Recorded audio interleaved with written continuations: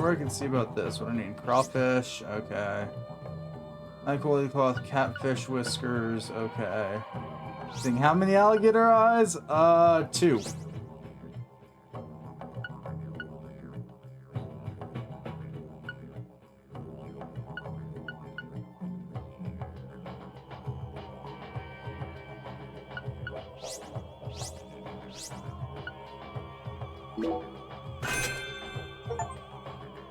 Know that thy wishes shall be granted, and you already have 1. How many alligators are you taking eyes from? All the ones in Lucade, Louisiana. I need a tail for that and some beads, okay.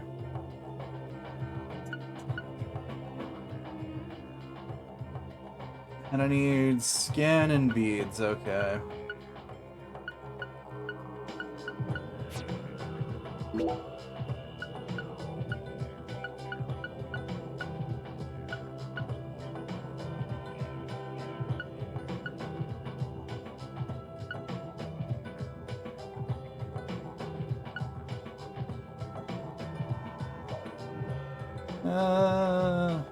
Nah. Timing, control, boat durability, boat speed. How would I want to make the boat faster?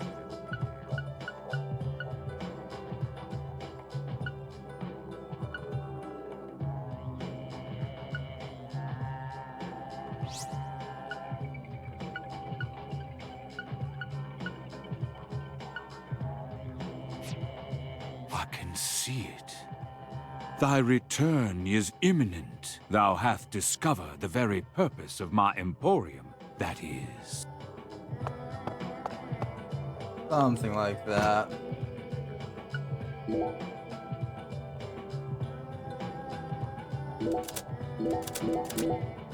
I have any other ones? No, okay. Then we'll leave those ones on. Now we're gonna keep that one there. And +3 power, +3 speed, +1 chamber size. Yeah, that works for the gun. I have concerns. Why?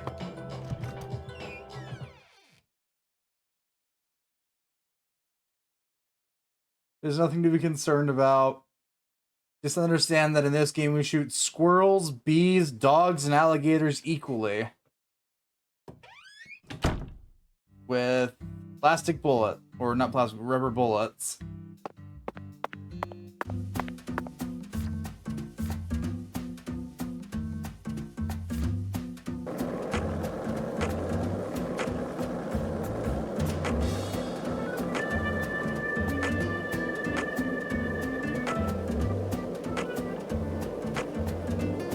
This is the Deep South. I feel it every time that molten hot sun pours down on me. Don't you, Zach?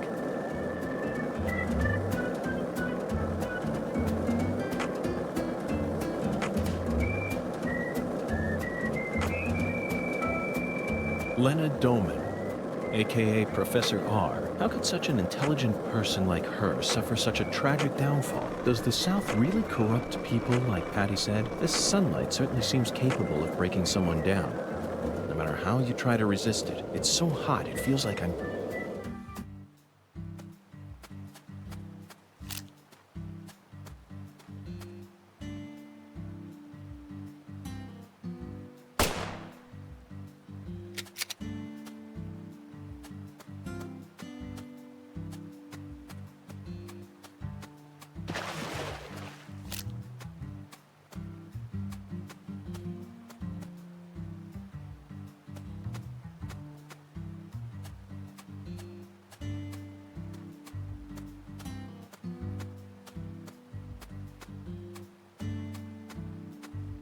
Okay, no, I'm not gonna keep trying to hit the gator from clear across the pond.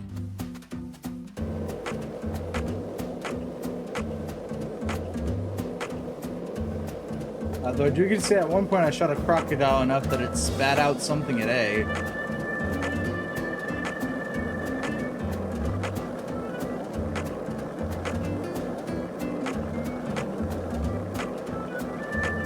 That was for a side quest, so you know.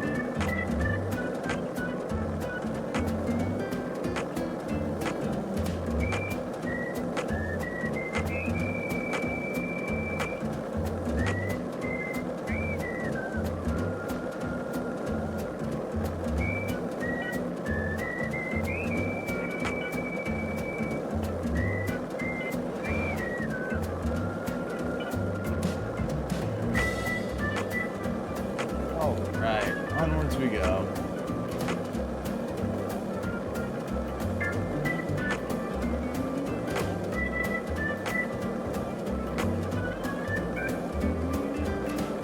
Let's see what about this tower's got to be filled. Look, there's some wild dogs.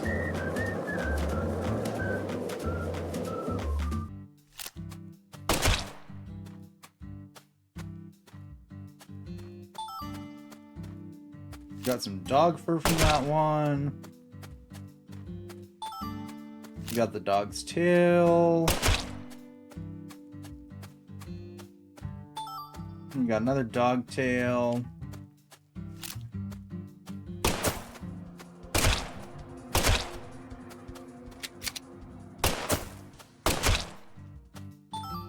We got another dog tail.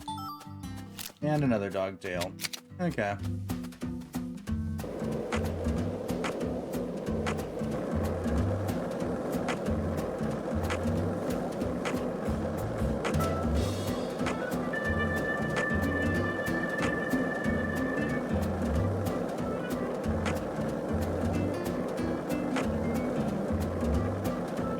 Sweet. There's a checkpoint over here.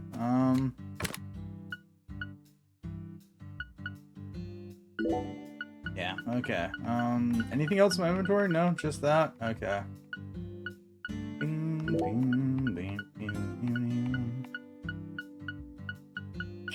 Hoping we'd have some food. All I've got in here is a butter cookie.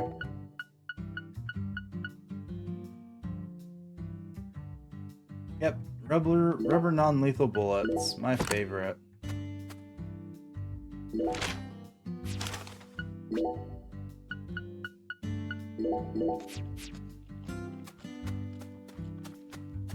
Delicious.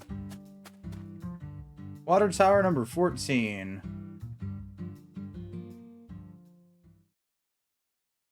This thing sure looks tall when you look at it up close. But why do they gotta build it up so high anyway?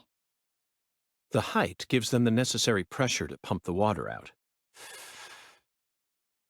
Also, building it in a spot where anyone could easily access it would only create more problems.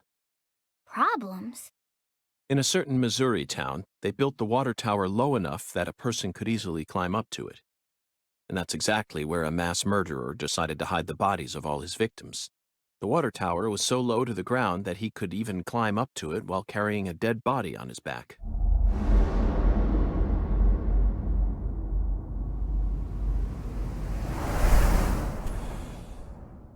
Incidentally, they ended up finding a total of 43 bodies in there. But the part that truly shocked Zach and I wasn't the number of bodies, Patty. What? It was the fact that over the 6 months from the first murder to when the case was solved, that whole time, the townspeople had been drinking the water. Agent York, look! I think we can climb up from there. Let's go. But Patty, I was just getting to the good part. And Patty would like you to stop talking now.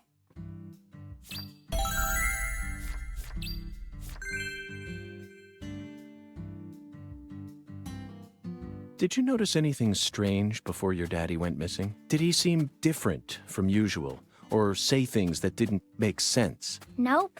He was the same as always. We talked a lot. I reckon he was in a better mood than usual. Almost even too talkative. Zach, she's putting on a strong face, but it's clear that she's very worried. Oh, we found a lizard head. Nice. Yep, that's a good time to change the subject. I mean... So this is our town. Looking down on it from here, it's hard to imagine any bad stuff ever happened at all. Listen carefully, Patricia. You just leave Melvin to me. I promise I'll take care of things. You're grown up. You're more of an adult than anyone else in this town, I guarantee it. But that doesn't mean you have to suffer through everything without ever saying a word about it. Just remember that, okay?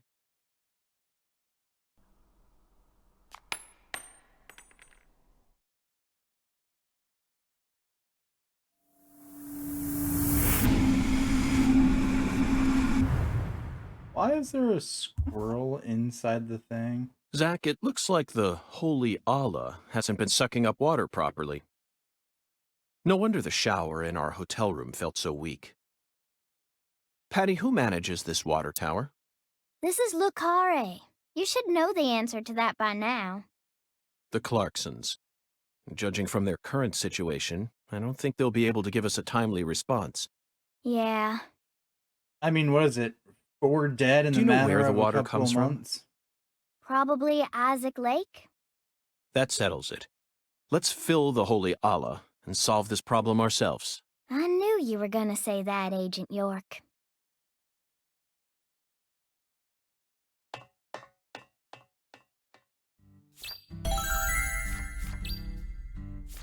Okay, off we go to Isaac Lake. I'm pretty sure that's the gator-infested place way over yonder. And yeah, and so I don't have to go and do the nightmarish rock skipping again. We're gonna make a proper save.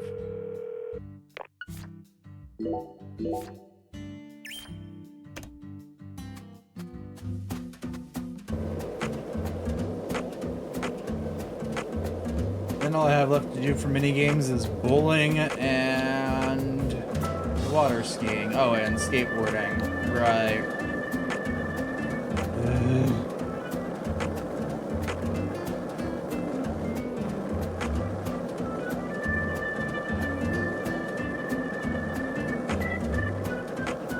Are these the squirrels or are these more dogs?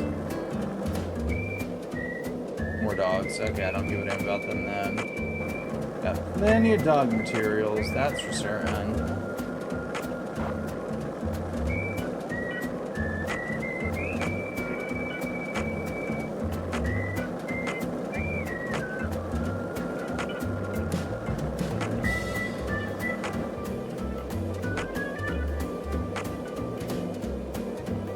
Yep, okay, we're going back over here then.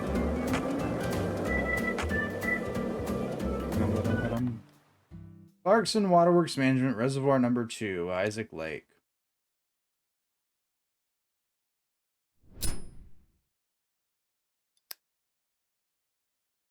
Isaac Lake? That's the name of the former head of the Clarkson family. When he retired, they built this lake to commemorate his career. That's why it's called Isaac Lake.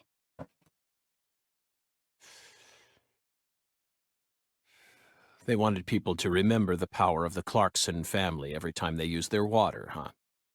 You sure don't miss a beat. Yeah. The water level's higher than I expected. They probably haven't been out here to check on it since Lise was murdered.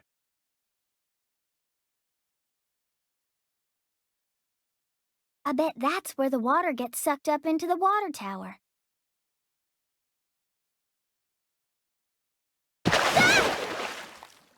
It's a gator. Mr. Alligator.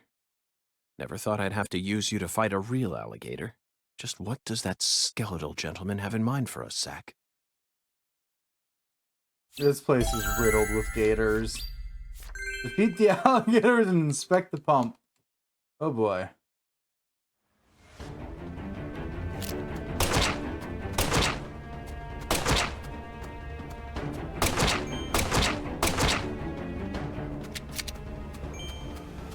Oh, at least I'm gonna get gator materials from this.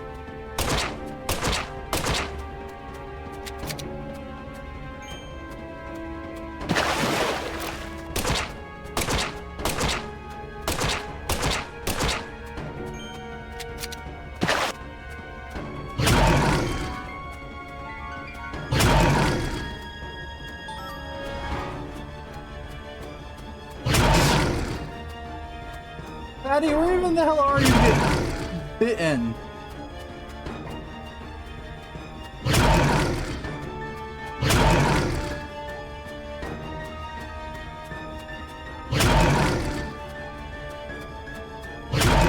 Bob and weave. Bob and weave.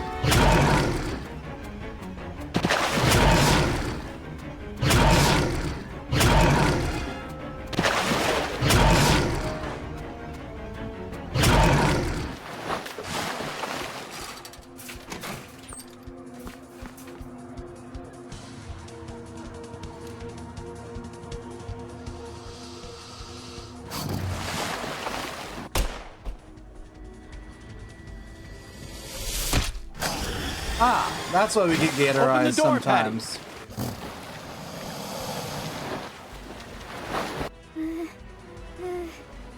Now, Patty!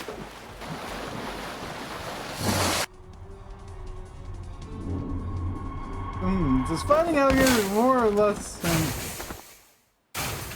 that's from game one. So here's the thing. The gators aren't our main enemy in this game. We're usually fighting shadowy things in this game too. They just tend to have a bit more sentience to them than the ones from the first game.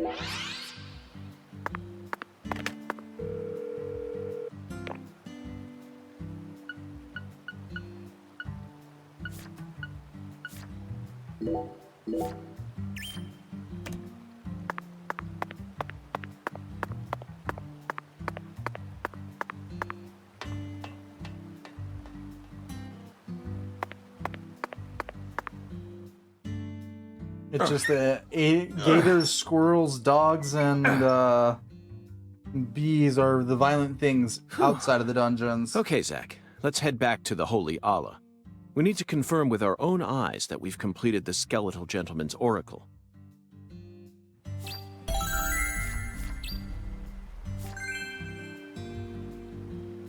Just don't have me run past the gators again.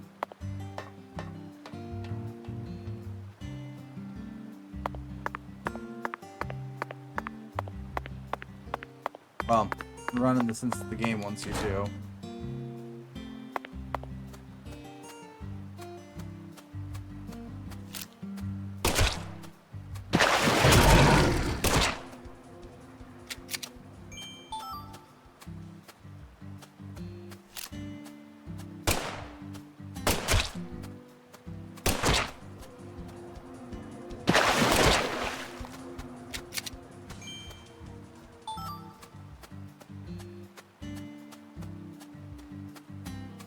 Sweet, we got another gator's eye.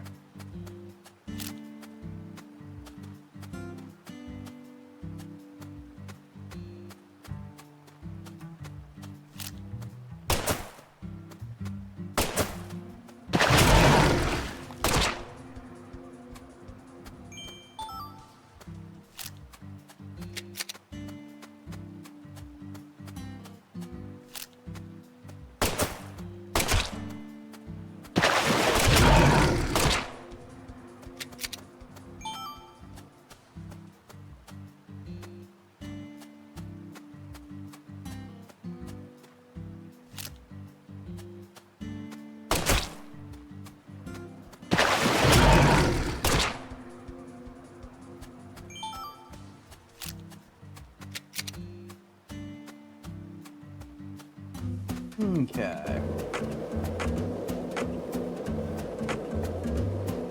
Now back to the water tower on the other side of town.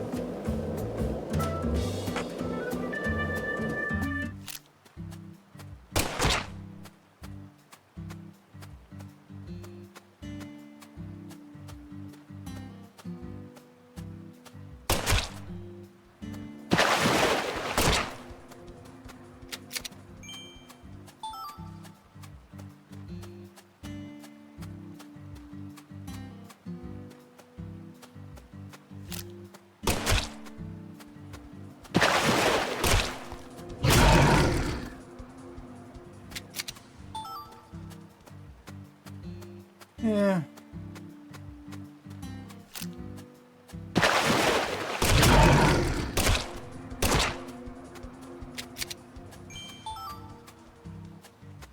Okay. I'm done hunting down gators. Well, shooting gators with rubber bullets for the moment. So, let's do more of my hunts.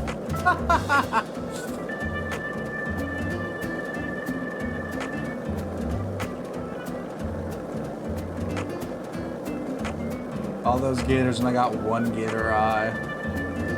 Love that.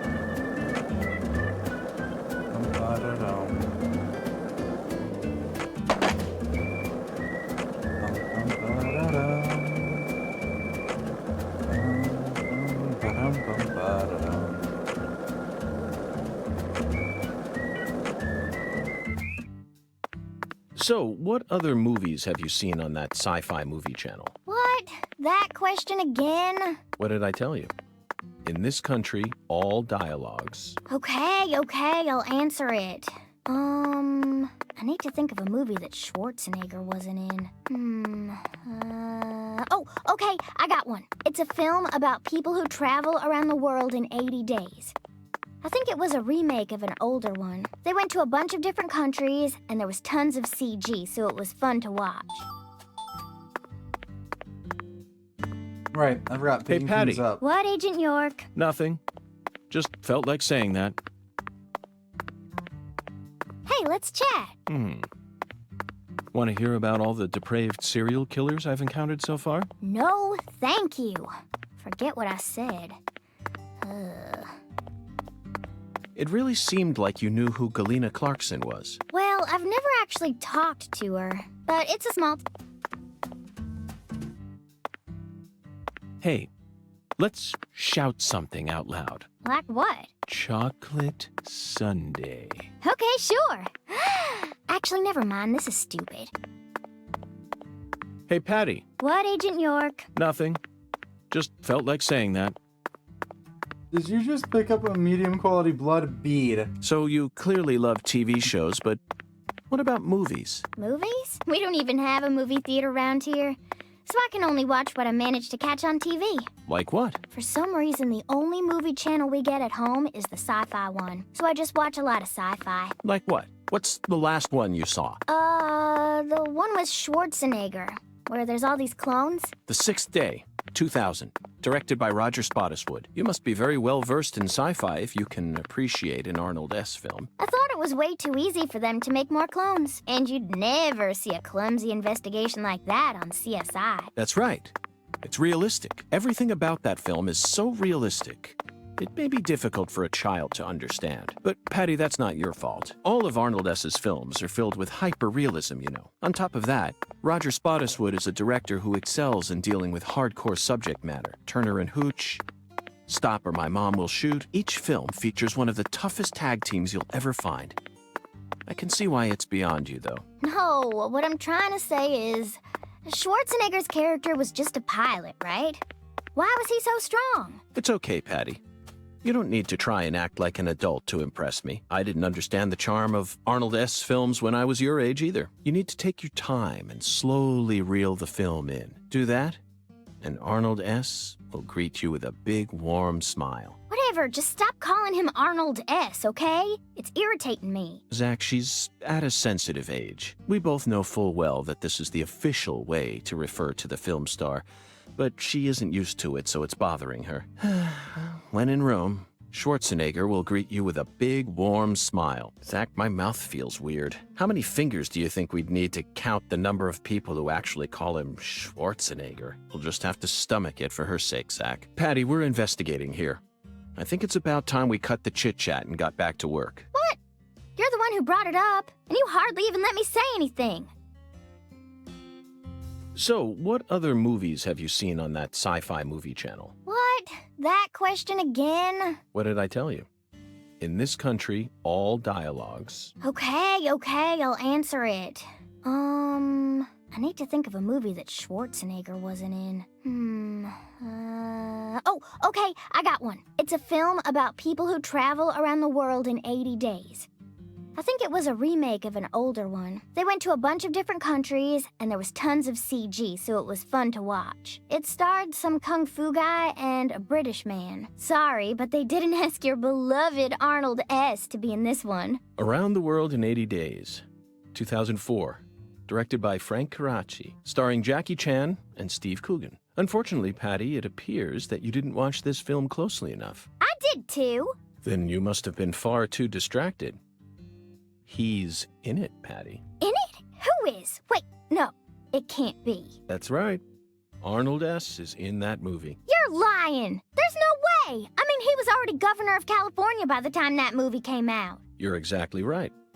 In October of 2003, he became the new governor of California, but he was still able to appear in the film since it was in a small enough capacity not to interfere with his governing duties. You can find him in the Istanbul segment. What?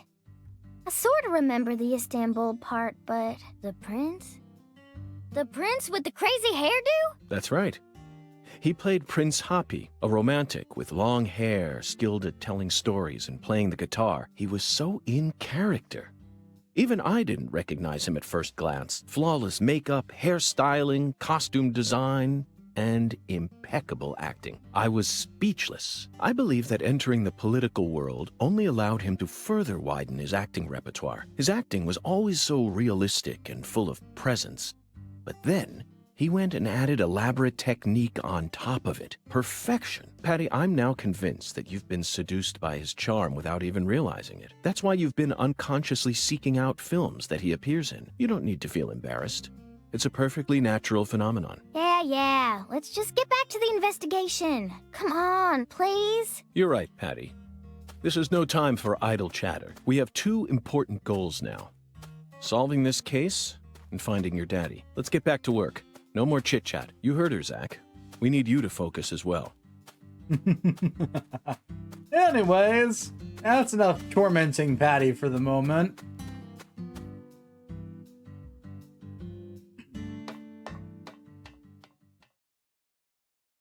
Yeah, it was a medium quality bead. Zach, the holy Allah is filling up. Looks like we'll be able to take a warm, invigorating shower tonight. Patty, are you okay? No. Not really. Worried about your parents? Well, of course I am. My mom is sick, you know, and she got even worse starting about a year ago. She used to be so beautiful, but now she looks like a completely different person. She can't even get up out of her own bed no more. I'm sorry to hear that. I already hurt you once in the past, and now it looks like I've gone and done it again. No, I know Mama's illness ain't your fault, Agent York. It's more about Daddy. He what? Nothing. Just forget it. Hey! Y'all get down from there right now! I said get down here, goddammit! The heir to the Clarkson legacy has come for us, Zach. And he doesn't sound very composed.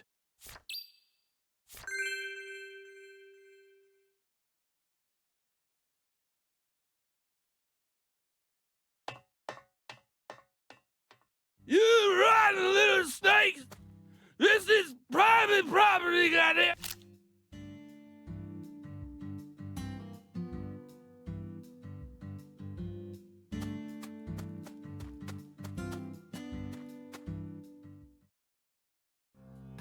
I could arrest you for drunk driving, but I simply haven't got the time.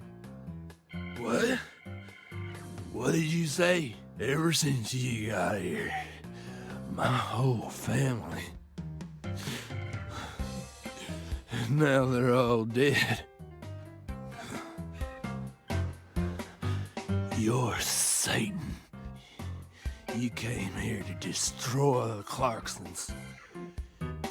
You destroyed them. Satan. Satan? Not quite, Daniel. I'm just an agent carrying out a mission in accordance with federal law. On the contrary, I came to put a stop to all these problems. You might even consider thanking me for it. Federal law. Mission accordance.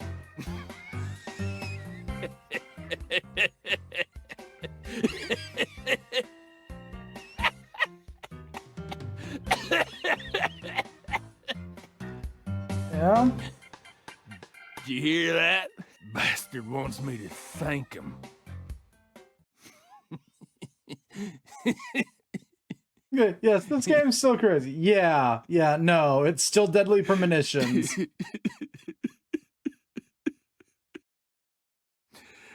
I lost everything. You missed the person cut up My treasure. cut up at all of her joints like a doll would be. Missed the girl that was dismembered and spread into a V shape. And then you missed the last two people of the Clarksons family who got their heads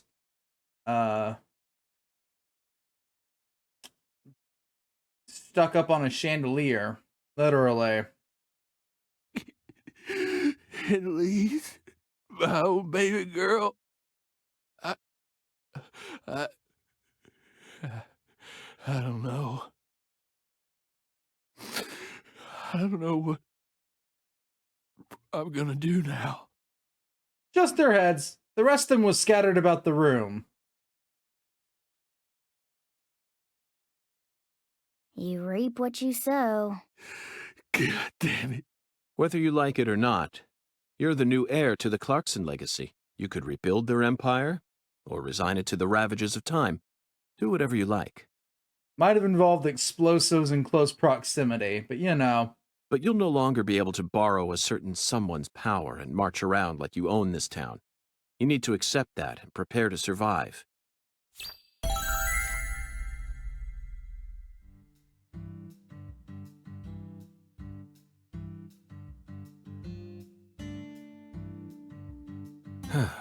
Zack, it's no use. The skeletal gentleman is a strict one, that's for sure.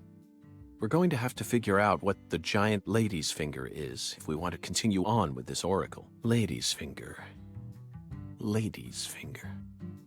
I'm at a loss, Zack. The only thing that comes to mind is a certain lady in glasses who displayed her middle finger to a truck driver. The student driver who was driving the car that Leslie Nielsen jumped into in order to chase down a criminal. 1988, directed by David Zucker, The Naked Gun. That car chase was terrific. It felt like we were watching one of our own car chases from the real world. That director must have gotten some advice from actual police officers.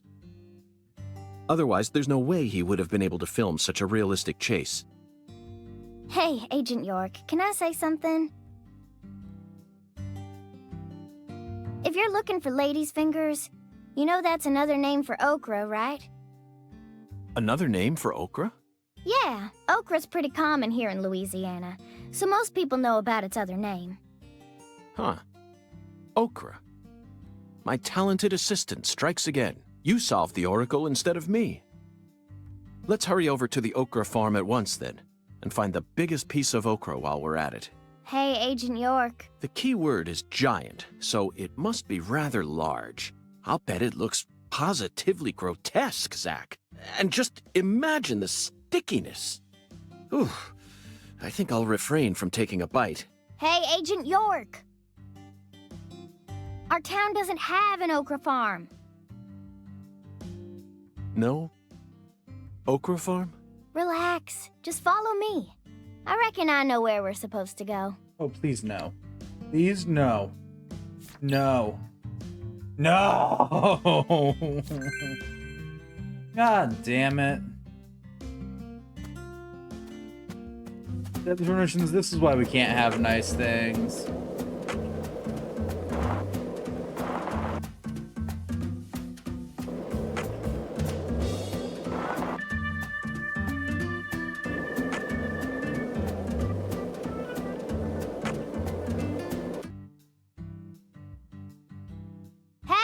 Agent York! Where are you going? Stay close to me or I'm not gonna show you where your next stop is.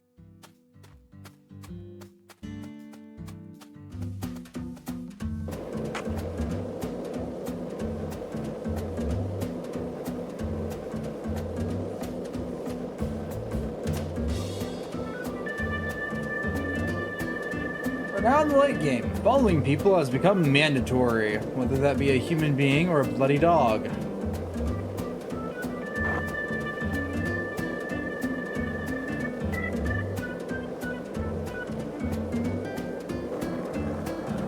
Let's just hope Patty's got a better sense of direction than the dog did.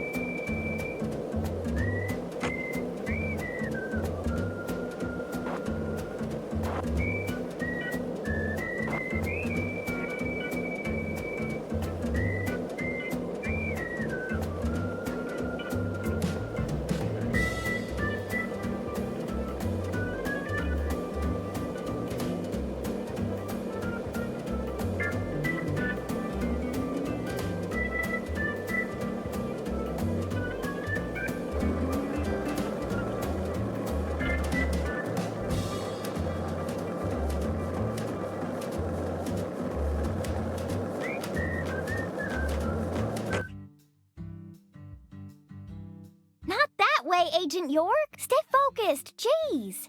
I feel like I'm the adult here.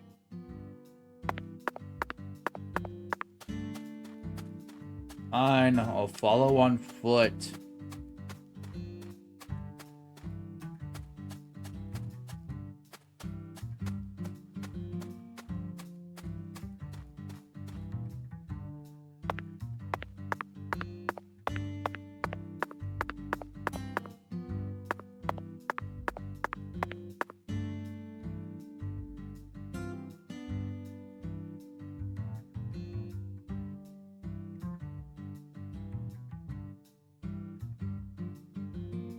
One second.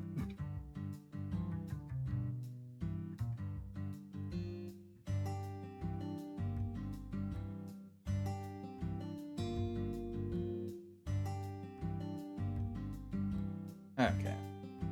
This button.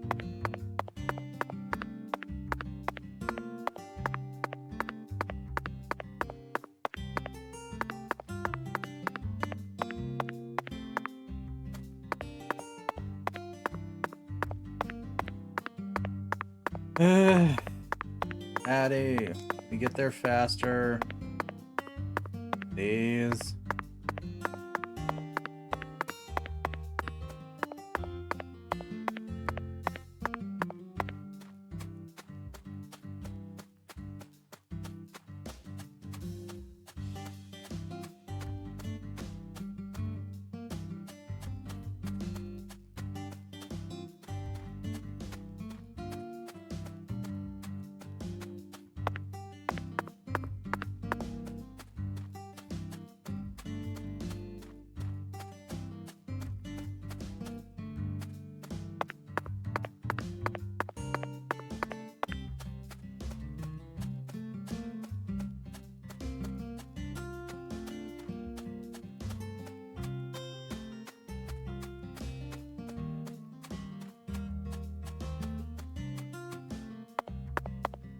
Where even the hell are we headed?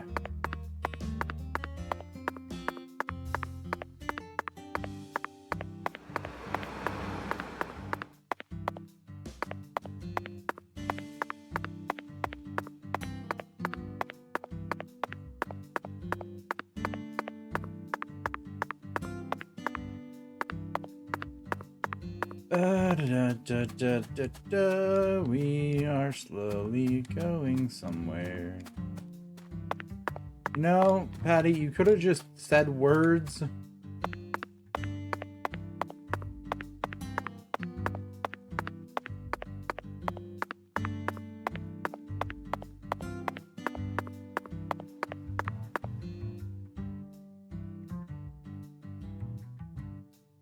This is the giant lady's finger, Okra Boy.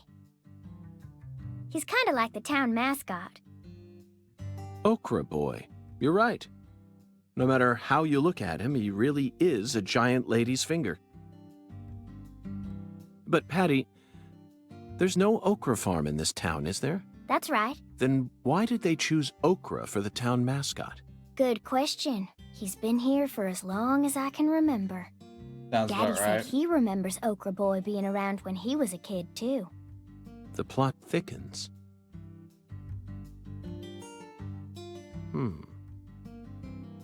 Zach, doesn't it look like he's pointing at something? Let's follow that white glove.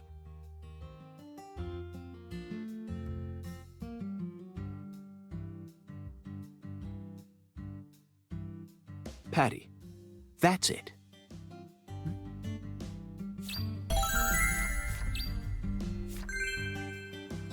Okay.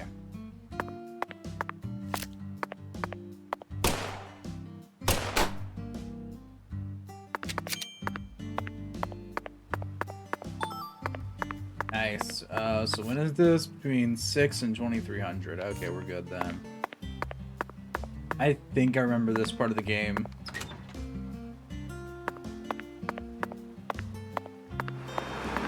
Are the vaguest ideas of what we're So about this have used to to deal be with. the control device for the drawbridge.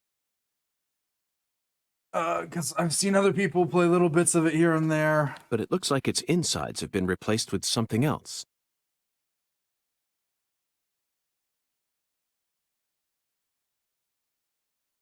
Oh, yeah. I remember Daddy telling me about this. This drawbridge hasn't been used for decades now, so the control room doesn't work, and the power's been disconnected.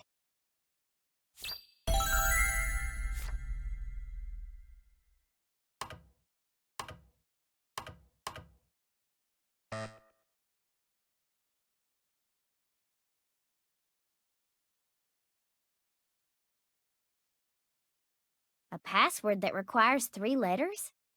Ah! It looks like a chemical formula. Looks that way. What's this, then? There's an H on the top, bottom, and left sides of the leftmost panel.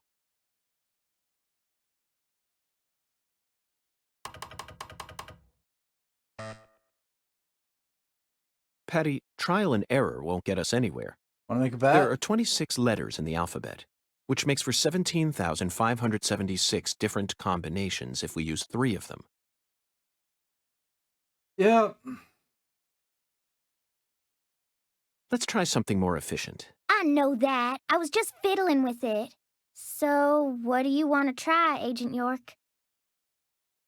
Just leave this to Zach and I.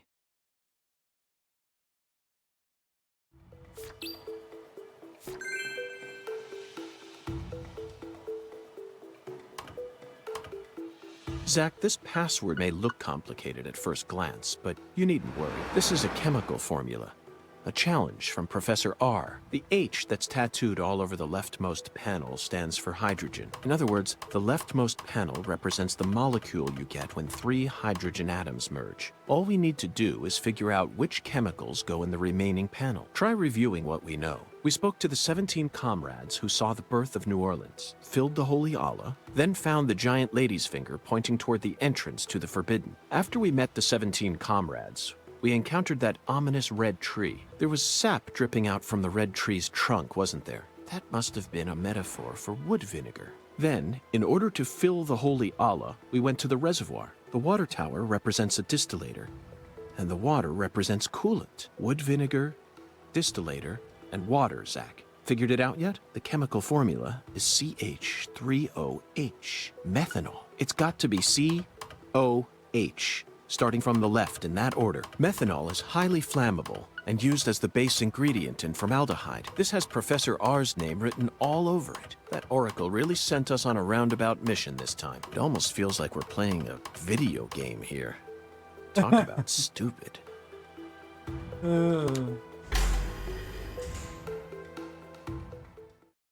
Listen, I know my chemistry, but I don't remember the chemical formulas for diddly fuck anymore. We are long past any useful That must knowledge be on the that. entrance to the Forbidden, Zach.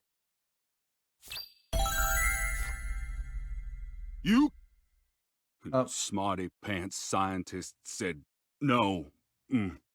Avery Smith. Drawbridge don't work no more. The machine's junk. Yup. You're right, Avery, but don't worry. I got permission to touch it. Permission? Agent York, you got permission? That's right. Permission from the President of the United States. The president? Oh, he's a smarty pants. Okay. I didn't see nothing. Yup. Won't tell no one neither.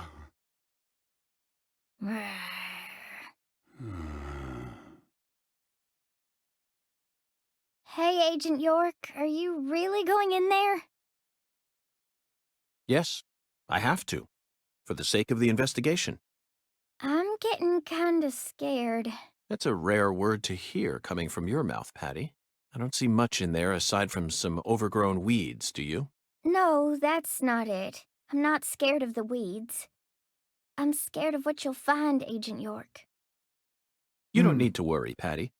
You're my precious assistant, remember? I promise I'll protect you, no matter what happens.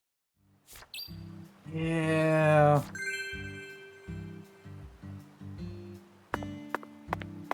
Alright. And here we go.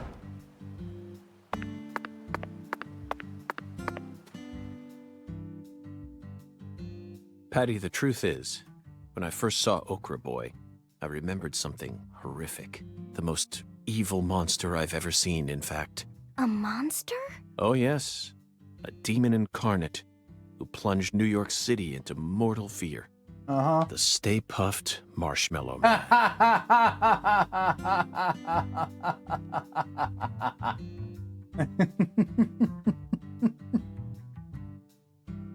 All right. We're referencing Ghostbusters now. Marshmallow? Ghostbusters, 1984, directed by Ivan Reitman. Now that's a film that was filled to the brim with bona fide horror. A true masterpiece that boasted an honest depiction of just how frightening a real ghost would be. Even if you watched it now, I'm sure it would still chill you to the bone. First night I watched it, I was too afraid to go to the bathroom alone, so I made Zach come with me.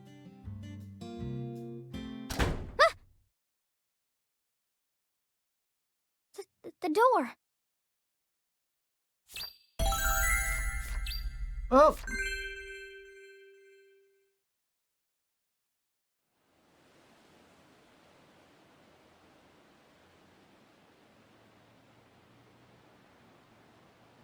Yep. Oh, this part's gonna suck. You ever wanted to know what Resident Evil 4 is gonna be like with much worse gun controls? Here we go.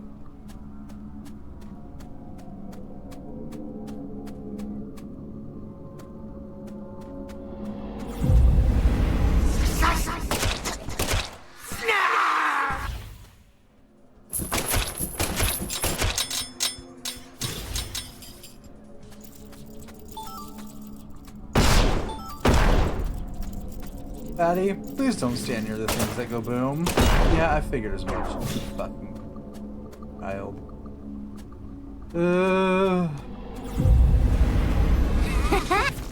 I'll curse you. Oh! I'll curse you.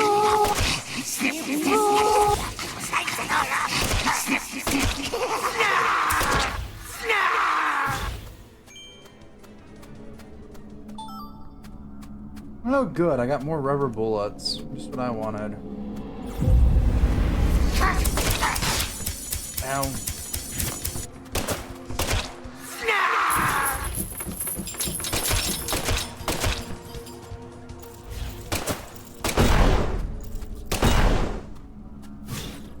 Okay.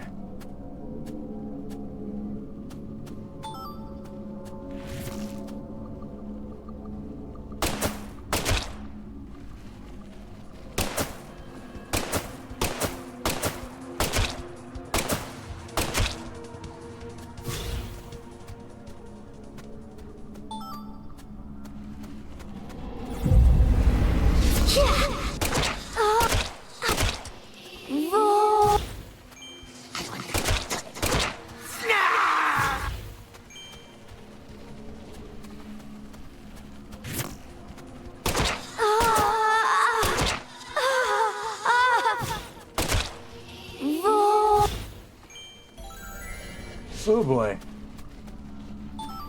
That is a lot of dots on my map.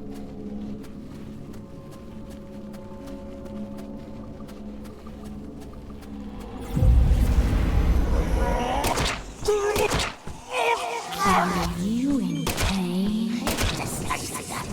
Do you want to die? You're powerless. You're powerless. Oh! Ah! Oh! You're powerless. Oh!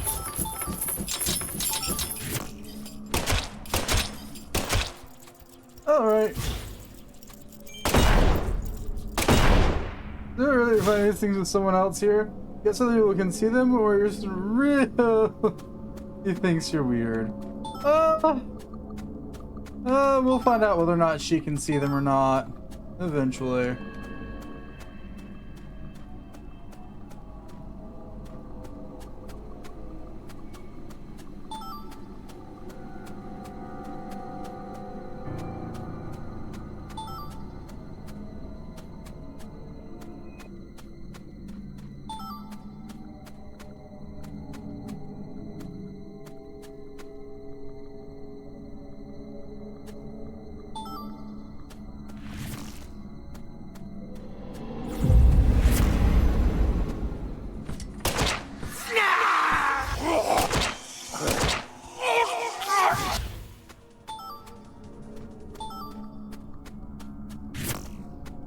Okay. In we go now.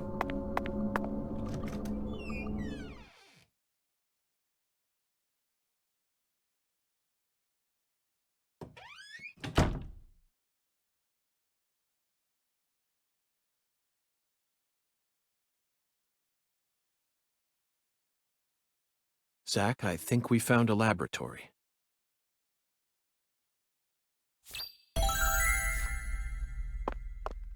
Oh yes, this is the important time to worry about a hotel fee. Thanks, game.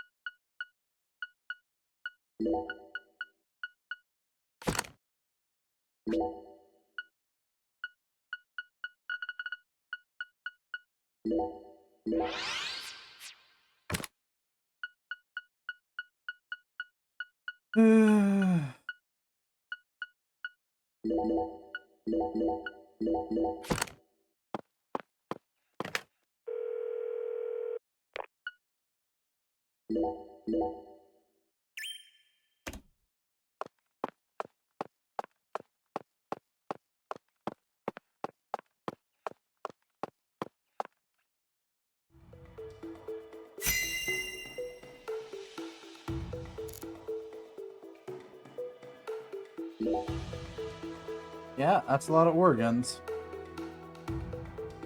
Ugh.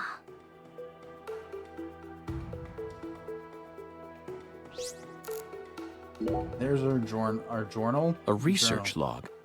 No, it looks more like a journal. Look, Zach. This belonged to Lena Doman. Yeah, this research journal for the one who will carry out my will, I think it said. A professor to the very end. This book is filled with all sorts of detailed notes. Oh, is this a weight? Is this part to be a weight puzzle? Please don't. I will cry. She studied abroad during school, most likely in order to get as far away from her father's prejudice as possible. Abroad, she studied chemistry and fire dynamics, then cultivated the groundwork for Sang Rouge. Huh. If what's written in this journal is to be believed, Sang Rouge is a naturally derived substance. That must mean it's something akin to ayahuasca, the hallucinogen found in the Amazon region. But Sang Rouge wasn't actually produced here. It appears that a special environment is necessary to summon the Red Demon.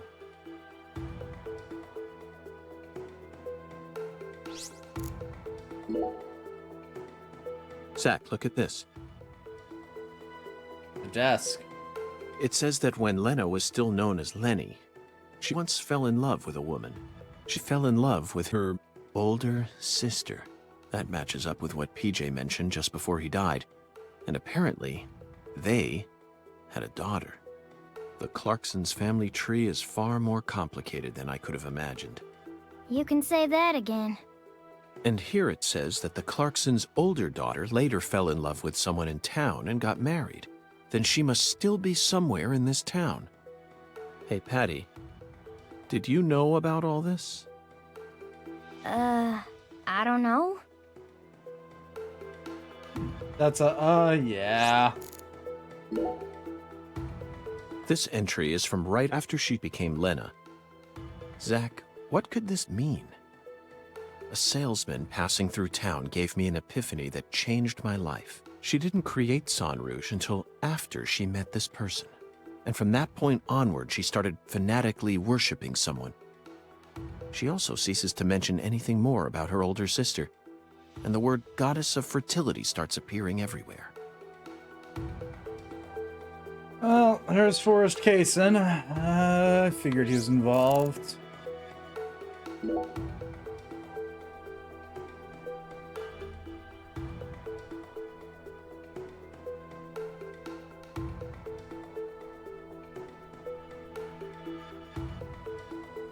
The final entry, written just before she headed to the Clarksons' house. No one can stop my plan, not even me. My only worry now is P. I only pray the Fool King can stop him.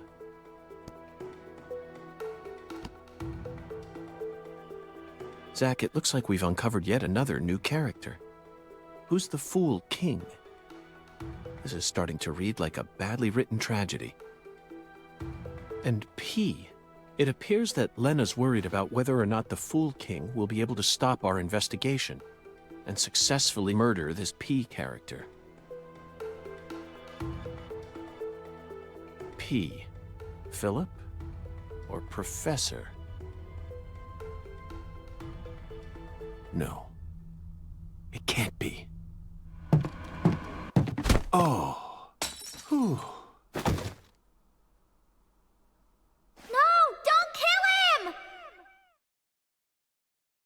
York, you've got this nasty habit of getting conked over the head at inopportune times.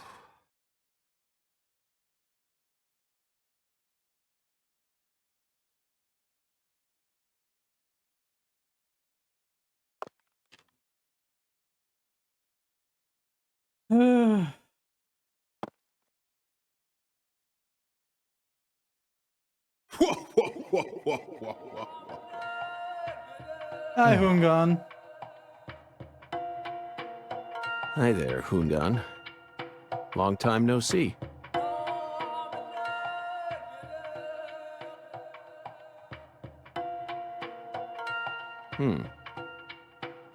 This is definitely your simplest oracle by far.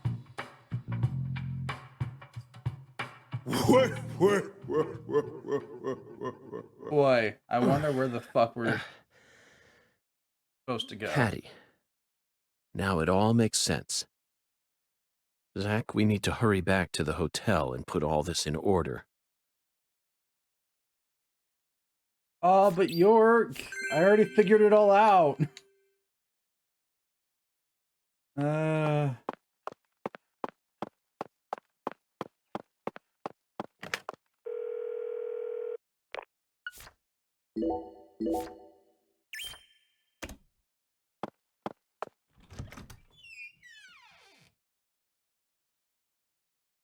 Hungan telling us to go back to the fucking Casa Pineapple.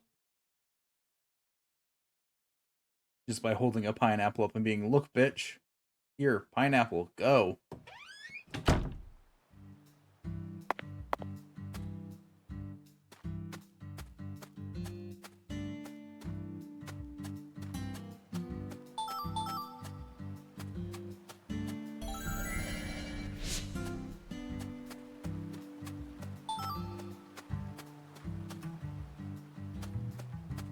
Anywho, good to know that my intuition and deductive skills haven't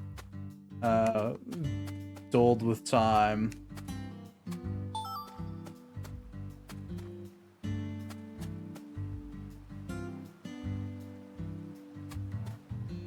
Though to be fair, they did go for the same gimmick twice.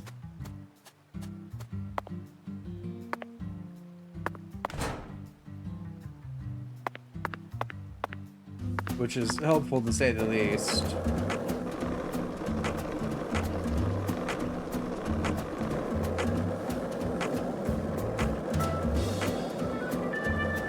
Hey, Zach, it looks like we were right on the money. Tracing the San Rouge distribution route led us right to Louisiana. You know what that means. We've got a hot hand, and Lady Luck's given us far more favor than she ever has before. We just happened to hear news about Lisa's murder while sitting in a bar during our vacation in New Orleans. That certainly wouldn't have happened if we had stayed in D.C. They would have given the case to another special agent, or maybe even to the state, and then we never... Okay. Into the Casa Pineapple we go.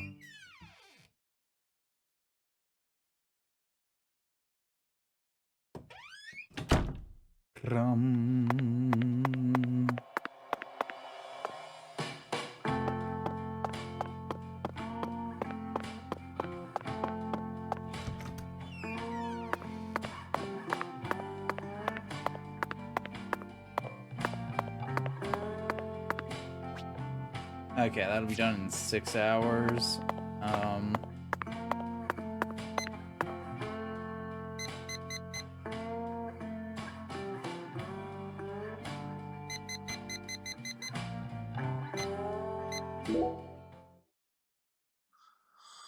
We'll go to sleep then.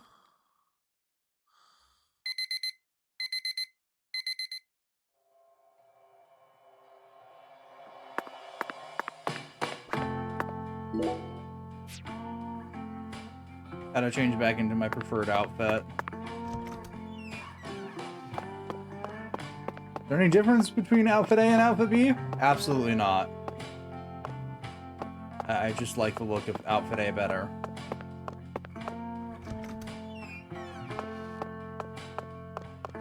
Hungry, mister?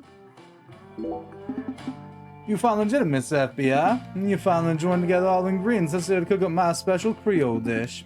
I always believe in you. Now hold on a second.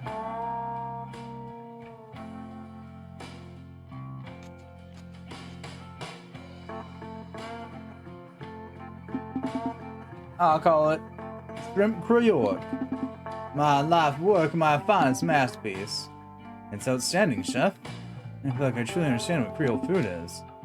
And the name is simply genius. That's right, that's right. So, what do you think? About what? Who's the best chef in the car? Me or my little sister?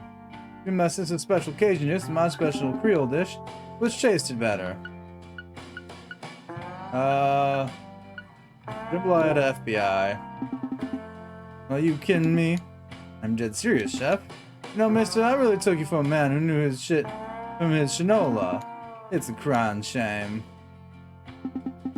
But you did go to all that work to get me the ingredients, help me think of the recipe, so feel free to order again whenever you feel like eating it. It's a good dish though, so I'll have to charge you a bit more, but I guarantee it tastes mighty fine. Well, I ain't sure if you'll be able to appreciate that. Zach, what's he so depressed about? He did choose Alexis's food over his. It doesn't change the fact that they're both incredible southern dishes.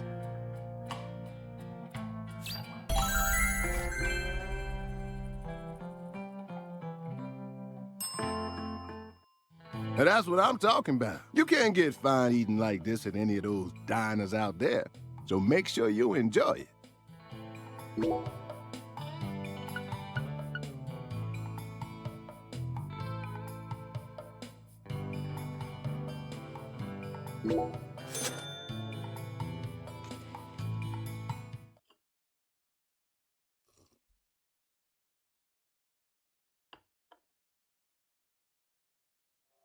Thanks, mister. Next time you get a hankering for old-time Creole food, just stop on by. Alright, we're full and ready to go.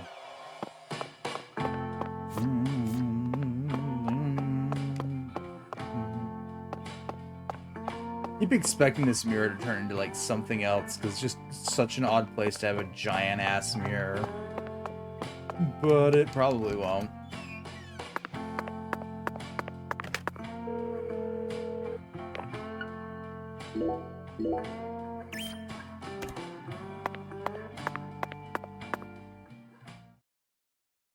We found many new truths hidden in Lena Doman's journal, and some of them went far beyond our wildest dreams.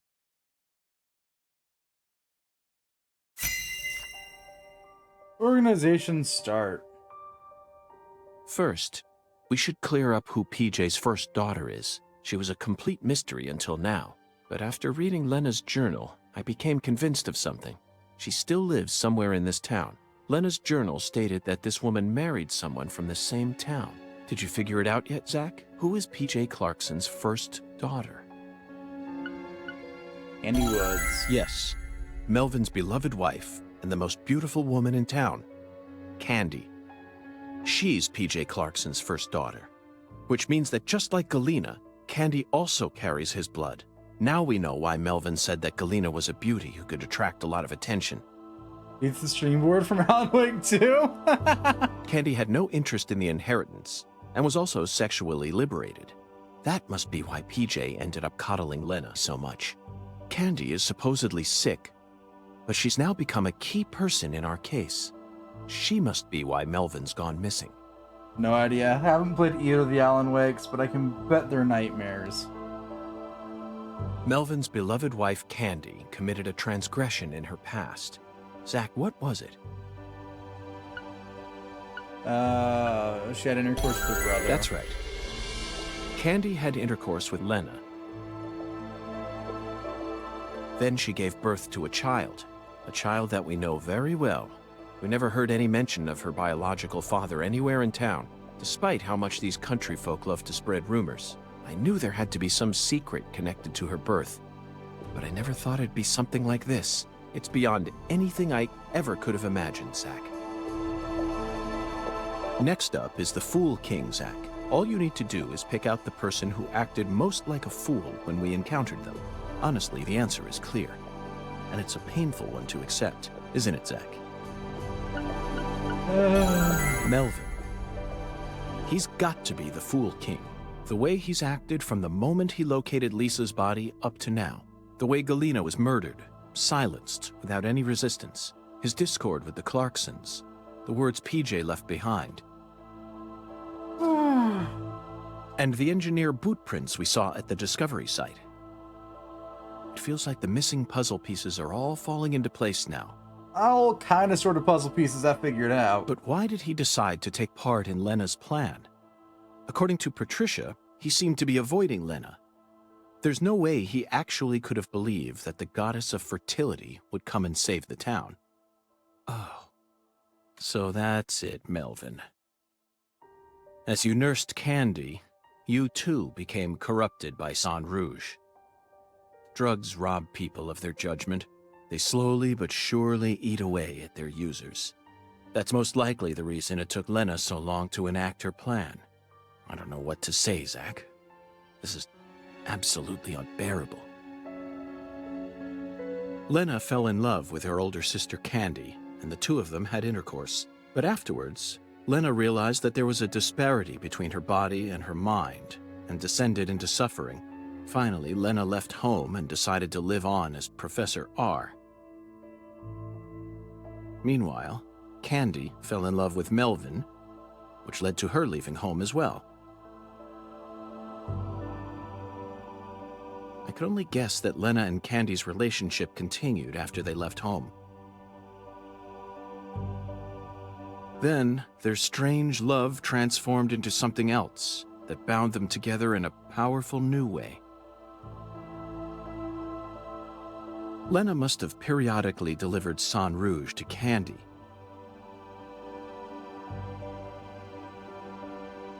As offerings to the goddess of fertility. It's hard to keep going with this, Zach. You know where it's all leading, don't you? Yeah. If Lena's plan was to kill off every last Clarkson aside from her goddess, then her next target is PJ's last living descendant. She's in danger. We need to hurry. Yeah, we gotta save our half pint.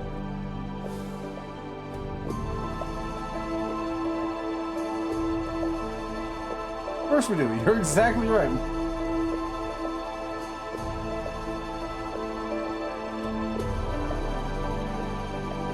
Of course we do.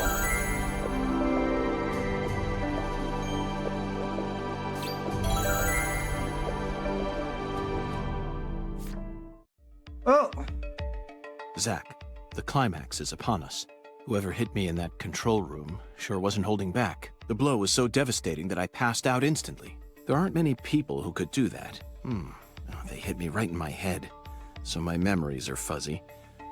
Not my finest hour, to say the least. Now, what should we do next? First, we're going to need to refresh ourselves a little. Sunbathing, Zach. Let's go bask in some liquid sunshine that's just as hot as the sun out there. Only one drink that can refresh you right now. What is liquid sunshine?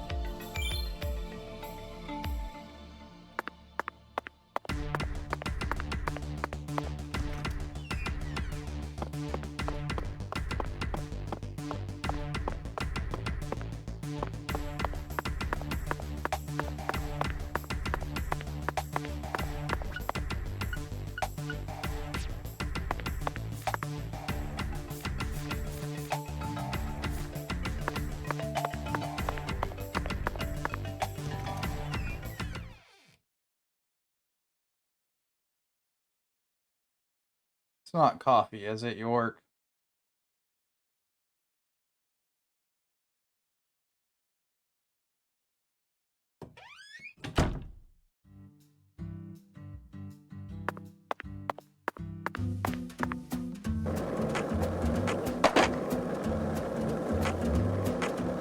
On the off assumption it's coffee, let's go down here, because I think the diner is the only place I could get some.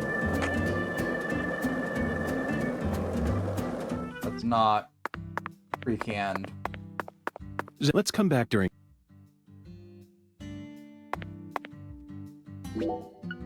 All he wants like canned coffee. I think I've got plenty of it in here.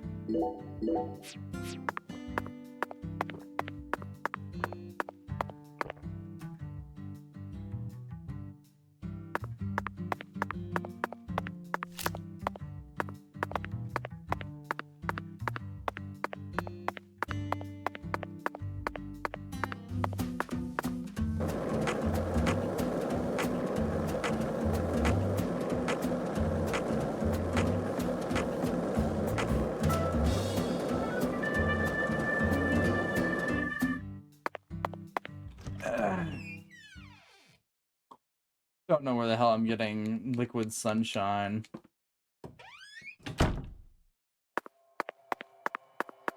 Not sure I ever want to find out what the hell liquid sunshine actually is.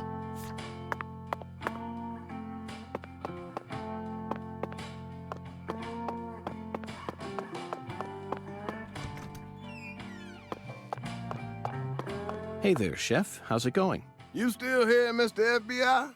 How long you plan on staying in town for? After what happened at the Clarksons, the case must be closed, yeah? Not quite, Chef. Our work isn't complete just yet. Oh, yeah? Well, what can I get you? May I trouble you for a cup of coffee? As hot as this blistering midsummer sun. Passionate and ferociously fragrant. Huh? Are you out of your mind, mister? I'm dead serious. I will have you know this is a high-class establishment, and I'm the presiding chef here. I'd never served such a low-class beverage. All folks can drink here is a melody of rich, robust leaves. Tea, and tea alone. If you fixing to drink that muddy water, you'll have to go on over to my little sister's restaurant. Or would you like to switch over to tea?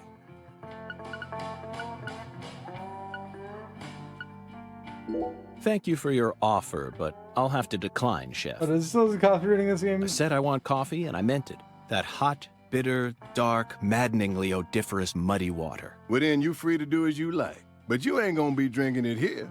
That's for sure. Zach, I seem to have mistaken our chef here for a more open-minded person. Oh well, it'll cost us a bit of time, but let's head over to Alexis's. Yeah. Well, not... We haven't gotten our iconic FK in the coffee. It's clear as day. Don't you see it, Zach, moment of this game? But yeah, he still sees shit in the coffee.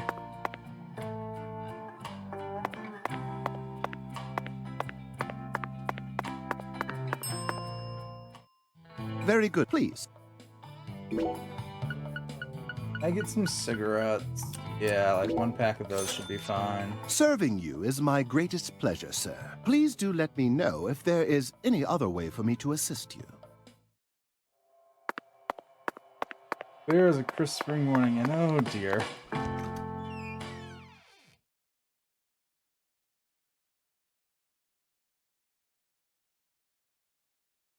Yeah, recently York got a coffee. Well, not York, but Zach got a coffee fortune at the start of this chapter, involving his coffee spilling into the shape of a dragonfly and a large footprint.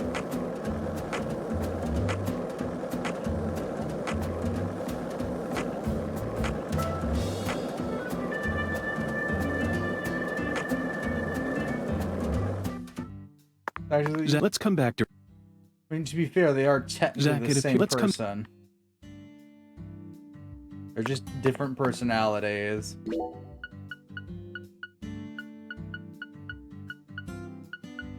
Though they are technically two separate people. Don't think too hard on it.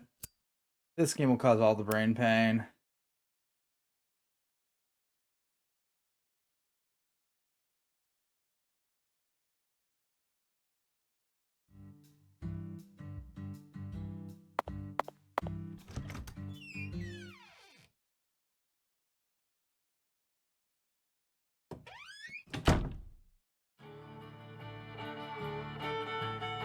Oh, my lord.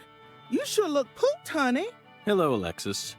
Yes, someone did quite the number on me. Must have given you one heck of a shiner.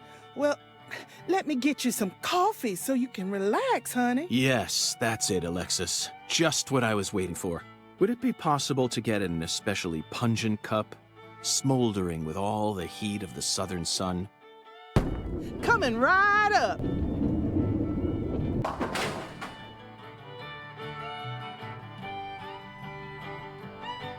What does your coffee fortune say today, York? Oh, you got it with no milk this time. Oh, Hoongun, why are you talking to us through our coffee? Oh, no, you're not. You're not going to see the jukebox then?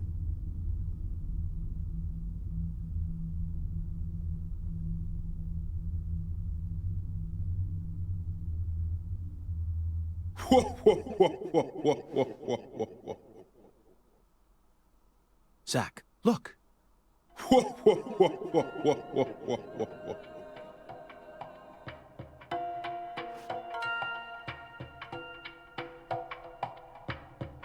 Patty.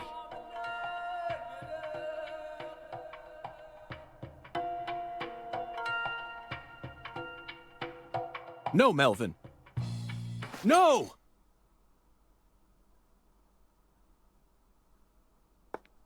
Oh, my lord, what are you trying to do? Wake the dead? What's wrong,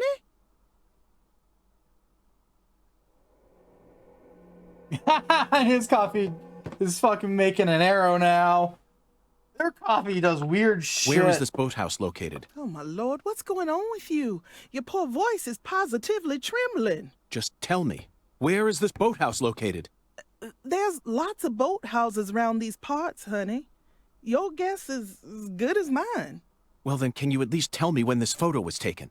Looks to me like it was taken during the Clarkson Campbell wedding party when PJ married his ex-wife Audrey. There was a building this tall in town back then? Oh, you know what? That must be the cold storage warehouse. That big billboard on the roof is the Clarksons, see? I bet you'd be able to get a great view of all the boathouses in the swamp from up there. Thank you. That's all the info I need. Would you mind if I borrowed this? Shoot, of course not, honey. Thanks for your help. And keep the change. Oh, my lord. I do not want to know what York just handed you. Well, that was odd.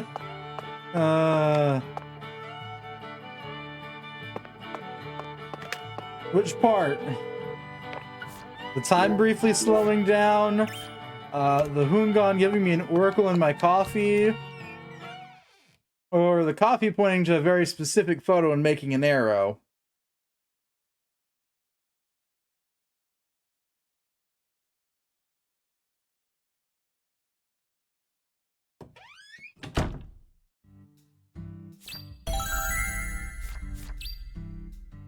Between 8 and 1700, okay.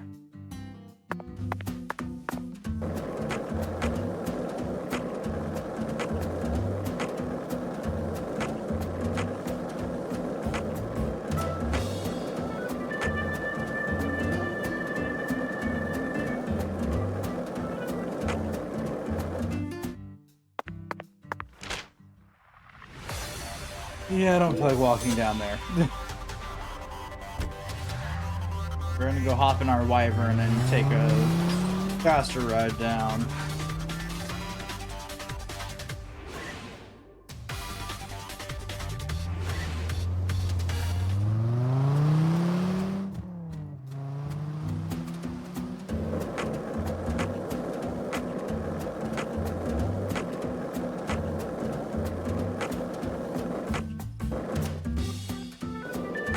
Ow, we're going over there.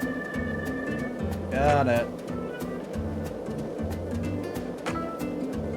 Do you think Patty's okay? She acts strong, but it seemed like she was deeply distraught. Where did Melvin disappear to? The same goes for her mother, Candy. We never even got a chance to meet her mother. Did they get swallowed up into the Clarksons' vortex as well? We need to hurry, Zach.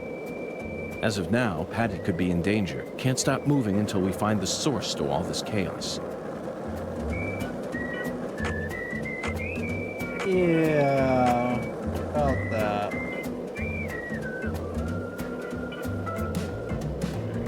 Hang on, who the hell's out back here?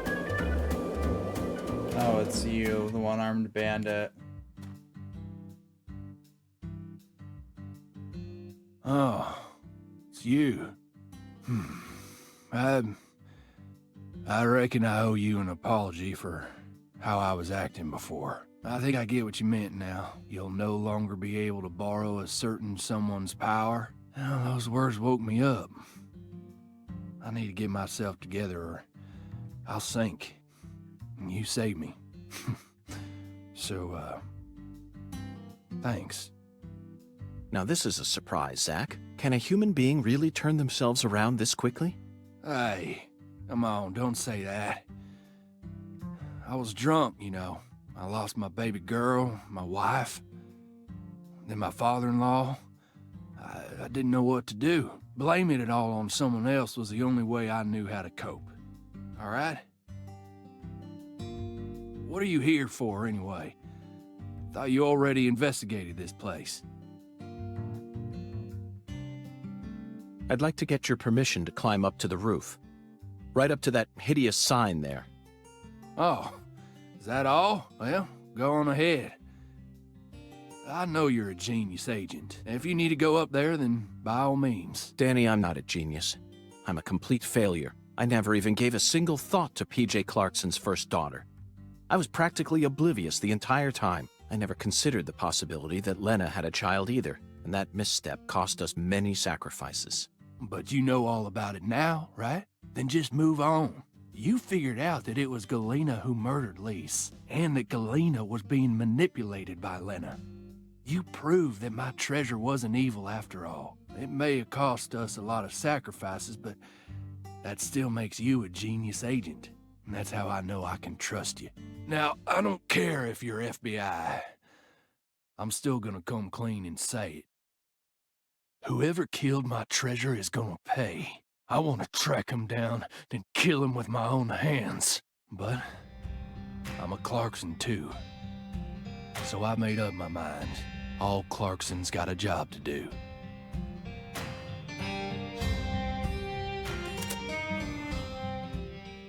Okay. Upsy daisy.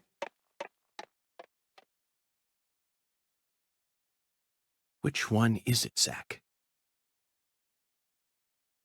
Patricia must be in the boathouse we saw in that photograph, along with Melvin and Candy, the goddess of fertility. What I saw at Alexis's restaurant, not only was my mind still reeling, but the oracle was also rather vague. But so what, Zack? We just need to find the same boathouse that we saw in that picture. There's got to be another singularity inside it. There it is. Zack, that's the boathouse. It's right where the photograph was taken. But I have no idea how we're supposed to reach it. We could just go, and borrow Zack? a glider. It looks like we have no choice but to head back to the starting line. Let's go and see the one who fired the pistol at Heaven. He should be able to transport us straight to that boathouse. Remember, his love for justice is so strong that he chased a poacher's boat all the way up the bayou. I'm sure he'll be happy to help us. Yeah, actually, you're telling me we're Zack, chasing said stop poacher's and boat. just imagine it for a moment. Chuck's face, once he hears that poacher's boat is actually a shrine housing the goddess of fertility.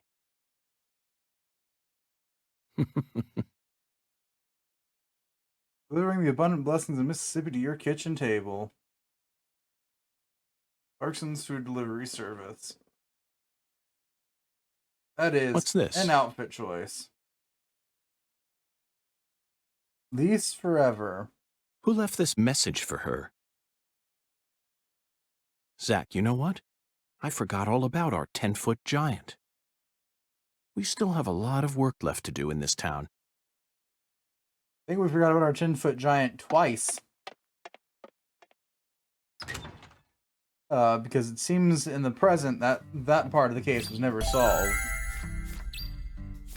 Between 6 and 2100. Do we still have time then? We should.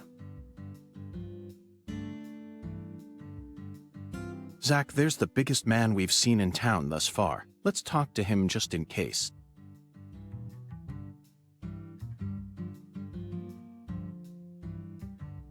Hello there, Avery. I need your help. Would you mind raising your arms up high like this for me? Raise my arms? Like this? Thank you. That's perfect. It appears that even with your height, you'd have a tough time reaching a spot up that high. I love Lise. Yup.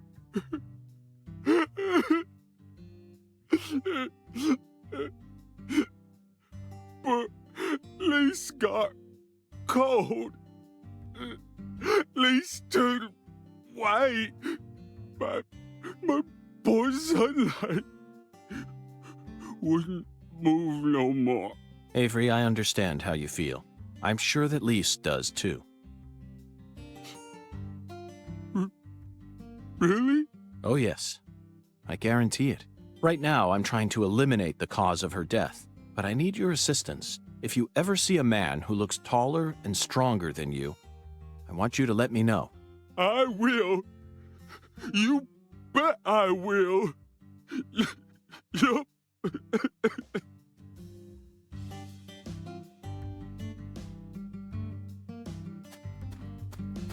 You know, that actually kind of works. Okay.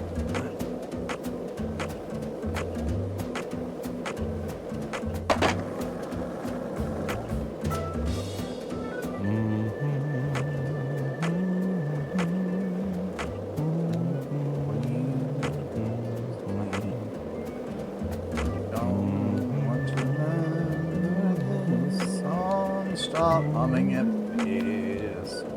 Thank you, York.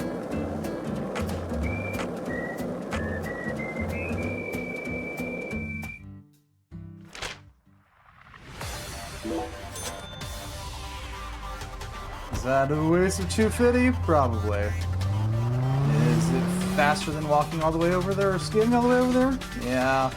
Plus I get to avoid the dogs.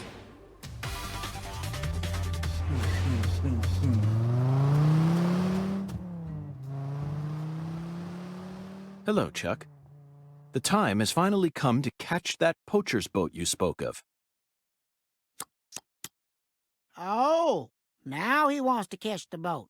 Thought you FBI boys don't chase down boats. Ain't that what you said? Unless it's a terrorist boat that plans to overthrow our country, right? You're exactly right, Chuck. I discovered that boat does contain perpetrators who are potentially capable of overthrowing our country. Perpetrators who are deeply connected to a new drug called Sang Rouge. And you expect me to help you? Yes, I need your help. I see you got the balls to match just how big a goddamn prick you are. Poachers can fuck with my farm all they want, but the moment drugs get involved, all of a sudden you're raring to go. Guess what? I don't give a shit.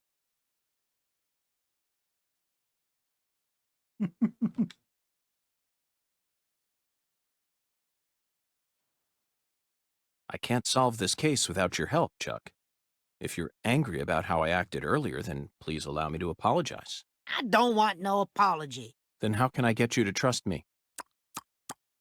You really don't know when to shut up, do ya?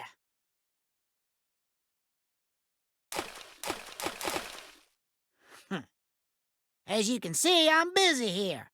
So if you're done harassing me, then, Chuck, that was amazing. Absolutely incredible. Fantastic. How did you do that? Thanks? I don't know. The answer lies in his physical advantage. That's it, Zach. Your stance when you toss makes all the difference.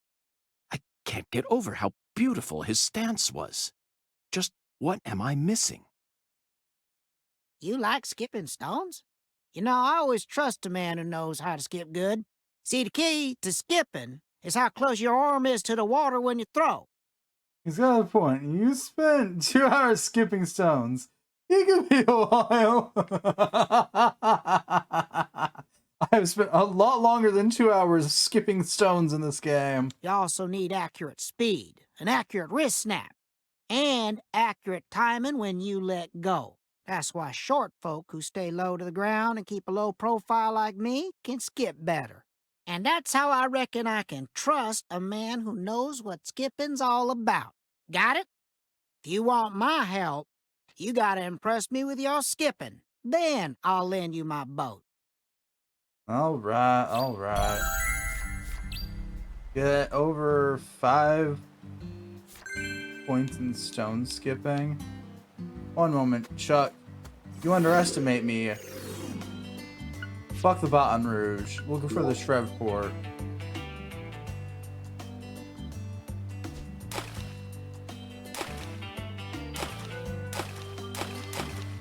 There we go.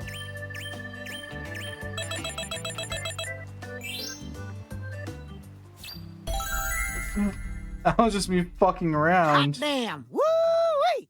You're a natural. That was flawless skipping, all right. Really? Oh, yeah. You got talent, boy. And you're humble, too. Well, I did have a great teacher. That's what helped me to stay low. Yep, that's the key. Gotta keep low profile. Folks can learn a lot about life from stone skipping. Yeah, like how to kill time. Feller's gotta stay humble. Keep himself from getting all arrogant. Know what I mean? Okay, maestro. I trust you now. I'll take you into the swamp or wherever the hell else you want to go. Want to shove off now?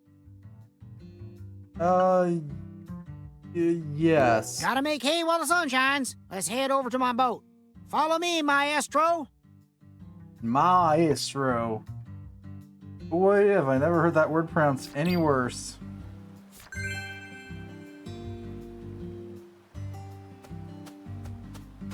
Yeah, hold your horses there for a second. I'm gonna make a backup save just in case. Not that I'm afraid that I'm gonna run out of supplies or anything like that, but you know.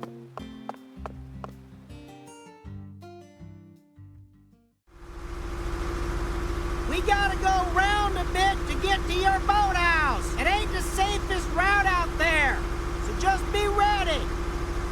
Zach, this is exhilarating.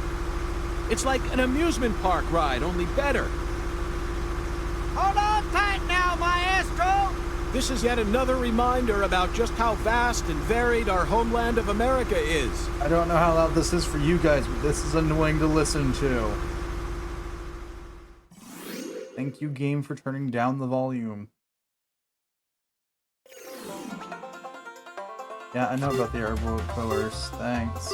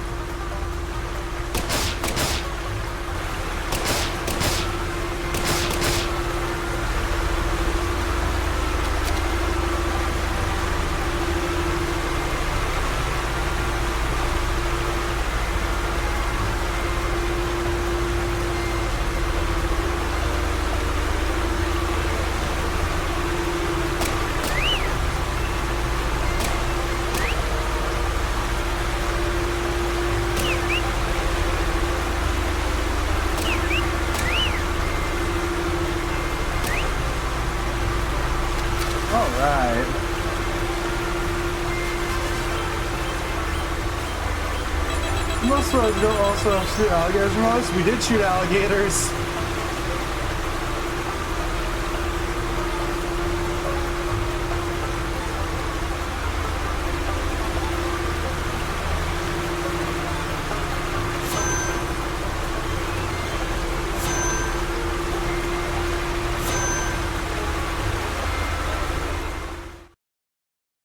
No, we definitely had to shoot alligators during that. This is as far as I can take you. You're gonna have to walk from here. Thanks, Chuck. Hey, you hear that wind a-howling?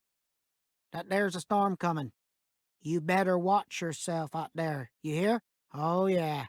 And folks don't usually come round this end too much, so be careful. You got a weapon? Just give me a holler if you need me to come get you. I do always trust a good skipper from the bottom of my heart. I appreciate all your help.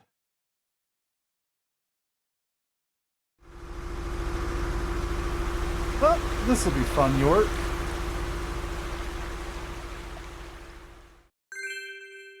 Airboat ride stage 5's been unlocked. Yep.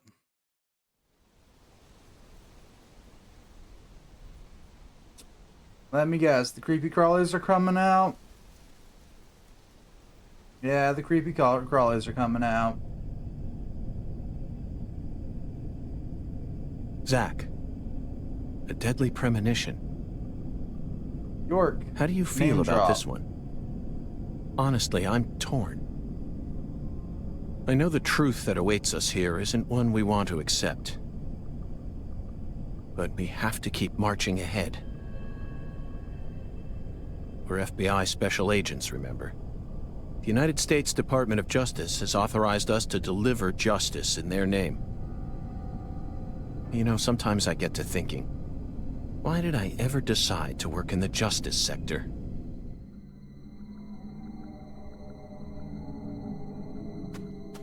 Oh boy. I sense this becoming long and pointlessly convoluted.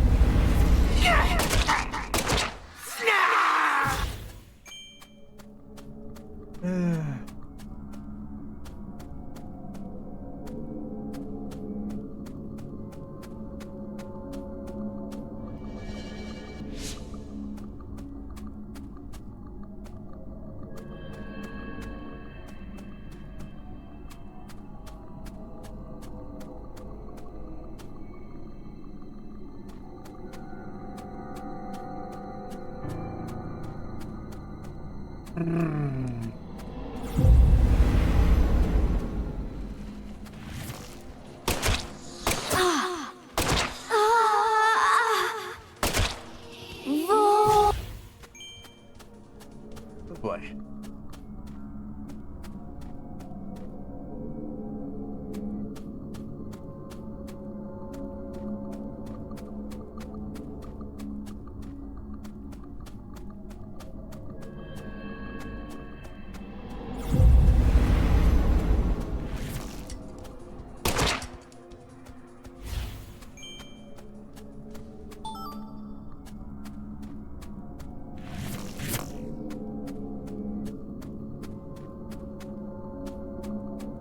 Away we go.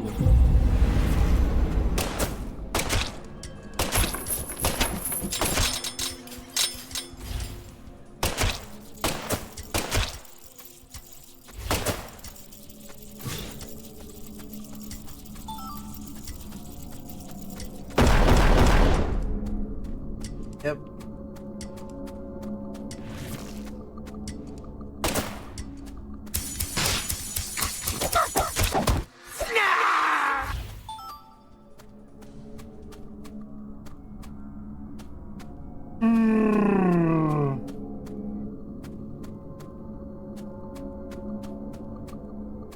Okay. Are you in? Roll.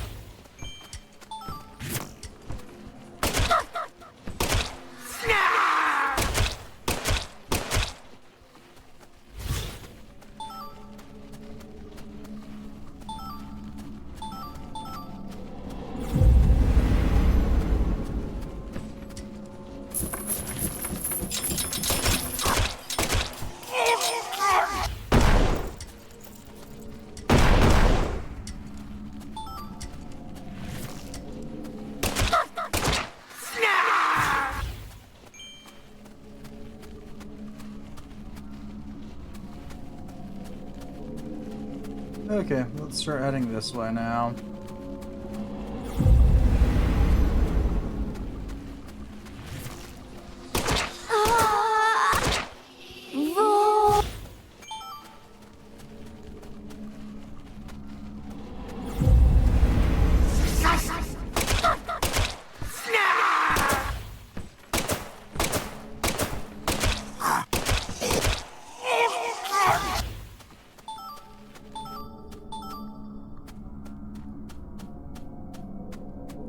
Okay, so we need to go up here,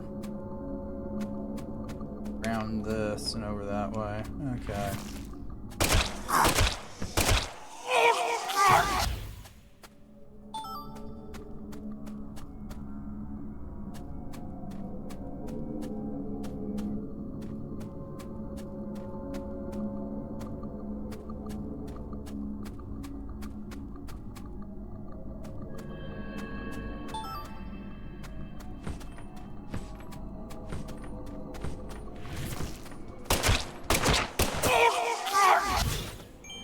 Really test my patience more than anything else.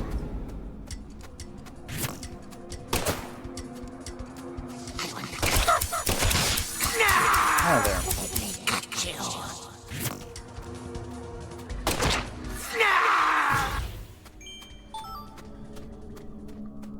Yeah, now we gotta take the long way around. Alright.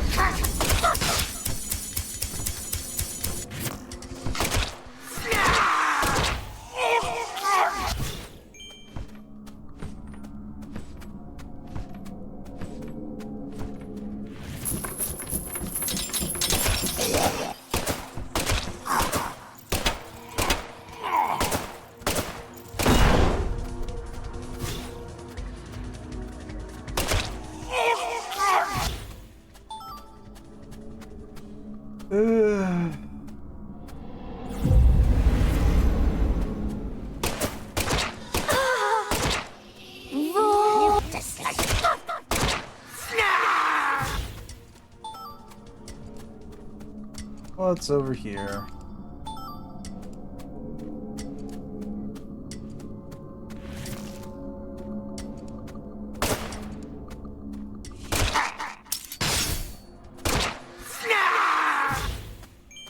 I've got a growing distaste for this part of the game. Mostly because the bushes are counted as solid objects that I can't shoot through.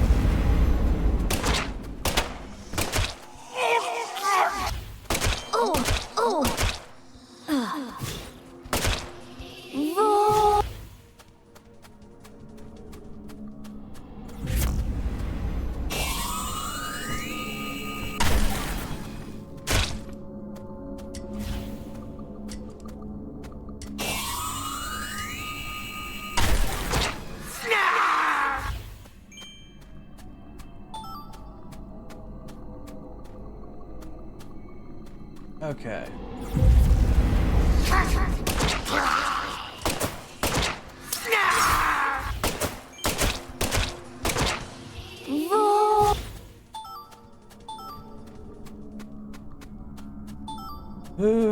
Okay, what's in front of us here? Our first roadblock of the day.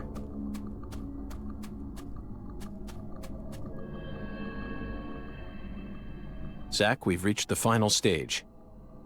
Are you prepared for the truth? No.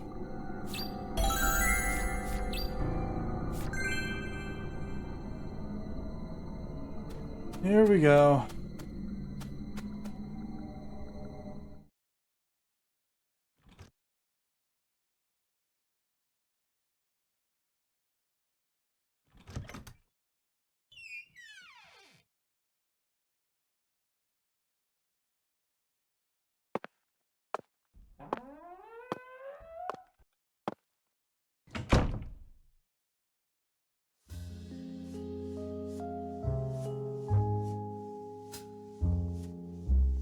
There's what became of our goddess of fertility.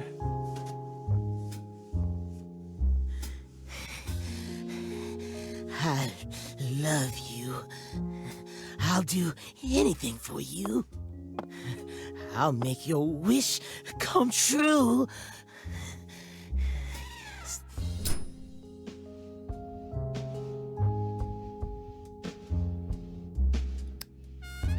You stand before the goddess. Mind your manners. No. Sorry, but I don't worship that deity. You always were a rude one.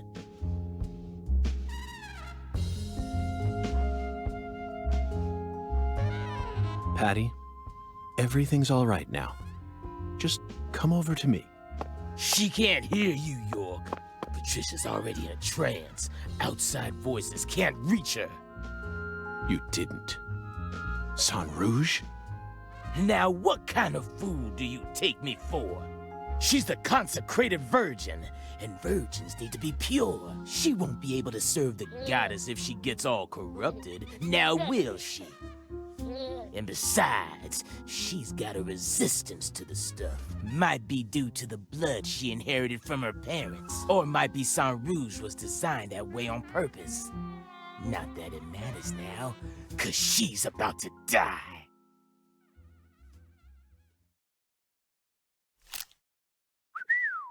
I wouldn't do that if I were you, York. Or did you forget who gave you Mr. Alligator to begin with? You think I'd hand you a weapon without any sort of safeguard in it? This is straight out of a bad C movie, Melvin. Call it what you want, York. But I'm the main character here, and you already played your part. Now that Candy's become the goddess, I will take her once more and claim my seat as the king who rules this town. Yes, I will be the one who rebuilds the Clarksons' legacy! Power isn't important to you, Melvin. All you care about is your loving family, remember? The man who won the heart of the most beautiful girl in the world. Melvin Woods. We can still stop this from happening. You just need to wake up, Melvin. York, you really are a second-rate man. You're incapable of understanding how other folks feel.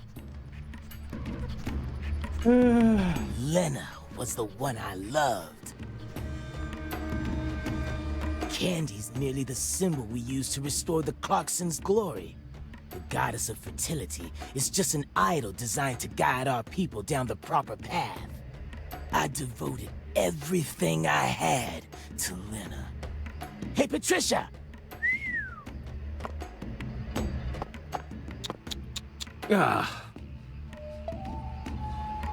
I was obsessed with Lena ever since I was a kid. She lived in a big mansion and also had skin as white as snow. All I ever wanted was to be just like her. My friends were too close-minded to understand. Don't let the white man brainwash you, they said. But race was never a part of it for me. She was always far above that shit. A higher being who surpassed it all. And by the time I grew up, she already changed forms and abandoned her home. At first, I was so shocked. It felt like my dreams had been shattered before I ever got a chance to pursue them. But when I finally got a chance to meet her face to face, everything changed. I loved her female form with all my heart. The moment I saw her again, she completely possessed my soul. Hey, York, you know how they say God created man in his own image?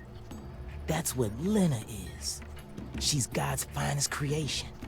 The perfection of the human race. She wasn't perfect in any way, Melvin. She was just another criminal who happened to be a bit smarter than most. You never understand.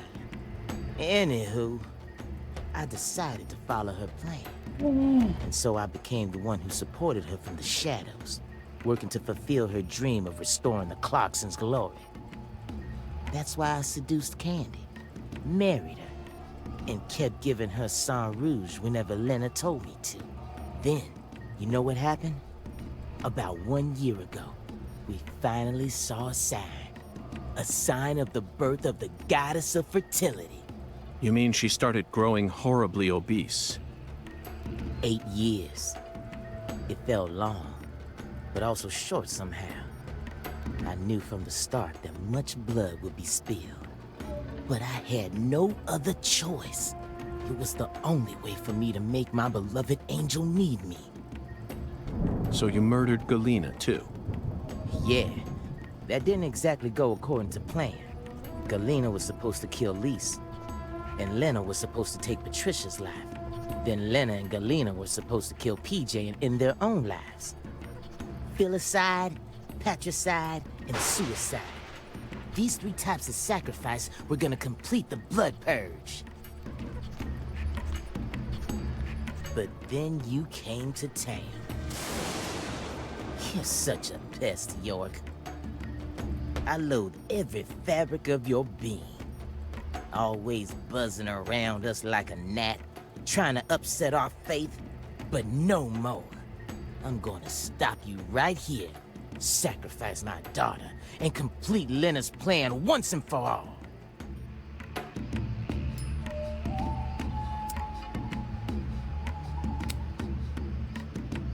There may have been some hiccups in the plan, but the result won't change. After all, I'm her daddy. In the end, the goddess of fertility and her king will be the only ones left. We'll find a way to make do on our own. Whatever you say, weirdo. Hey, York, haven't you been wondering why I'm talking so much about myself? Because this is the last stage of the game? Nope. I've just been waiting for this. The bud. Soon, she'll be reborn, and the goddess of fertility will be among us. It all ends here!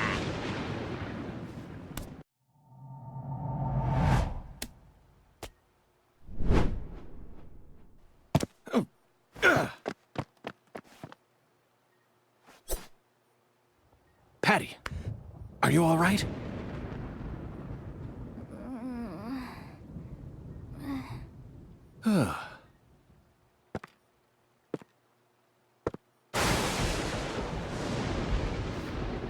Die! Yes, you will.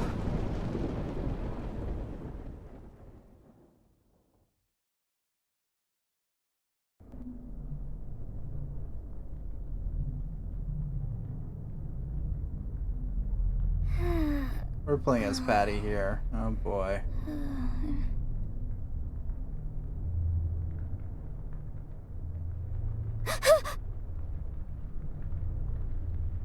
Back to the land of the awoken, Patty.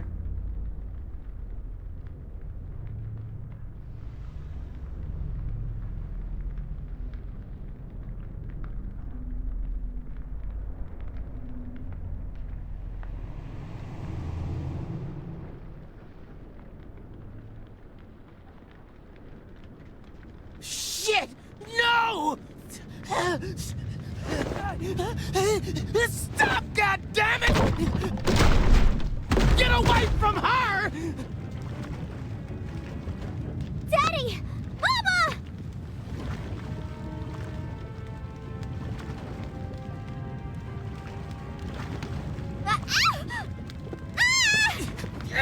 Get out of the way!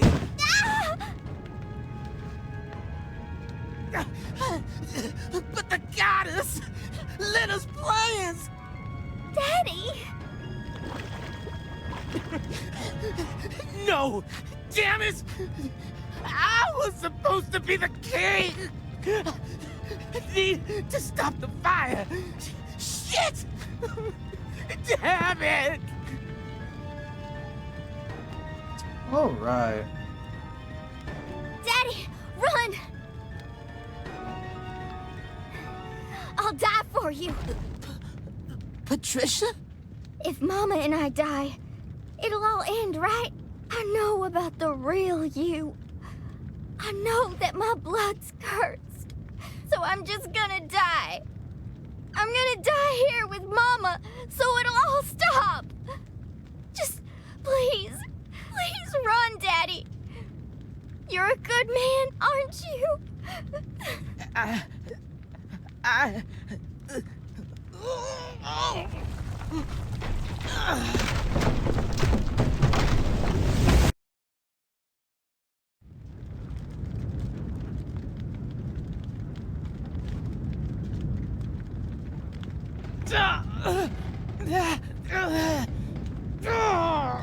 Daddy, you saved me?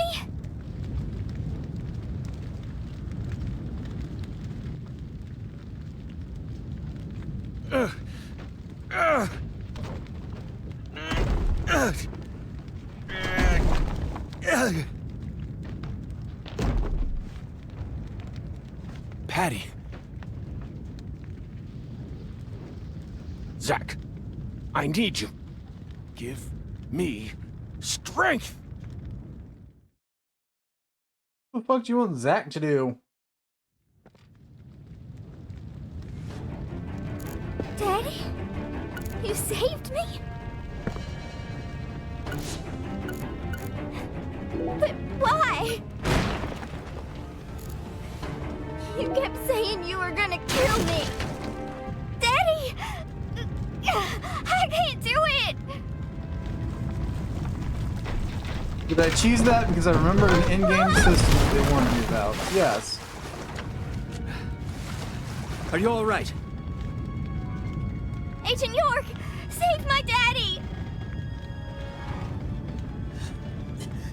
Get out of here! York, take my CLG! And run! No! I can't leave both of you here! Just go! No! I'm not leaving! No! No! I sinned. I can't come back to this world. We have to say goodbye here. I'll take your mama with me. It's time for you to start a new life, sweetie. One where you won't be shackled to your destiny.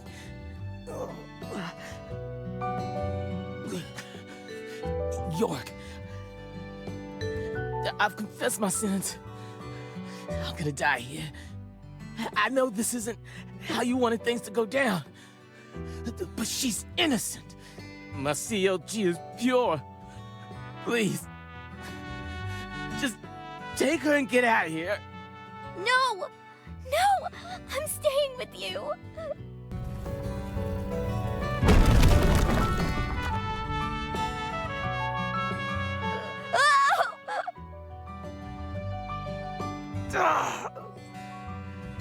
My daughter's in your hands now, York.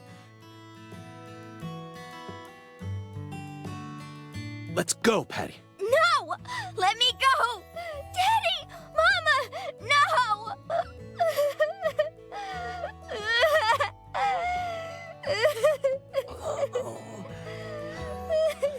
I'm sorry, CLG.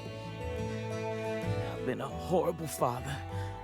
Even before we ever met, I was always heading down the wrong path. But I finally understand it now. I love my family from the bottom of my heart. Both you and your mama.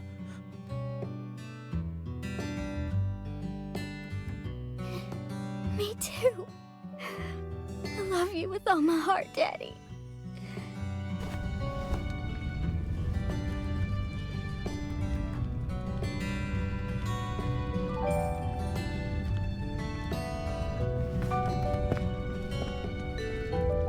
I'm sorry, Candy.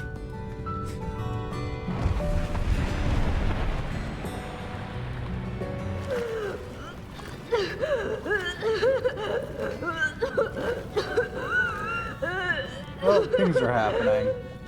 Red tree.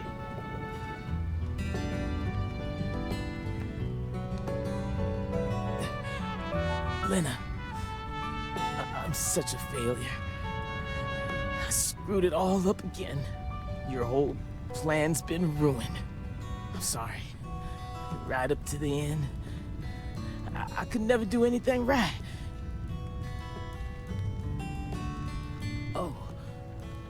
Really?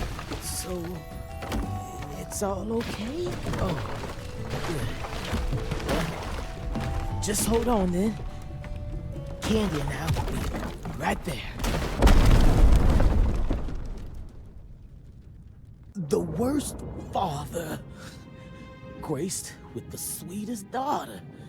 Life can be a bitch sometimes. But it wasn't all bad. God damn it, Melvin. Why the hell are those your dying words?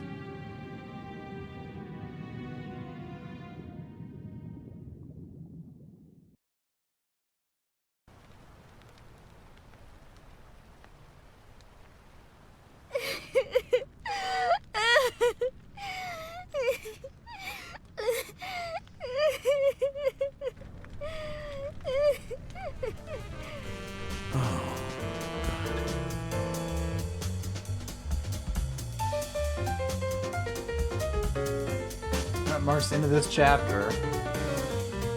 Back in the jazz club.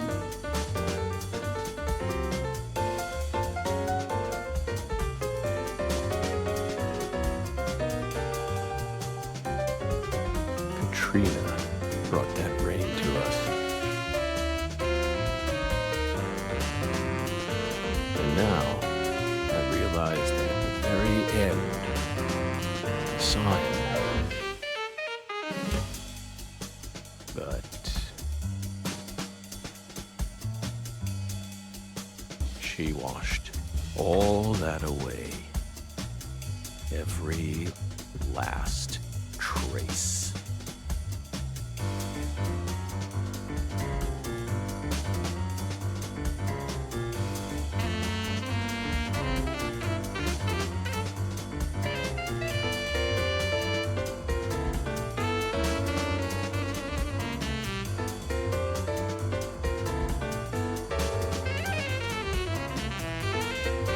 Worst case.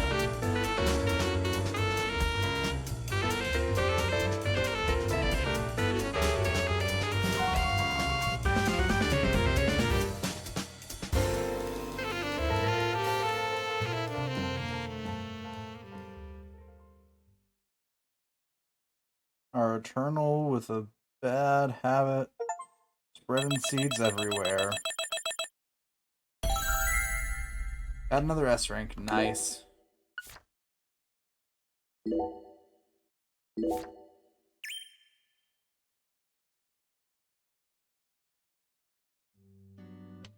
Oh, I just love the look of glistening green grass. You know the green I'm talking about.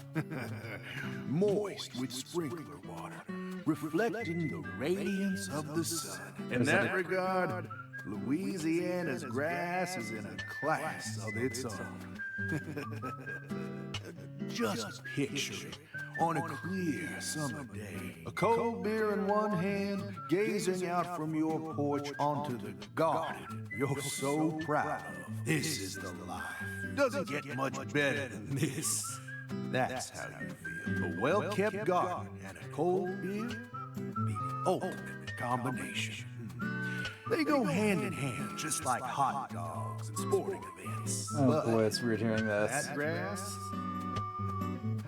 it's got a bit of a nerve to it. It doesn't matter how many times you cut it down. It'll always keep coming back and turn your eyes away for a bit. And that's when it'll really sprout up. Up until last week, your garden was perfectly pruned and balanced, symmetrical and pristine. But you wake up the next morning, and you can't even stand to look at what it's become. That's why people work so hard to cut their grass. Like it's some ordeal they've been tasked with by the big man in the sky. Oh. And it never ends. Understand me, Zach? If you want to stop cutting your grass, well, you need to either submit to its growth or force it to wither. That's all humans can really do.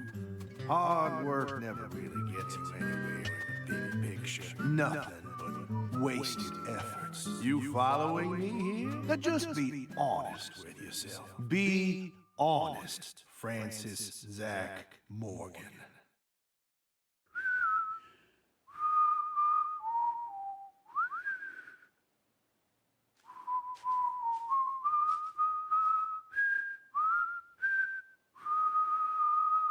Oh, howdy, Zach. So we meet again.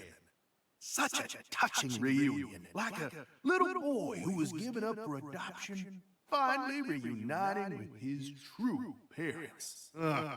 Look, even little Willie here is beside himself with joy. Kaysen!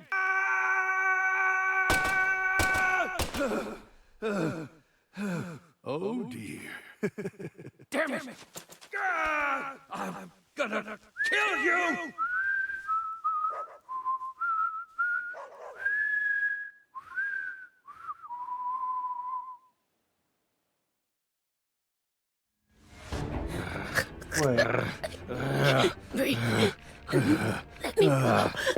Hey, let her go! What the hell's gotten into you?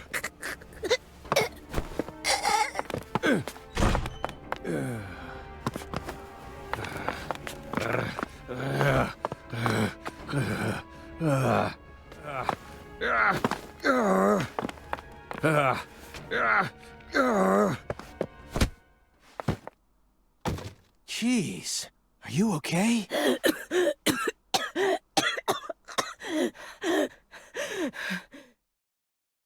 Well,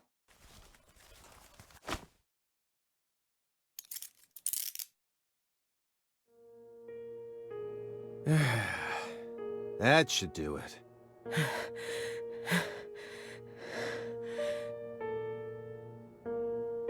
Well, no turning back now.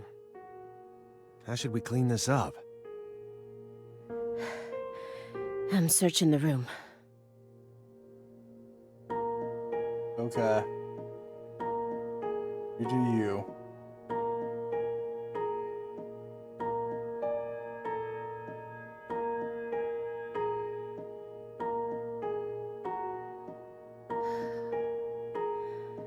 This room is pure insanity. But I can't let it shake me. Why did you come here, Aaliyah? Remember the real reason you decided to investigate Morgan's house in the first place. We came here to find a missing girl. Come on, Agent Jones. I know you're hiding something. What are you talking about? You've been watching him for 4.5 years, haven't you? Can you really stand here and tell me that you never saw a single one of the strange signs I'm picking up on now? What signs? Deadly premonitions, preparations for kidnapping or terrorist activities, sexual depravity, violent tendencies, self-mutilation, or even just contacting a specific person periodically. Nope, nada. He doesn't fit any of that. You think I'd really ignore something that obvious? I may be a schlub, but I'm still an FBI agent. Then why didn't you do anything about this room? Or did you merely choose to ignore his abnormal proclivities? You want to know what I did? I did my damn job! End of story! I was outside the entire time. How do you expect me to notice a room like this from out there? It's as simple as that. At least it was, until you dragged me into this whole mess. Don't blame me just because your big investigation ended up leading nowhere. Then tell me the truth. After seeing this room, can you really say that man is in his right mind? He kept this room a total secret from you for over 4.5 years. No normal human is capable of such a feat. Only a true genius. Or a true monster. Can you really guarantee that he won't try anything if we just let him go here? Well, Then you need to help me. Find some sort of evidence that we can use to make him reveal what he's plotting. okay. Him, nothing. What's going on inside his brain? Different story.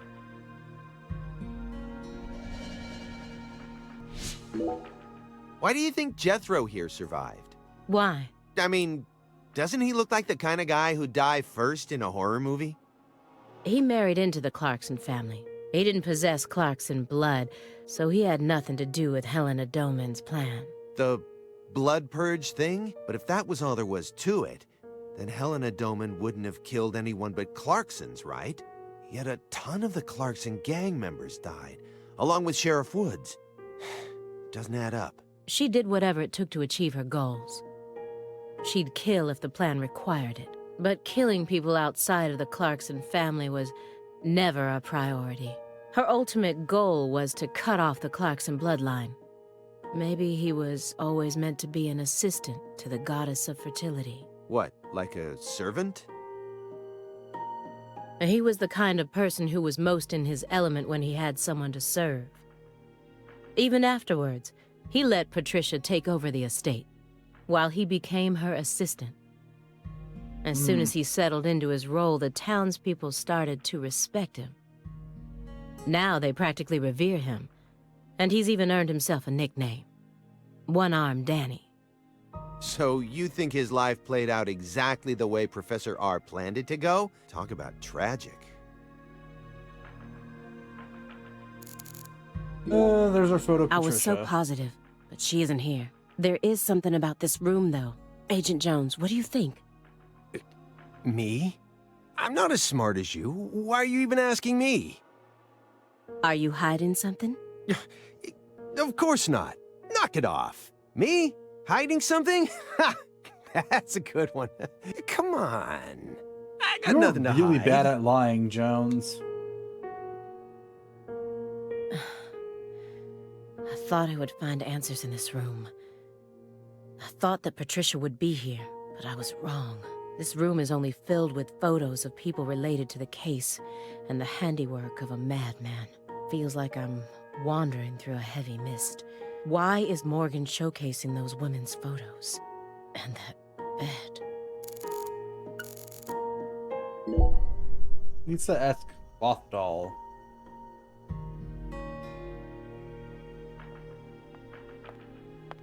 Yeah, I mean, it's weird. That's not saying much. Why did Lise have to die first?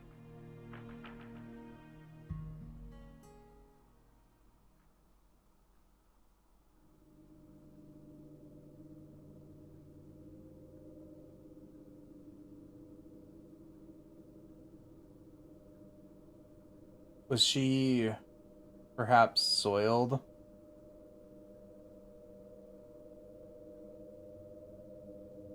But it never took root because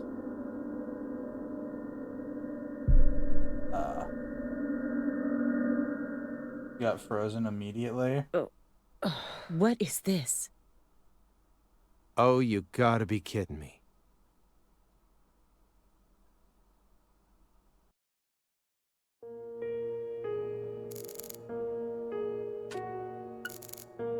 Oh, Melvin. If you loved someone from the bottom of your heart, would you ever be able to marry someone else? Or kill for them? Whoa, what are we talking about? I never heard of any kind of motive like that in any other murder case. I just keep feeling like we're being fed a story that he made up in his mind.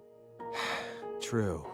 Honestly, without having experienced what that's like, I can't really say what I'd do. But I'd never try and force love to happen, if it didn't seem like it was meant to be. There are 3.5 billion women on this planet. There's got to be more than one specific person who anyone can fall deeply in love with, right? But what if we were talking about pizza, not women? You just discovered the perfect ultimate pizza. Oh god, why are we entering hypothetical hellholes? But you aren't allowed to take even a single bite, unless you kill someone for the cook. Have you ever loved someone with all your heart? What kind of person do you take me for? That's a no. That's my line.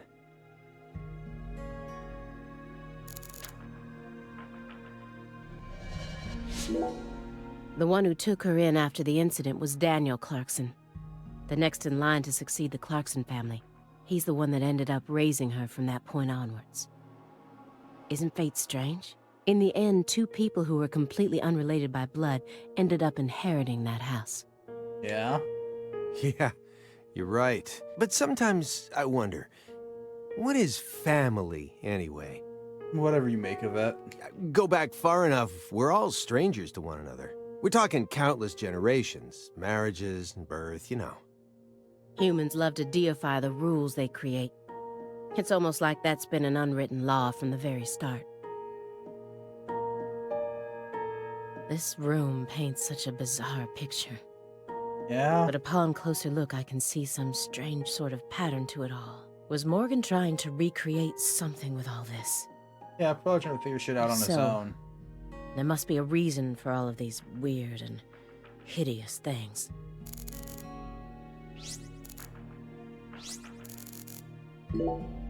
What's that? A hunting trophy. A brown bear. With a dragonfly eye patch. Why is it smoking a cigar? It's probably supposed to represent Philip J. Clarkson's body.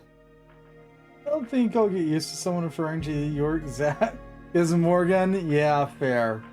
It's weird. And the elk is? Helena Doman. So that's why it's got such good taste in fashion. And this one is Galena Clarkson? Why did he want to line up corpses that were killed in different places, all together in a single room?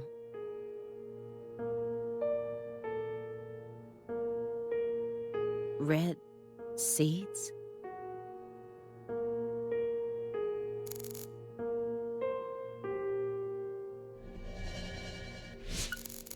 Galena Clarkson went to California to become an actress, but things never took off for her, so she eventually returned home. Then she murdered her own daughter and ended up like this. Oh god damn it, is it the shape of a tree again? It might be. Where did she go wrong? She did manage to appear in a few movies, right? Not as any characters with actual names, and never with much clothes on. So that's the only value they saw in her, huh? Sorry, that was insensitive. It's an everyday occurrence in that world. She was also bullied a lot. Bullied? How? They'd cut up her costumes, her scripts, and even her own clothes, everywhere she went. Then after 3 years of that, her stylist chopped off a chunk of her hair. By accident. Are you kidding me? I did a little investigating on this. In the end, a self-titled big cheese producer tricked her. She almost ended up going into porn. Not hard to imagine what would have happened after that. One witness said that after returning to Le Carré, she refused to use scissors to cut anything.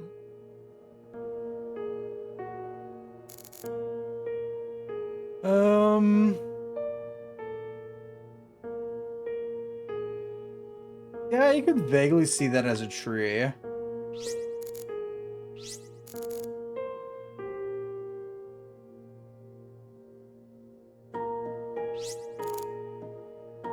Rope tied around a lighting fixture.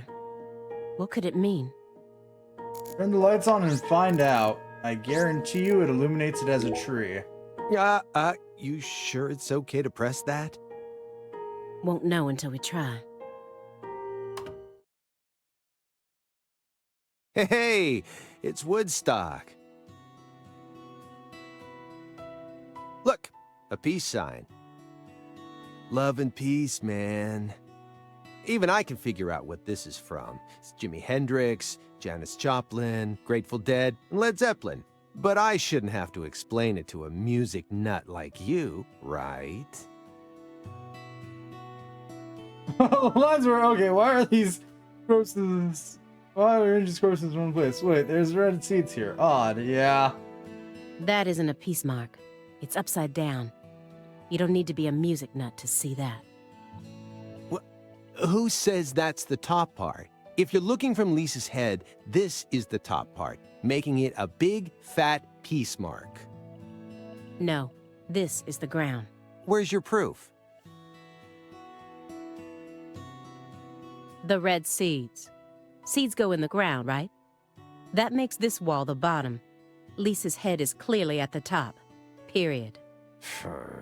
Also, Agent Jones. Led Zeppelin never played at Woodstock. He's representing a human with a hunting trophy made from an animal. I feel like I'm looking at a piece of modern art done in really bad taste. He was taught how to rule as a child. never confided in anyone, and married for purely political reasons. Then he prospered so much that he became powerful enough to rule an entire town on his own. But in the end, his own child betrayed him and ended his entire clan in a series of violent deaths. If that was your life, how would you look back on it?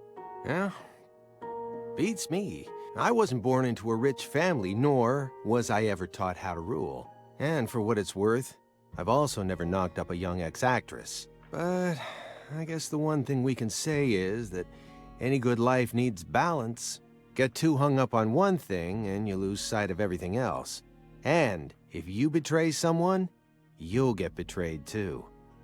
Someone thinks they can step all over people and then live out the rest of their life in peace. They're fooling themselves. We always get to see how those people end up in our line of work. You mean dead? In the end, they die horrible deaths. Yeah, like blown up by your own daughter. That is why pizza is the only thing I trust. Pizza never betrays you. I'd beg to differ.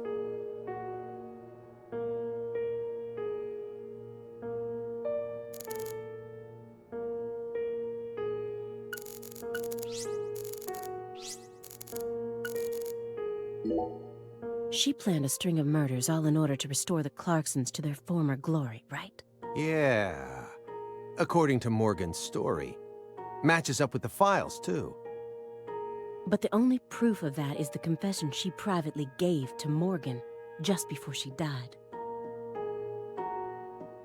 Galena Clarkson was also murdered immediately after she confessed. Don't you think it's all a little too convenient? Well, story-wise, yeah. And the sacrifices. What about them? None of the FBI's official records contain an example of an actual human sacrifice. Aside from the cases that Francis Zach Morgan handled, that is. There are tons of examples of animal sacrifice, though. And remember the witch hunts back in the Middle Ages? Meaning? Meaning, there are always exceptions to the rule. And Morgan alluded to the existence of some sort of journal, right? I think he said he read it in Professor R's lab. If we could find that, maybe this would all become easier to swallow. The report didn't mention anything about a journal. And if it truly did exist, it surely would have been submitted as evidence. You know, unless York never went back to grab Unless it. he tried to cover it up on purpose. Or... Unless the journal never existed in the first place. Exactly. This case took place in Lucare and centered around the Clarksons. Oppressive authority, cross purposes, madness, and love. But Katrina took the truth along with many innocent lives and buried it all at the bottom of the swamp. But there's one truth that can never be washed away. This all started with the death of a young girl.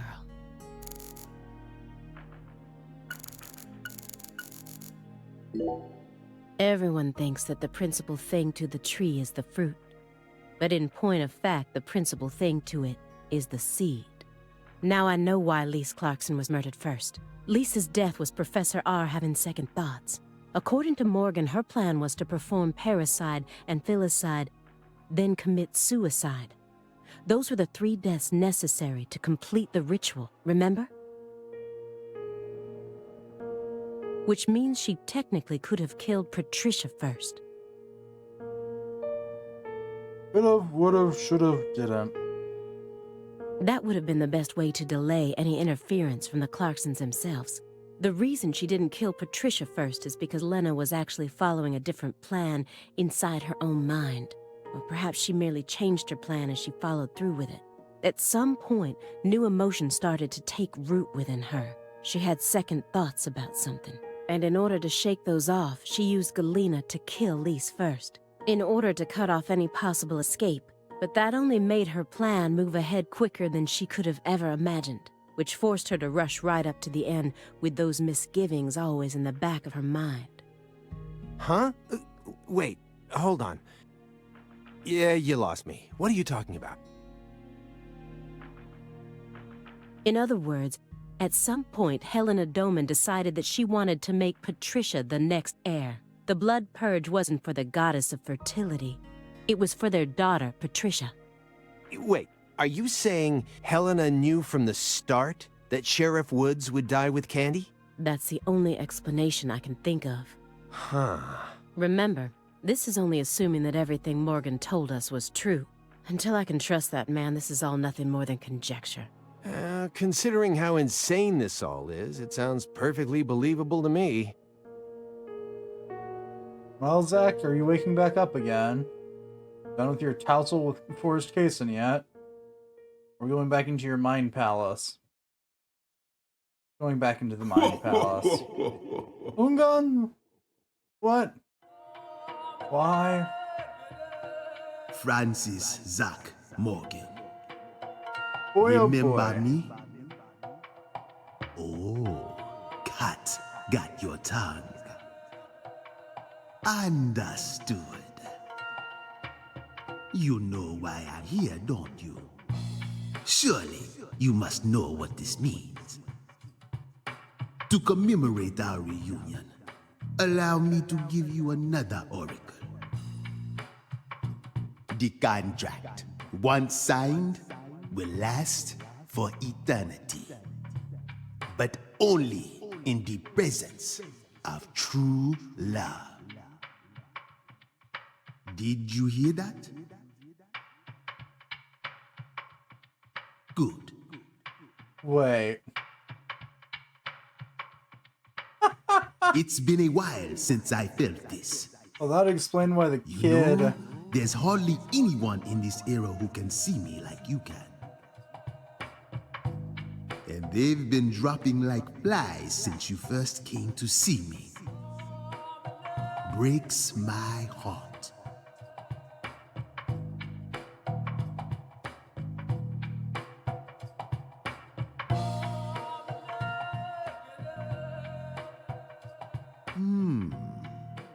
We don't have much time. Do you have any questions for me? So, assuming this game is going the way that Oracle makes it seem like it's going, it explains why the kid at the end of the first game was blonde.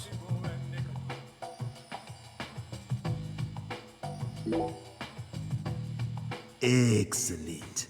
You pass. You haven't changed, Francis Zach Morgan. But that question isn't for me to answer. Go and see it with your own eyes. Oh, time's up. We'll have to finish this during our next reunion.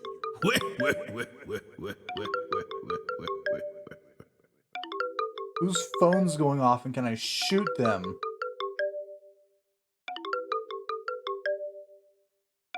Oh, it's you.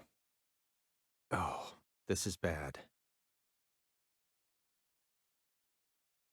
Failed to apprehend target. Target escaped with hostage. Whereabouts Agent unknown. Jones. What is this referring to? Avery Smith kidnapped Patricia Clarkson and escaped. Avery Smith? The vault manager?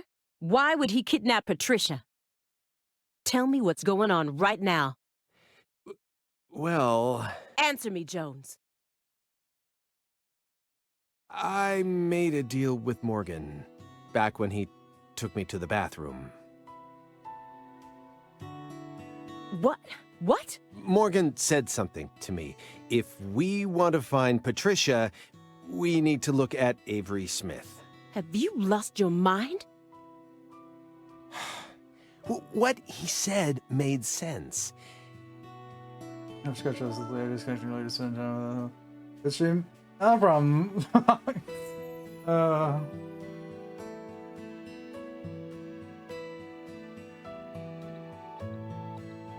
So, You another time. Ever since 2005, Avery's been working deep inside that cold storage warehouse. He was also arrested in the past for getting too friendly with Lise Clarkson. And after Katrina, he apparently worked on renovating the warehouse for free.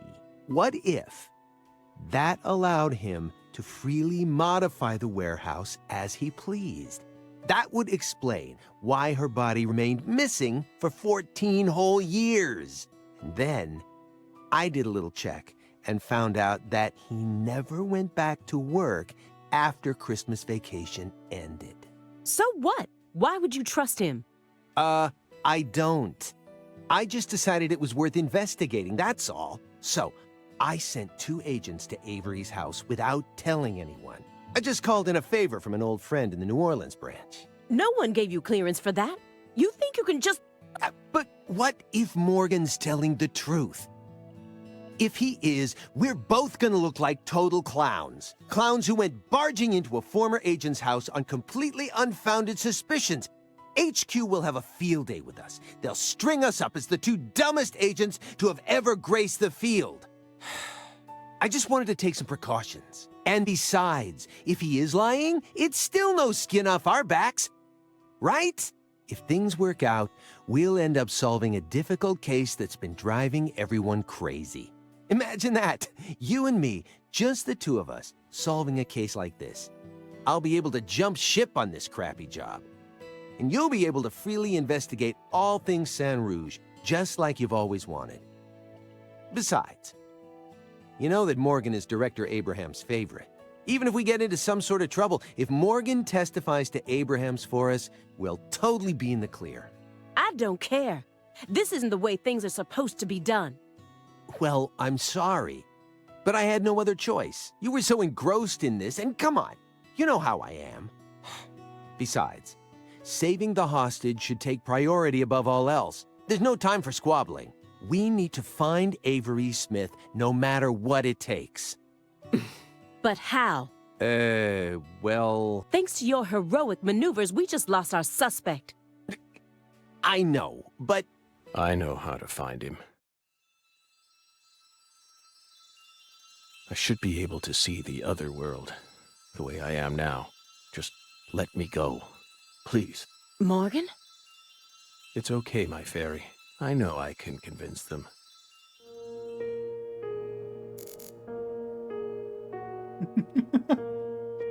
Frantic Simon, poised Delilah. Simon's lost in thought. What will his next move be? Will he follow the plan? Or... Definitely not the best thing for them to see right now. If I saw that during an investigation, I wouldn't be able to stay calm and listen to someone either. I found the first one last autumn, a dead rat with a bud coming up out of its stomach, just like this one. A rat ate a red seed, died, and the bud sprouted. Honestly, it shocked me. Up until this point, I'd only ever seen red seeds, saplings, and big trees, so I decided to grow one of my own. What are you talking about? I needed to solve the mystery of the red trees. Why do they exist? But all of my sprouts died without ever growing the tiniest bit. Forget about a big tree. I couldn't even grow a single sapling. So you kept experimenting. 2 days after the seed enters a rat, it takes the rat's life. On the 3rd day, a bud sprouts up, then grows to that size after 5 more. I tested this on 137 corpses. In only a few months?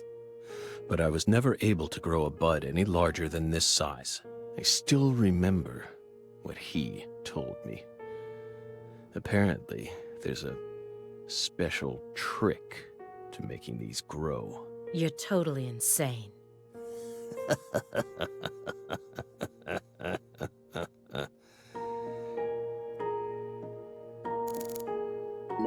I don't have much time left. I'm pretty sure that's why I can see the other world now. I'd lost that sense ever since the Greenvale incident, but it's back now. Please, Will you just trust me? Come on, Simon. You'll trust me, won't you? What? No, Agent Jones.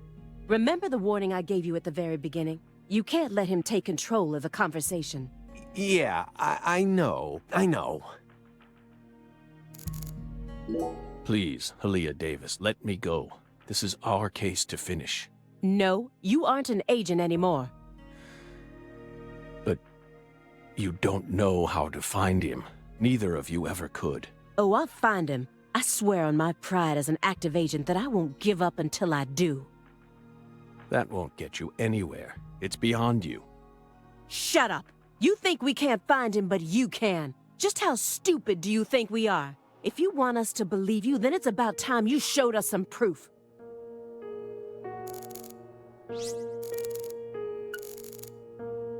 A strange man was stalking Lise, and Patricia resembled Lise so much that I once confused them for a moment, meaning it would be no surprise if the same man went after Patricia. Why didn't I think of that until now? If your story is true, then why did Avery Smith kidnap Patricia? Patricia resembles Lise. I even got them confused once, and Lise reported being stalked by a 10-foot man. That's Avery Smith? Exactly. But he's only 6'7" at best. His physical characteristics don't match the person you're talking about. I once concluded the very same thing, but now I know.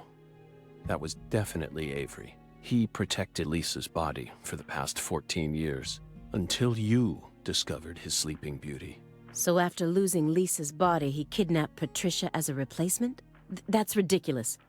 Is that really what you think happened? Even if Avery did possess that sort of mentality, it doesn't make sense. Or so you say. If Lise was really that important to him, he would have tried to steal her back. Not now, maybe. But certainly after she was buried. Would you be able to go on worshipping a goddess who had been defiled by so many hands?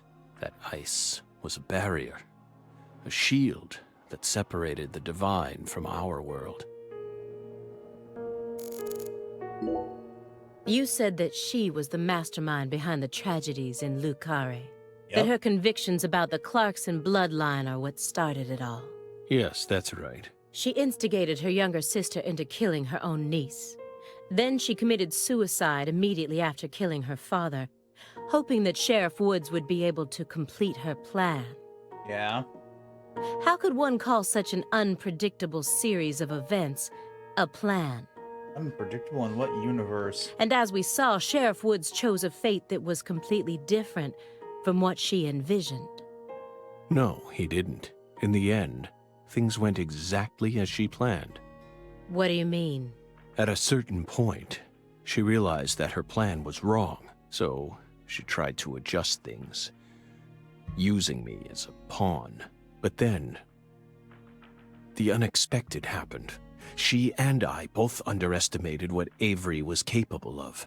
That's why I'm here right now trying to convince you, in order to save Patricia's life. Hey, Belle. Your hypothesis was pretty much on the mark. Last week, I went back to Lucare. Then I bought a used car and got on a train in Trenton. But not for the reason you think. I wasn't stalking Patricia. And I'd never try to kidnap her. Then why would you go there? Why would you risk so much, especially since you knew that you were under surveillance? Because, once again, I'm chasing Sang Rouge. Sang Rouge? Even after I quit the FBI, I continued to study the red trees on my own. And now, I've come to the conclusion that those red seeds and Sang Rouge both come from the same roots. I also found proof that someone's inherited the original recipe. That's why I flew to Lucare, to confirm my suspicions. But I was more powerless than I ever could have imagined. I couldn't move like I used to. No badge, no gun.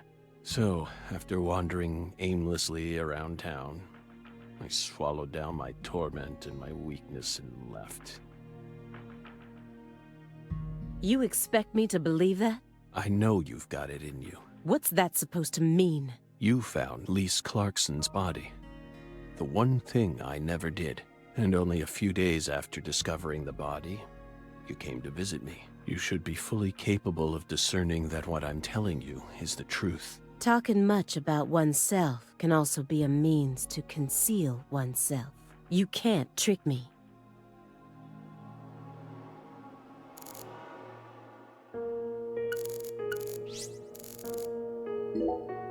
When I first met P.J. Clarkson, how did I feel? I just thought, oh, so this is what it feels like to be in the presence of a truly powerful person. He had a very unique aura, as if he had surpassed the realm of good and evil. It's the kind of feeling you get when you come face to face with a legendary actor or an influential politician. So I was also able to sense the deep darkness that trailed behind him. The brighter the light, the darker the shadow. The more he shined, the more the people around him had to squint to shut out the light. The heat was just so intense that it forced people to shut up their hearts in order to keep from burning up. But Patricia was different. She greeted travelers with a warm embrace, like the real sun. I'm going to save her, even if I need to walk through a bullet to get there. What is this drum? Please don't tell me it was a tool they planned to use for the blood purge. Sharp eyes as usual, Belle. It's the Lord that hungers? I don't know. No. It was part of an even darker ritual.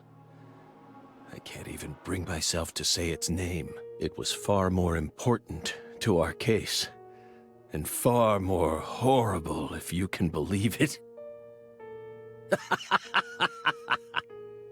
What? No, that's just a drum. A drum made from 3 empty cans, animal skins, and a fragrant pressed flower. Like I said, what is it? Maybe it's a souvenir? What? You expect me to believe that?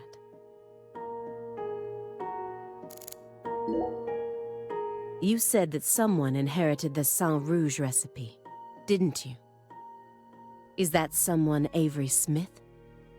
It has to be. Avery used to help Professor R do research in secret. What? Well, that wasn't in the report. I only realized it just now. The moment I spilled my coffee on the floor. Avery revealed that he was helping with some sort of research. But at the time, I let his confession go in one ear and out the other. Now that I look back on it, I realize it was solid proof that he was helping her produce Sang Rouge. What makes you think that? He had free access to the deepest parts of the cold storage warehouse. Oh. Wait. Meaning... Sang Rouge needs to be produced in an extremely cold environment. Exactly. Aaliyah Davis. You already considered this possibility, didn't you? That's why you investigated the cold storage warehouse as soon as you got to Lucare. In order to locate where Sang Rouge was being made. Then, you came across Lisa's body by pure chance. Sounds about right. Photo of Melvin, Greenvale case file. Who do you think benefited most from the Greenvale case? No one benefited from it. Many lives were lost. That's all. You really believe that? Everyone who survived was overcome with sadness. Scarred for life. Without exception? Without exception. Isn't that right, my fairy? I feel like you're the one person who benefited from the case. You were able to add a new chapter to your stunning career and earned unshakable trust from the chief. That's what allows you to go on using his intel network as you please, even though you're retired. Are you seriously suggesting that? Sickness is destroying my body. I feel like I'm on the verge of losing my mind, yet somehow I'm unable to forget the cases connected to those seeds, whittling down what's left of my life, chasing them. You really think I'm doing all this for nothing but self-interest? Is that really what you're saying? Melvin wasn't the Fool King. What? Many different characters pop up in Lena's journal, and I mistook one of them for someone else. What are you talking about? After Simon hit me and I fainted, I had a dream. Now I'm convinced I'm the Fool King. The Fool King was always meant to be an outsider who suddenly arrived in Lucare. And the man she felt a need to eliminate wasn't me, but Avery. Lena realized her plan was on the verge of falling apart. She also guessed that I would be able to save Patricia from Melvin. The one worry that remained in her heart was leaving Patricia behind, and how her life would play out from that point on. Especially since she would be left behind with Avery, a large, childlike man who's beyond anyone's control. She wrote that journal entry hoping that I, the Fool King, would be capable of stopping Avery, and she wrote it in a specific way in order to try and rouse me to action. Lena and Melvin both entrusted me with their daughter, so please, just let me go. It's my duty to protect her. I understand what you're trying to say, but it's too perfect. It's too perfect, just like that report of yours. How could you come to such a detailed conclusion after spending years shut up in this room? Because that's all that you've been doing? It doesn't make sense. The only possible explanation is that you're bending the narrative in the direction you want it to go. Why do you think I left the field for 2 years after Greenvale? That case cost me not only my best friend, but also my special talent. I never thought I'd lose something like that. But ever since then, I've been unable to solve cases using that method. Metaphysical offender profiling. I tried everything I could think of to regain my lost talent, but it never came back to me. That's why I quit working for the FBI, and without anywhere else to go, I simply spent my days seeking truth, searching for an answer I'd never find. So time continued to cruelly pass me by, until finally, a disease started eating away at my body. I thought it was all over for me. But about half a year ago, I finally reached my conclusion. Everything started with the red seeds. He and I encountered these seeds long before we reached Greenvale. Under the seething, mind-melting sun of Louisiana.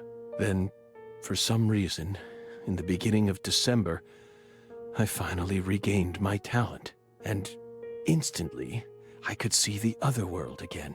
Get it? Through allowing the cancer cells to ravage my body, I regained the power to travel to the other side. This is the only answer, Aaliyah Davis. Truth is a surprise, born from coincidence and an unknown power.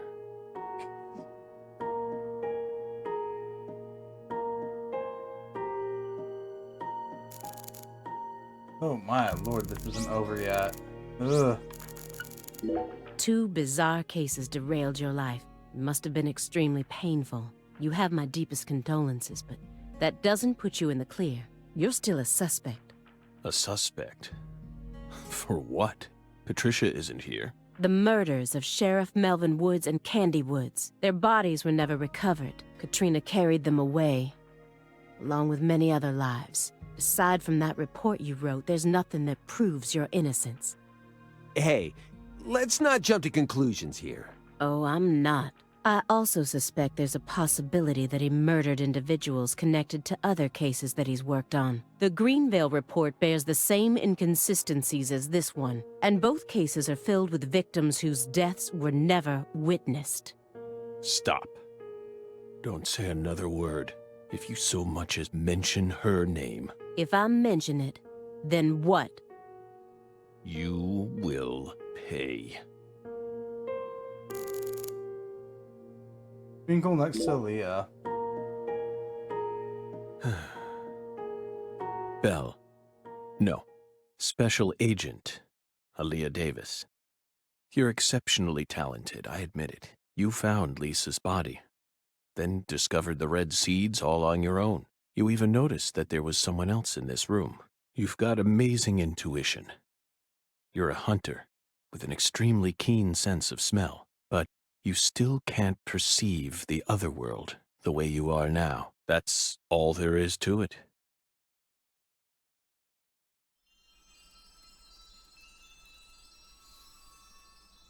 Simon, look inside that trash can. Huh? The trash can? It's right behind you. Then you'll know for sure that I'm telling the truth. Look inside the trash can.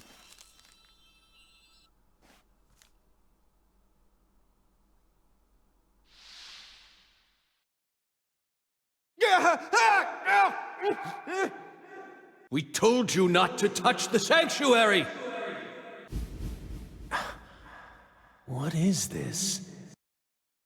The one who sent Elia the tip and set everything into motion. We need to talk alone. FK.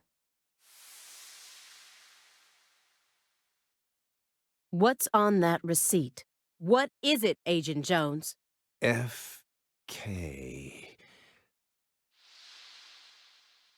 Contact a local agent and have them investigate Avery Smith's home. There are still agents investigating the Lucare area, right? Trust me. That's where Patricia Clarkson is. Trust you? Where's your proof? Ask Aaliyah Davis. Ask her about the name of the person who tipped her off. What do you mean?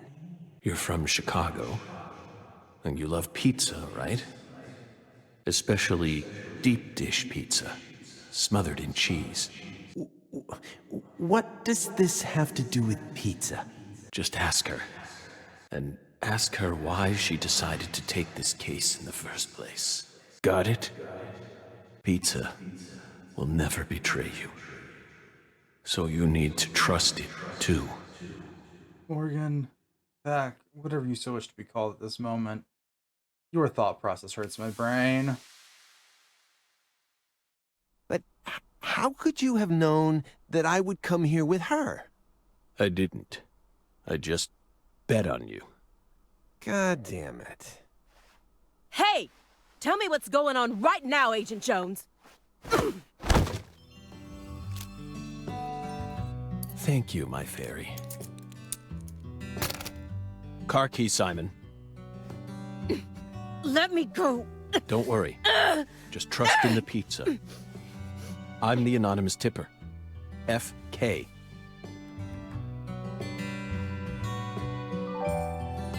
It's on the corner of 3rd Street. A 69 Pontiac GTO. You've got excellent taste. Lend me your gun, too.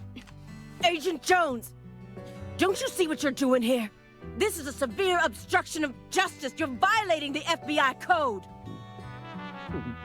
Yeah, Aaliyah, I know, but pizza will never betray me. Pizza? Tell Abrahams to prepare a private jet for me at the airport. I know Robert won't turn his back on me. Wait, Morgan, are you serious? The chief would never lend out a private jet to a civilian like, Like you? Yeah. I have to leave you for a bit, my fairy. They'll be fine. They'll figure it all out.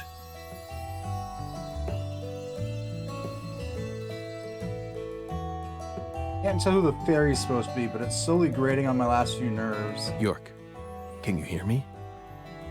I'm going to go finish the job you started. That makes us even, okay?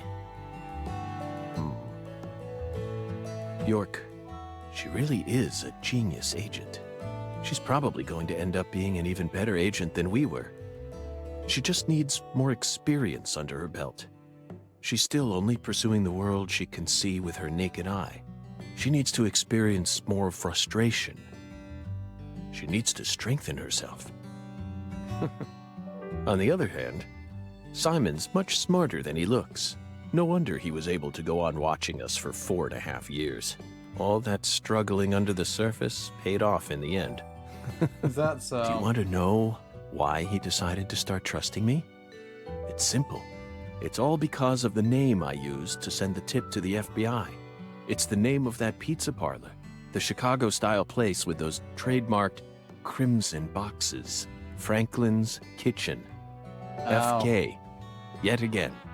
They've got the best deep dish pizza in the area. Both Simon and I love that place. That's why I told him, pizza will never betray you.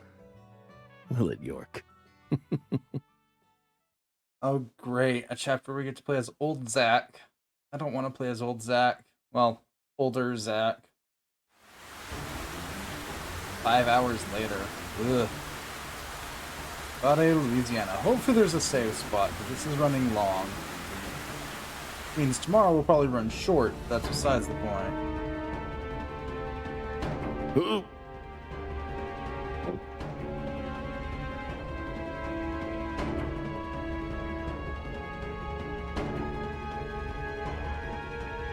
York, it's almost time. Let's finish this. I'll be there soon. Watch my back, will you? This is going to be my final battle. Oh. So I'm this far gone, huh? But unlike 14 years ago, I feel more at home in this world now.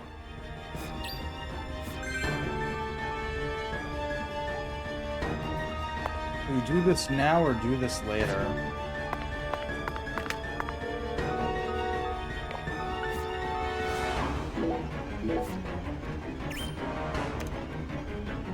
I'm gonna go with later. Tomorrow might be a shorter stream. We'll see.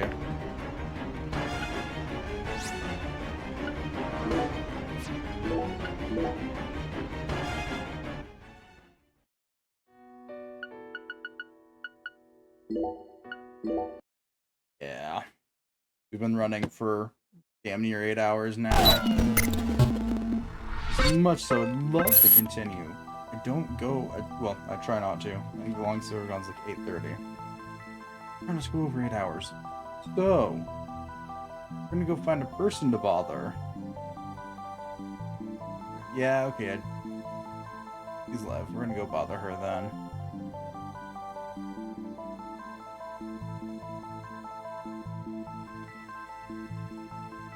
Whew. But yeah, we'll wrap this up tomorrow. It might not be that long of a stream. We'll see. Anywho, as always, heretics. Gotta actually review things properly.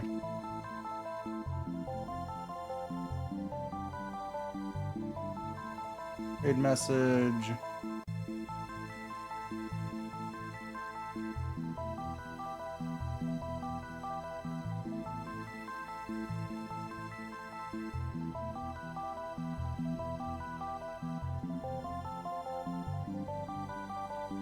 Other version. Anyways, as I was saying, as always, heretics, until next time, bye-bye. We're back. It'll probably be the last stream of this. Got a feeling this also is going to be a long stream. It might be. There is potential for it to be longer than I am assuming it to be. There's a chance episode 4 is ridiculously long. There's also a chance it's like maybe an hour. Fine. It's fine. Anywho, welcome in, DZ. And, you know, I'm gonna prattle on about this. We're just gonna get started. Yeah, if I go to chapter select.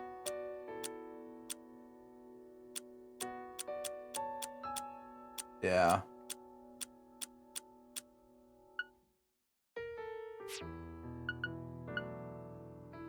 I think we're nearing the end of this. Episode 4, 2019. Where we get to play as one Francis Zach Morgan.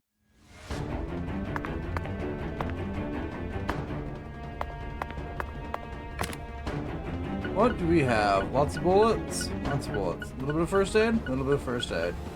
Coffee? Okay. I doubt I need that.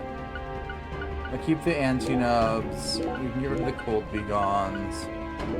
They got a little bit more first aid. A little bit more coffee.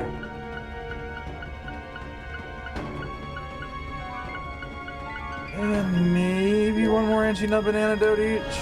No. Our inventory's full. Yep. Put the root beer up.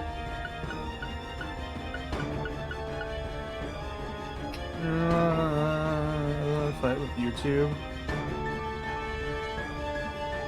Okay, no, fair. I don't know what fight with YouTube you're referring to.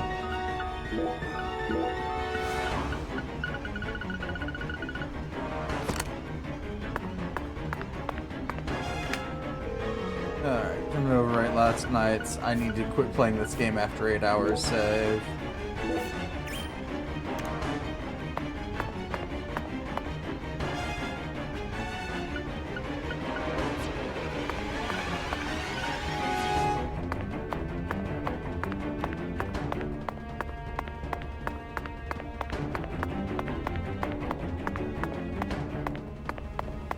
Okay. Here we go.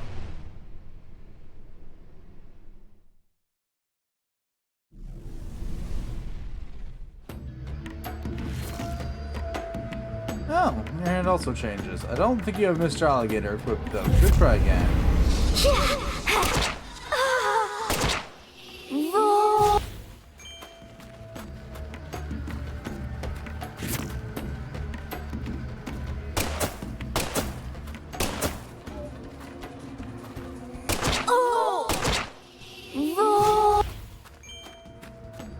Oh, we don't get item drops from these. They're also oddly more realistic than they were before.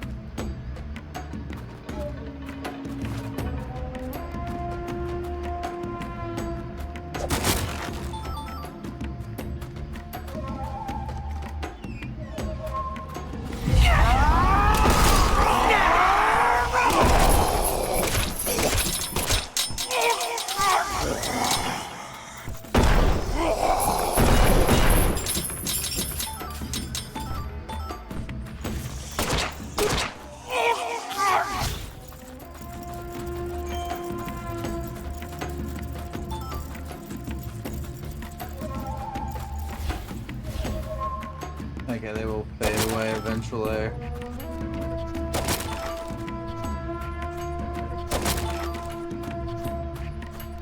Alright. Oh, that happened. What? Did it?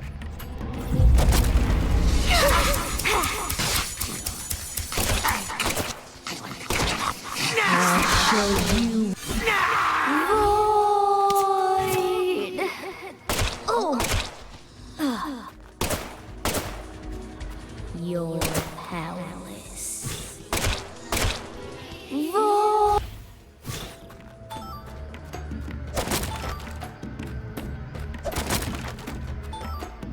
Okay.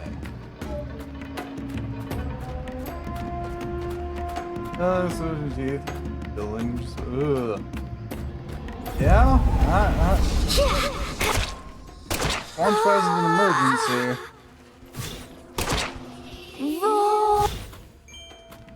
Francis Zach Morgan.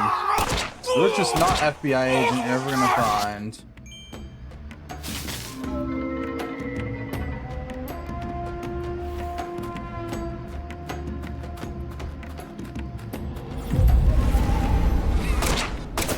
Are you in pain? This is what we're filling into, honestly. Fair.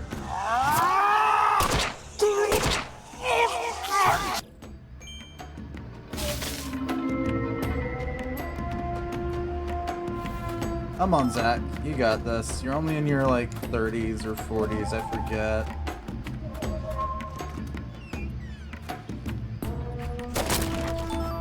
Oh, was just this just a pickup room? Yeah.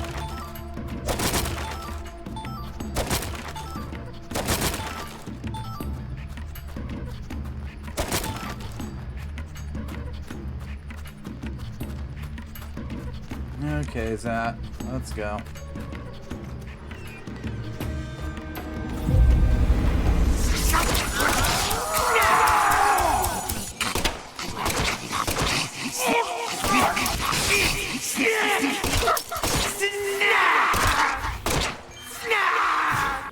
I give a fucks at this point. Yeah, something so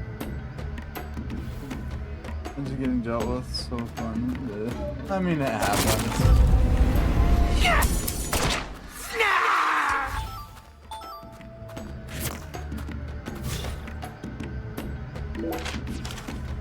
I don't care about the map of Greenville at the, or not Greenville, but Lucade at this point. Let's see the map of Greenvale.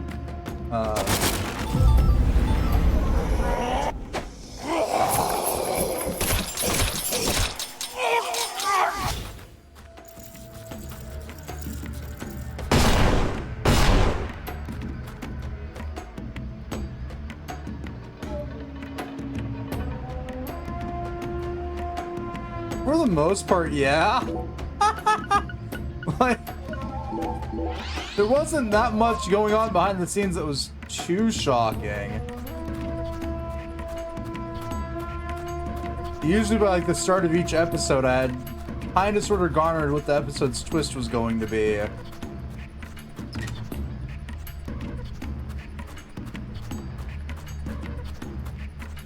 Oh, hi there.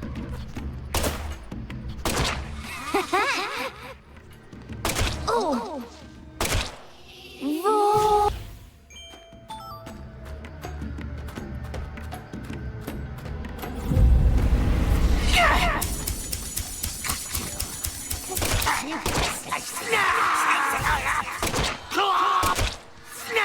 Mostly, like, I think both this one and the other one, if you have like a keen intuition, the game kind of sort of tells you.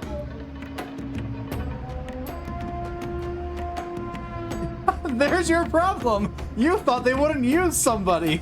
I was fully prepared for the list of potential suspects. Were there people I was hoping it wasn't? Yeah. Did I have a suspicion that they'd probably still end up becoming a suspect? Yeah.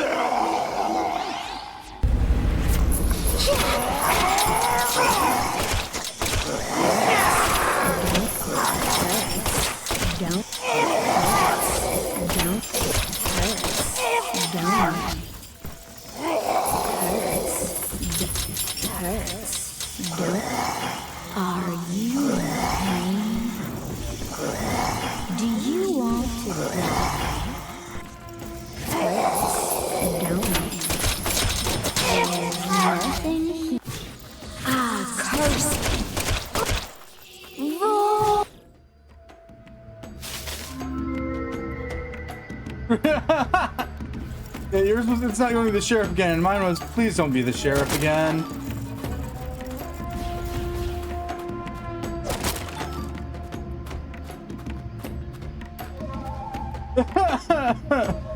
But see, Melvin immediately became a suspect the second I figured out that Candy was the last Clarkson, long before the game even decided to bring up that plot point.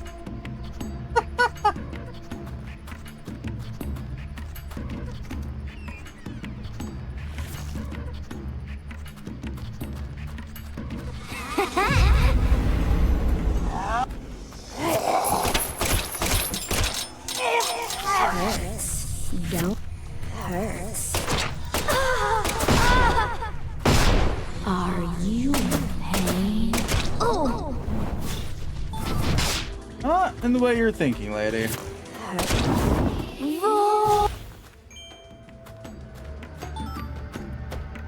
Yeah, no, Melvin immediately got thrown on the suspect list the second I figured out that Candy was the last Clarkson. Which was ages before the game decided to bring that topic up. Which I find funny.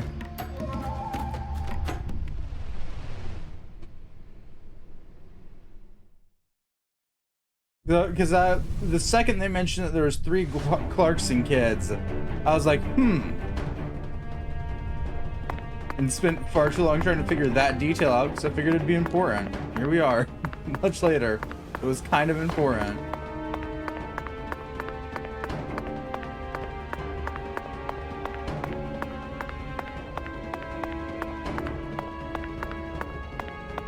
Like a lot of the things that like Zach / York overlooks, it's just like, yeah, I'm not gonna really overlook that. I mean, it's the logical choice to not think about that. That's for certain.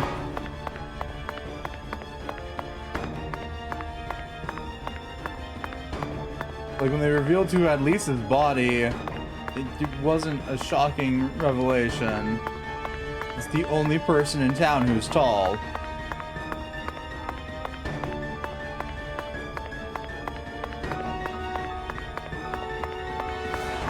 Might be ruined slightly by the fact that I myself am tall, so I'm used to like the assumption of a person being taller than they actually are.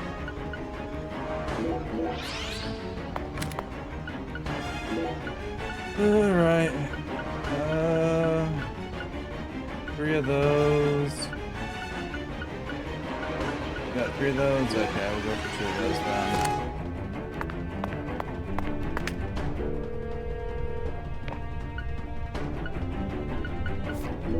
Reload. Now we go. Yeah, no, that might just be a me thing. There's a lot of things that the case gives you that's like, But yeah, no, the 10-foot tall giant was always Avery in my mind. Without a doubt. At first, like, I was always thinking it was Avery and someone else.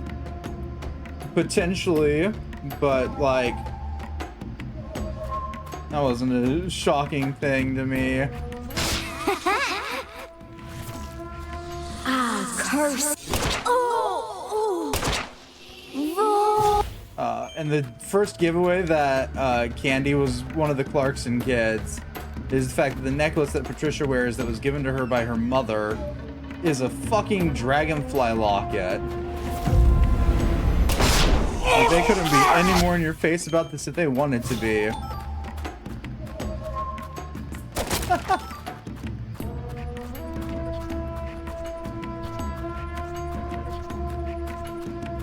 Which I guess is a detail people probably wouldn't realize because they're probably not looking that closely at the locket that Patricia's wearing, but you know. Oh god, they really decided to bring this enemy archetype back. They sucked in the last game. They're not better now.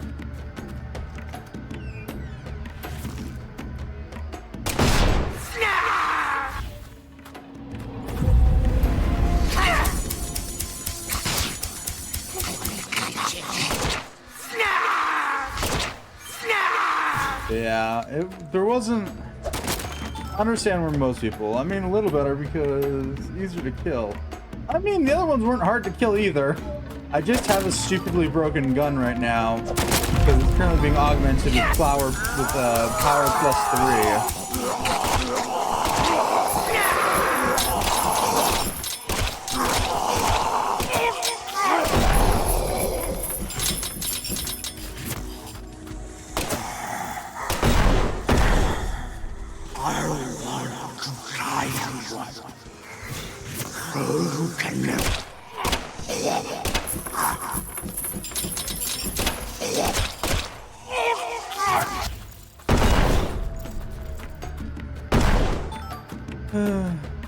But yeah, nah.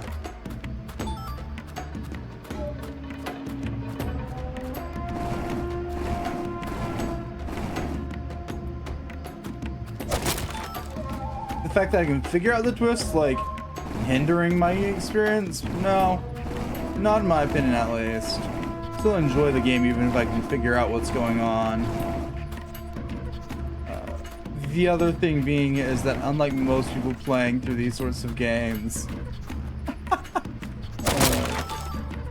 I used to study psychology and sociology, so human minds are a fun thing to figure out.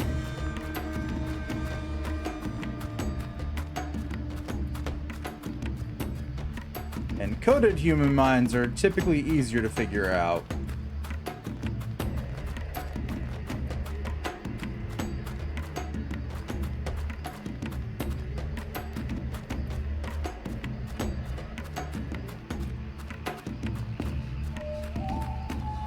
Oh.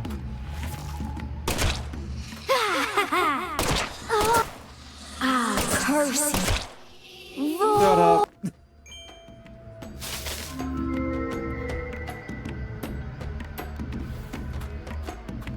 I think that's a detail that's commonly forgotten about me because it's not a topic that I bring up a lot. But yeah, I used to study those for shits and giggles.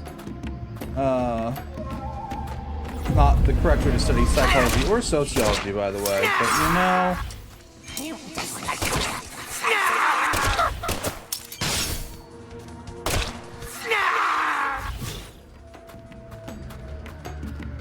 Still retain the knowledge from then.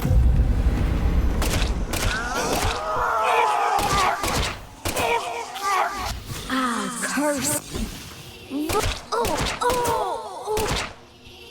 Lady, shut up. Ah, curse you. I curse you too. Go away.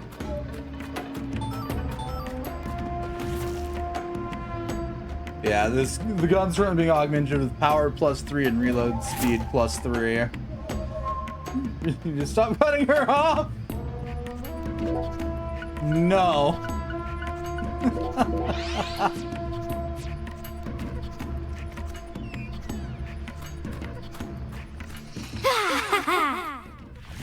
I'll show you.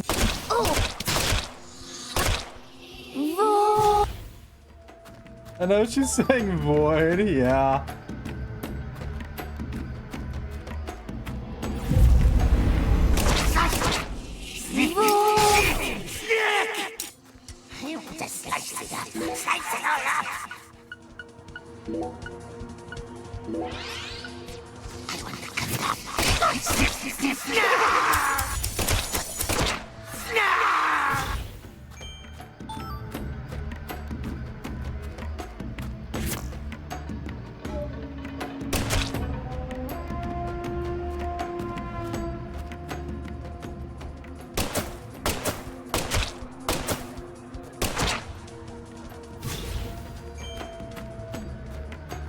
There you go. I was like, whoa.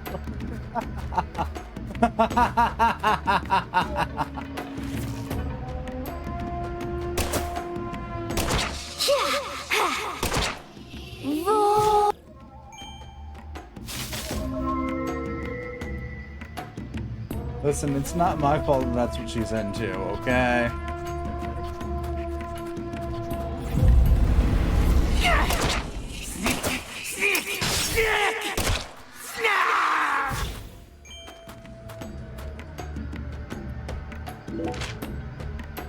Well, yes, I know we're at in Greenville, game. You didn't really give me much of an option here. Listen, you neither confirm nor deny that.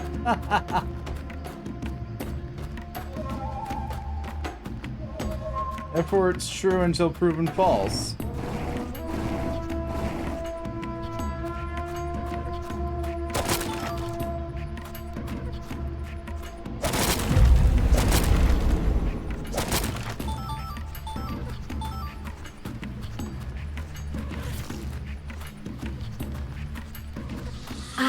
Curse.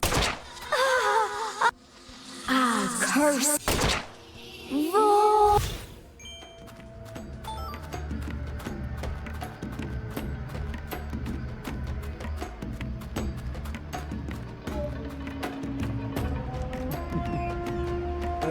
Is there any explosives lining this room? No? Okay.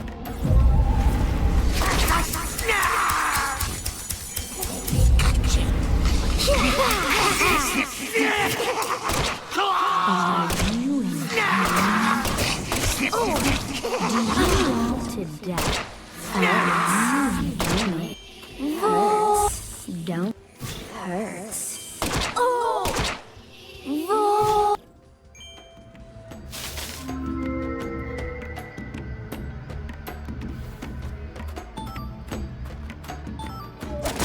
Honestly, this might just be a me thing. I want to go back to playing the first game just because I like the steward.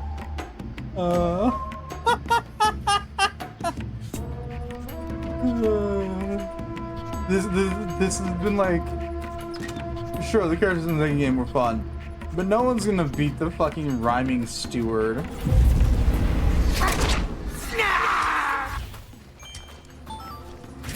Ah, curse. Ah, curse.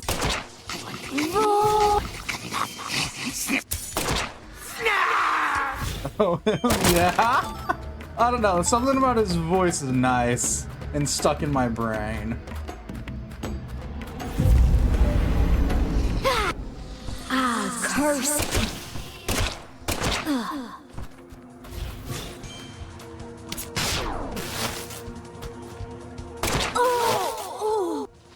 Are you in pain?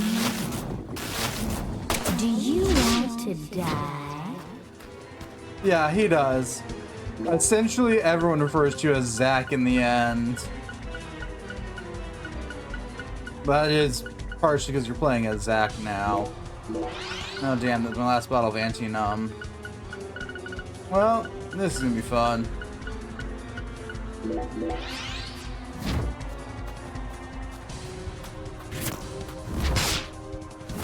Hurts.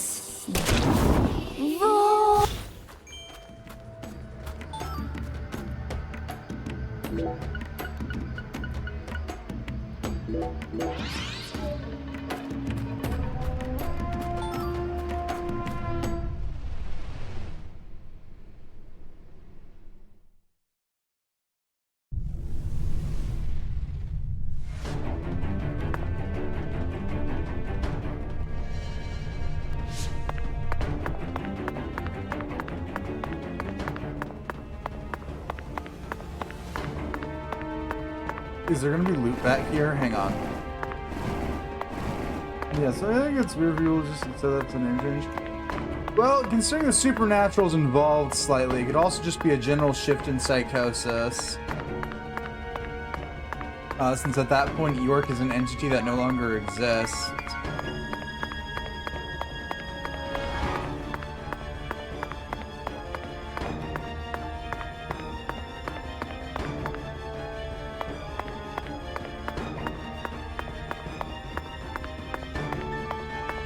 That, and we can confirm the...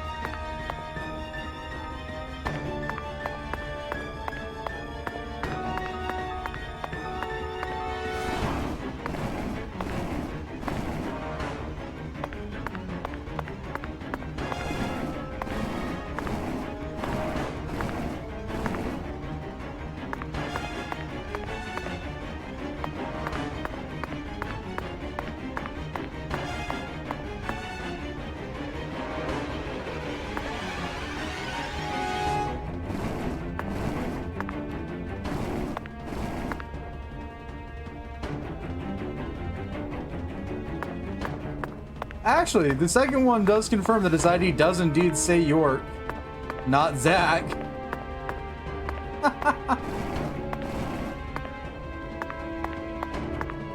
That little detail is brought up. Yeah, if you look closely at the ID that York shows people in the second one, it does say Francis York Morgan. Badly written in cursive, but it does say York.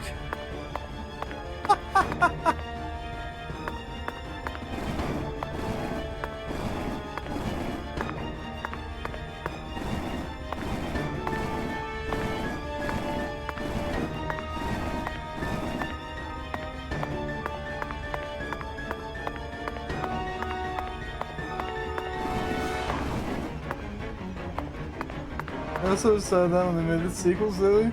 No, they were saying it didn't. Yeah. It's details in the sequel that I find absolutely hilarious. Because, yeah, no. The ID does indeed say York.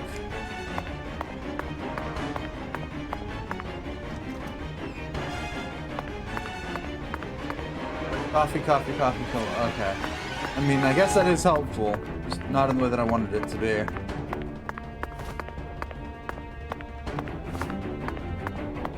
Nothing back here this time.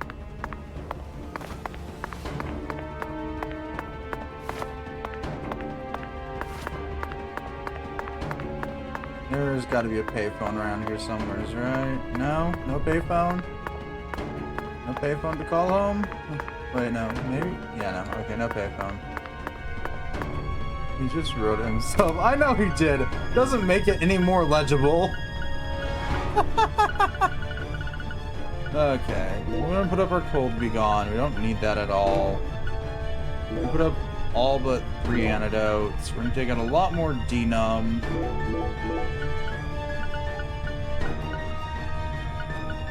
And how are we doing on the healing side? Okay. Come on, in we go.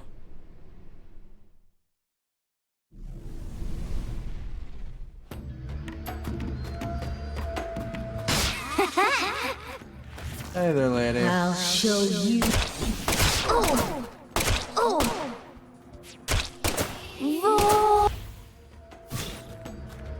Oh, you can inflict the cold. It's gone.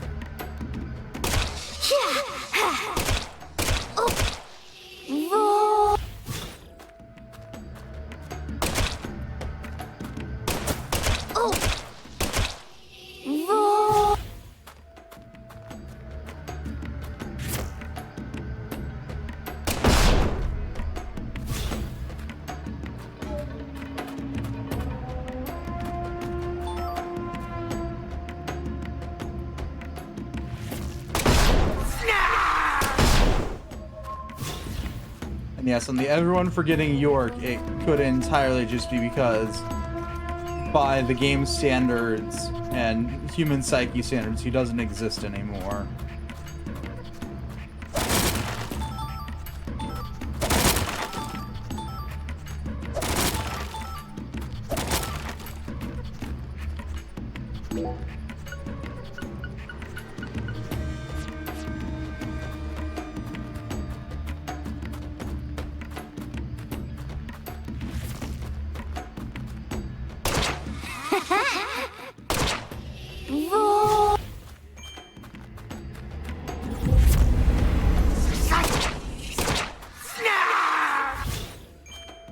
Still getting those headshots. Woo!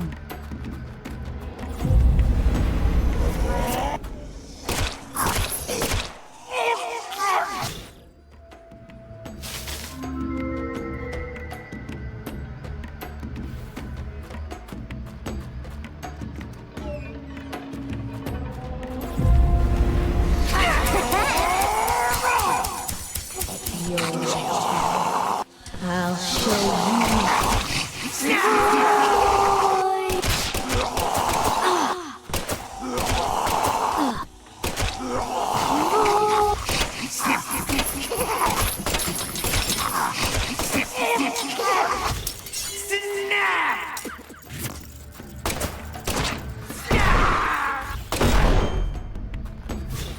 Okay. Yeah, no. It's just the little things that I find amusing.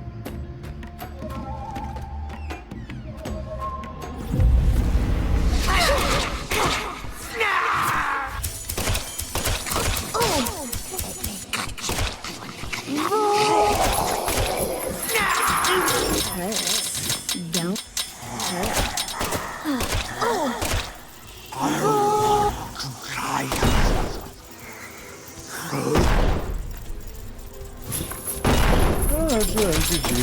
Sometimes. Probably not, but I probably know what you're referring to some extent. As someone who ran a very bullshit deck back when they played MTG.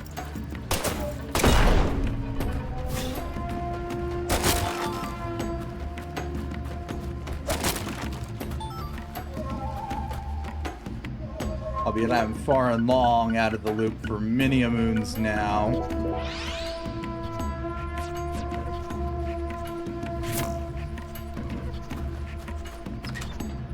Had someone just kill me out of nowhere and it's just a 2-card combo.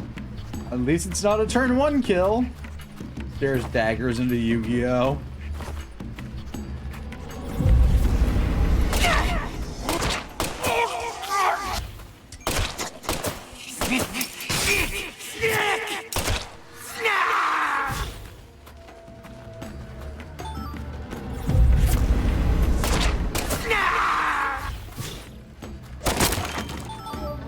Which ironically, my old anti-turn 1 deck is still viable in Yu-Gi-Oh! Are you in pain? Oh! Oh! One creature that would be effective if your opponent takes damage on your turn, they take twice that amount. Nice.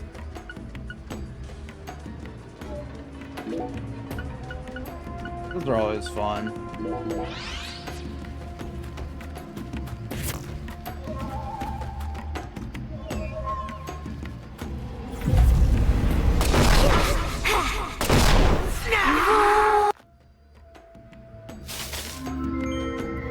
An instant where one of the options was to take half my life. So technically, depending on how the ruling on that goes, that wouldn't work.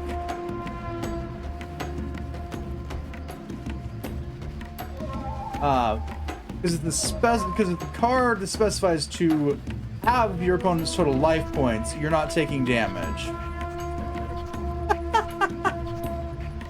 If it says that you take 10 damage, or take damage equal to half your life, then it could work.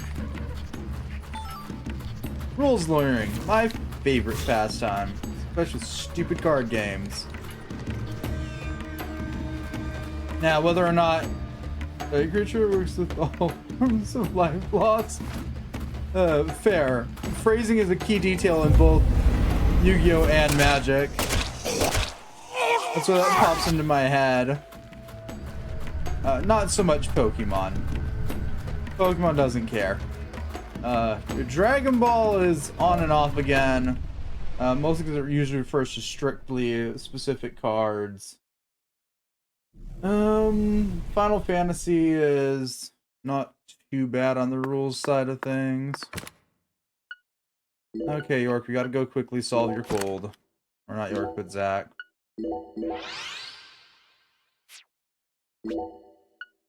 Also gonna go ahead and maybe put up some of the coffee we're carrying with us.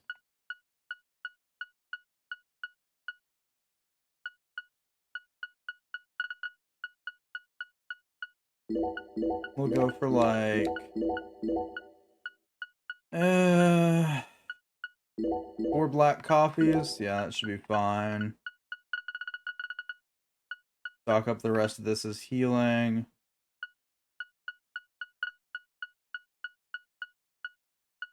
Yeah, if the creature card specifies strictly only if you take damage.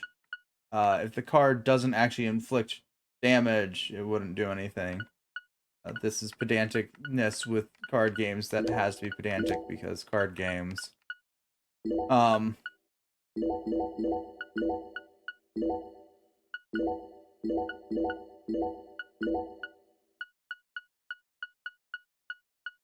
One, two, three. 2, 3, 4, 5. 1, 2, 3. Yeah, there we go. We should be good. I'll try and find the wording app and too fast for me to read it. Fair. I just have to be that person to realize that. If you're playing MTG though, it doesn't give a damn what the wording is. Because it has its own bugs and problems that aren't there. Or, well, to be more specific, that aren't present in the actual game of Magic the Gathering when you're sitting at a table. That wouldn't pass for tournament stuff. Anyways, MTGA, yeah. Because with MTGA, there's certain card combos that you can do there that work because the game is coded and doesn't always read what the cards say, to say the least. I tend to play the trading card games in person, which is why I haven't really played a lot. So, you know, it's fine.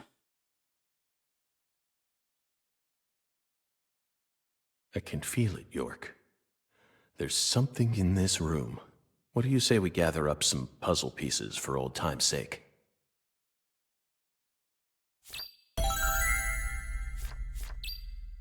Find clues related to Avery. Ooh, boy. Yeah. That is certainly something that is vaguely Avery shaped.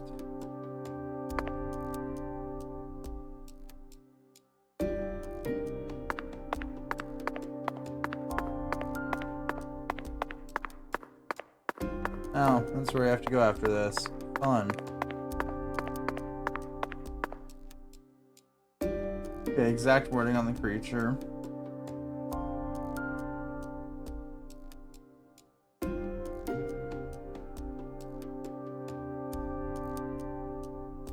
Ugh.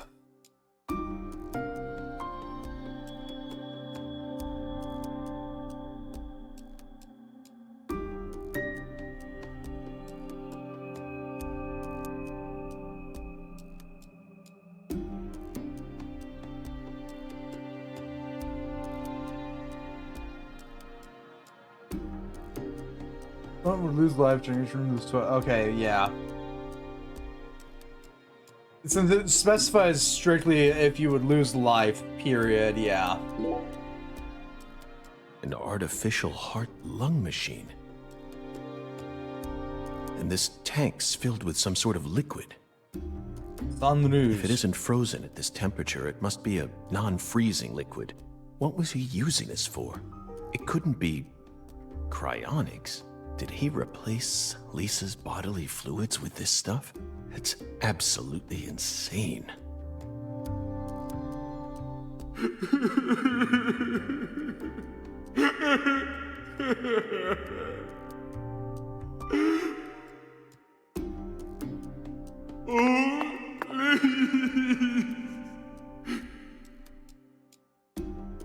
Pretty Lise.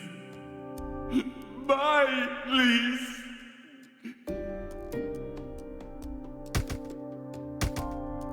Why? Why did you die? Please. Please.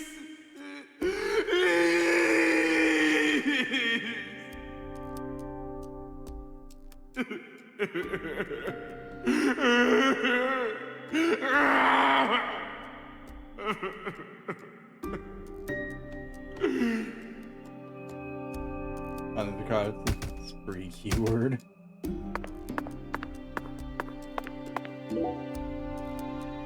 Lise Clarkson, the first victim of the Lucari case. I never thought she'd remain trapped in ice for 14 whole years. Hey, York, why didn't we work harder to find her? I regret it from the bottom of my heart now.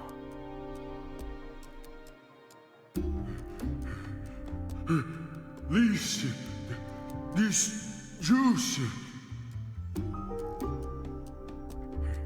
came from that powder. Yup. Gave me strength. Yeah, no, that'll be an insta-kill. Body, yup. So Lisa, stay pretty forever. Yeah, no. When it comes to Magic the Gathering, my favorite thing to do is run Vampires and Angels.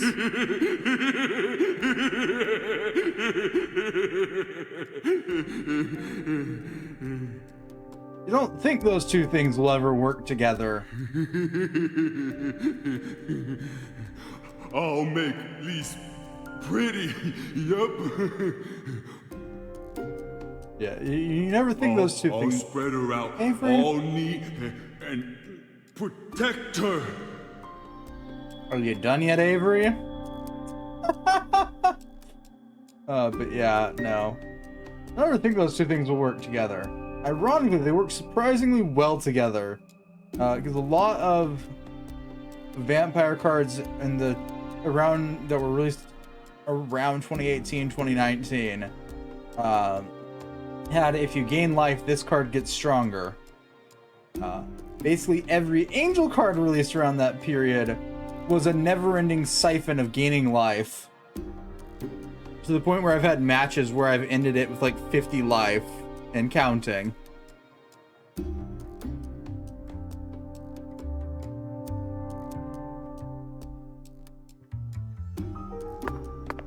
Were the vampires designed that way because there's also supposed to be vampire cards that would drain life? Yes. Did all of them suck? Also, yes. So it really was you, Avery. I finally found the 10-foot-tall giant. Lena once said that the red soul could enhance people's unique characteristics. In your case, it must have enhanced your physical characteristics. Personally, though, I don't think enhance is the right word here. This is simply a physical mutation caused by a drug overdose. Please, so pretty. I'll protect you forever. Yup.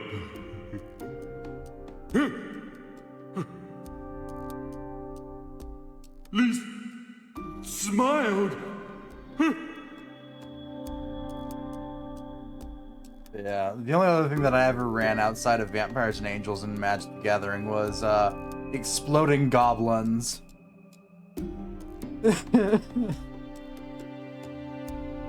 She's smiling at me. Yup.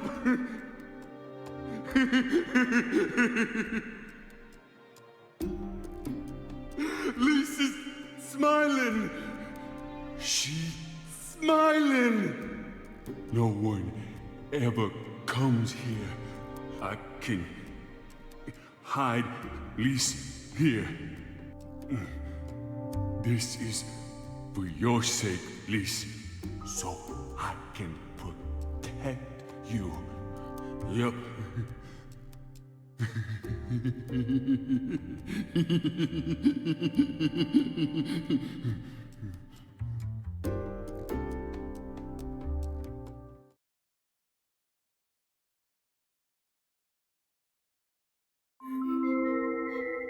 We're still getting money from the FBI on a case that Avery was... trapped Lise here in that massive block of ice.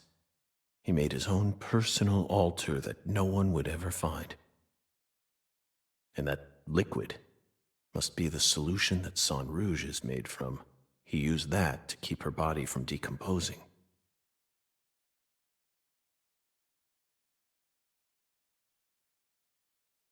There they are. Red seeds. I knew it, York. Our battle began the moment we first visited this town.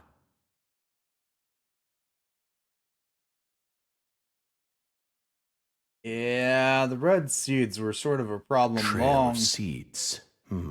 long beforehand.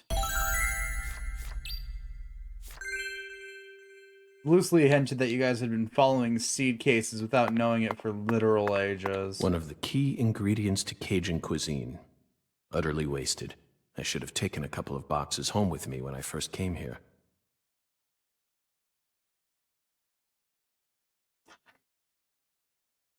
Alright, DM's leave.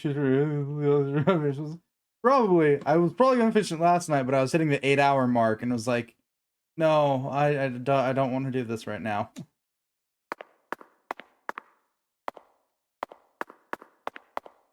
A giant bathtub? No. This is a container for unloading crawfish. He must have used this to freeze Lisa's body in ice. Why didn't I figure this out sooner? Because you weren't thinking about it back then? I don't know. This is beyond freezer burn. The meat's all shriveled up. No, that just wasn't the case. So I finished. I got caught up in the end of episode 3, start of episode 4 on this game, and that took 2 hours. Forgotten gator bones? All the way down here, Katrina still found a way to make her mark.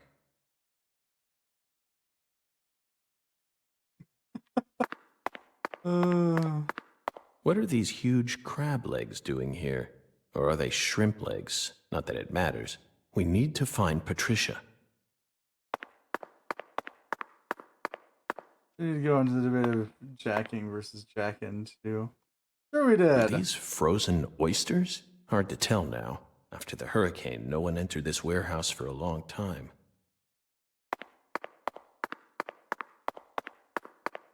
The Holy Trinity paste.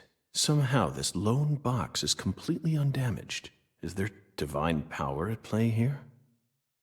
Somehow I doubt it. I've had enough of those fairy tales. The seeds lead this way. This is where the final secret is hidden. Yeah, I know, York. Aaliyah and Simon would never be able to reach the other world through their mundane investigation. That's why we need to close this case. Honestly, I kind of want to see a game where Aaliyah accidentally awakens to the other world. Just so she can experience the culture shock. That might just be a me thing.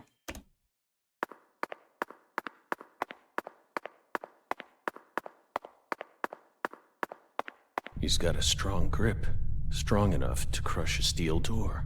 This must be the entrance to the Smarty Pants scientist's lab. It certainly looks like it.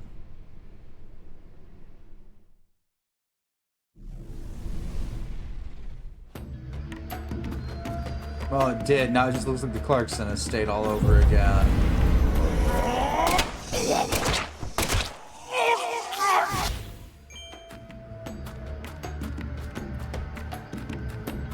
Honestly, a layout that I could get tired of. Soon enough. Closure. There.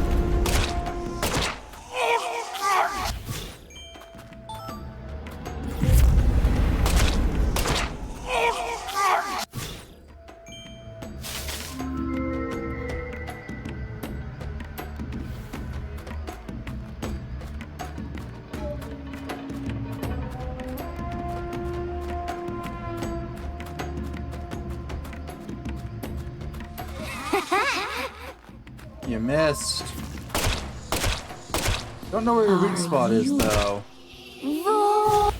Certainly isn't your head. I've shot you there plenty enough times.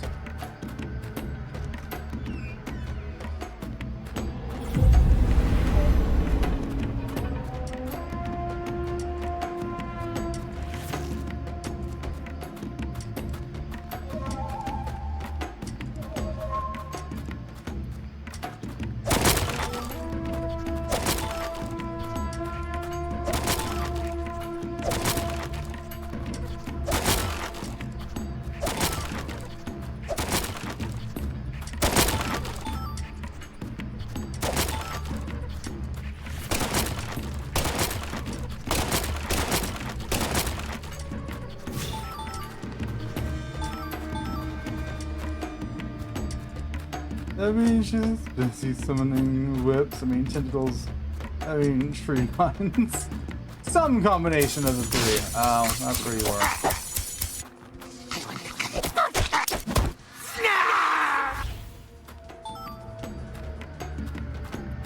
Francis Zach Morgan, the punching detective.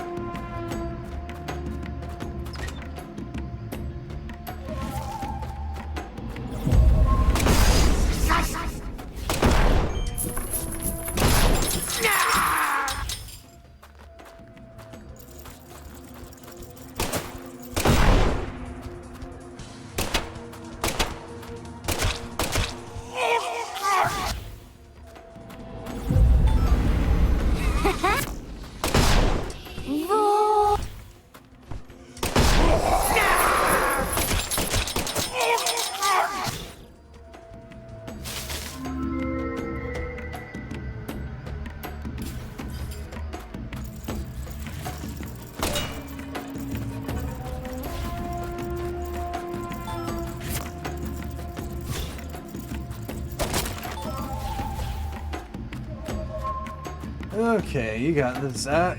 We're almost done, I say. With youthful optimism.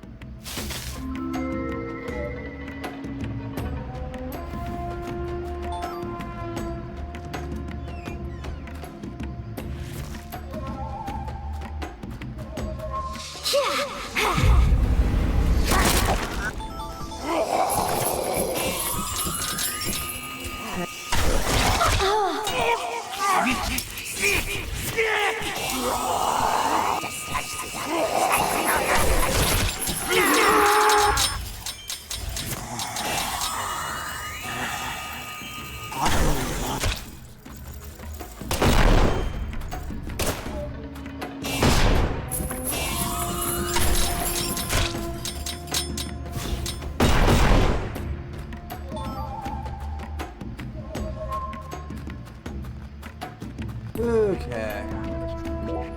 Yeah, has my caution flown the wind? Maybe. Am I caring to play this game perfectly anymore? No.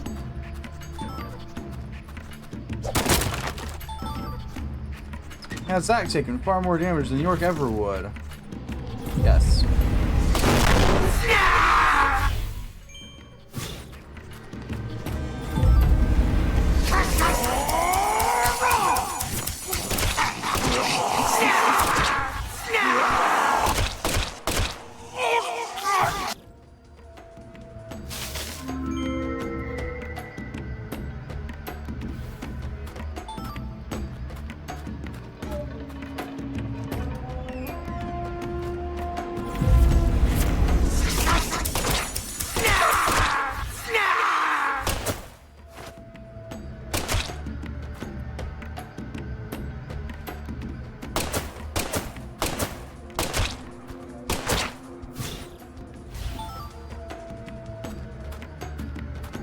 Oh, that was a nice couple. Oh, I'm sorry. That was really bad. Yeah, I think there's supposed to be roots. Don't quote me on that one though. Oh. I have no bloody clue what there actually are.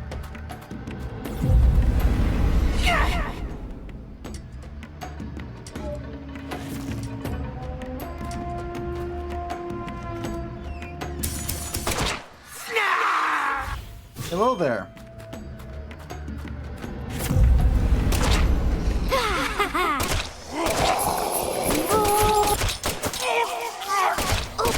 I'll show you.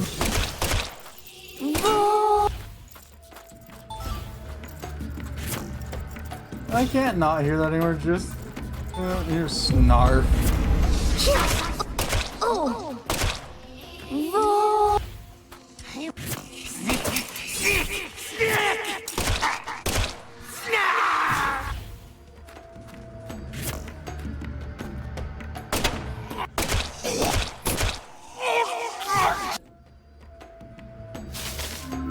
Listen, it's up to you what you hear. I just happen to know it's intended to be said to some extent.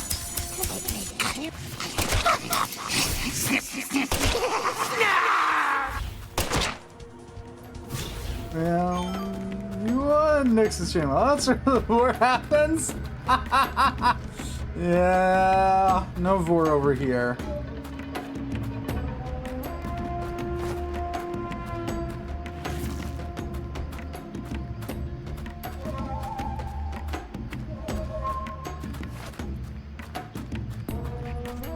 Oh shit! You get to change up our shit this late into a damn dungeon.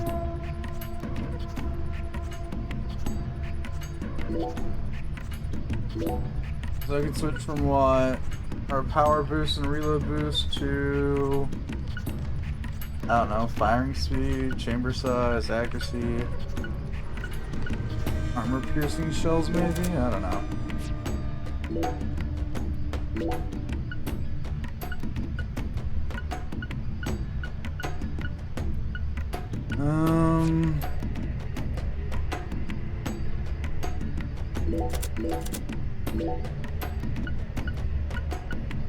Well, we definitely want that one. Gave us power and chamber size, right?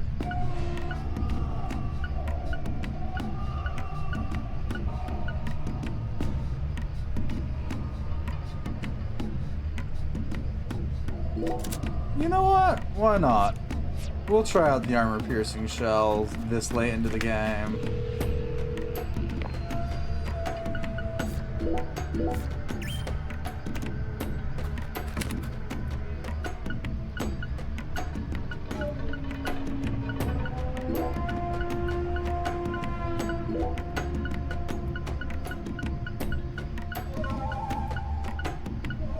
We'll take another box of bullets and a traditional first aid. Okay.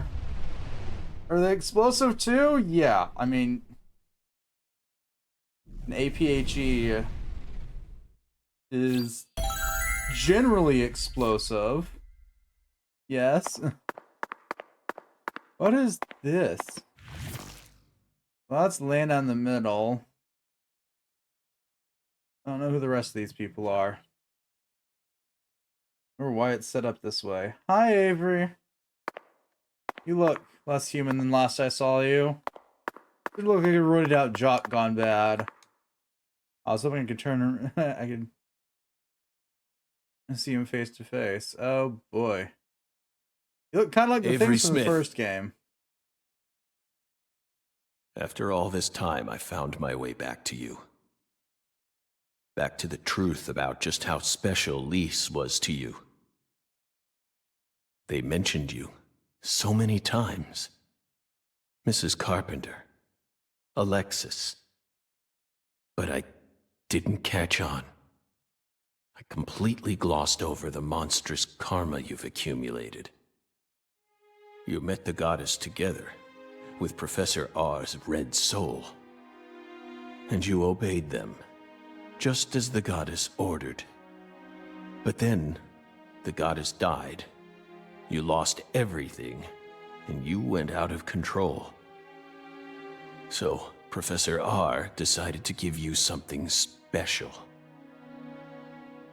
Lisa's body. You didn't steal the body. She gave it to you, didn't she?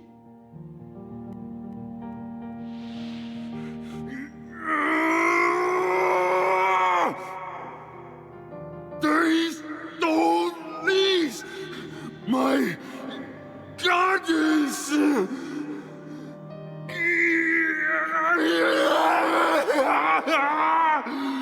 No goddess! No Lise! So sad! Hate being alone. Makes me sad. I'm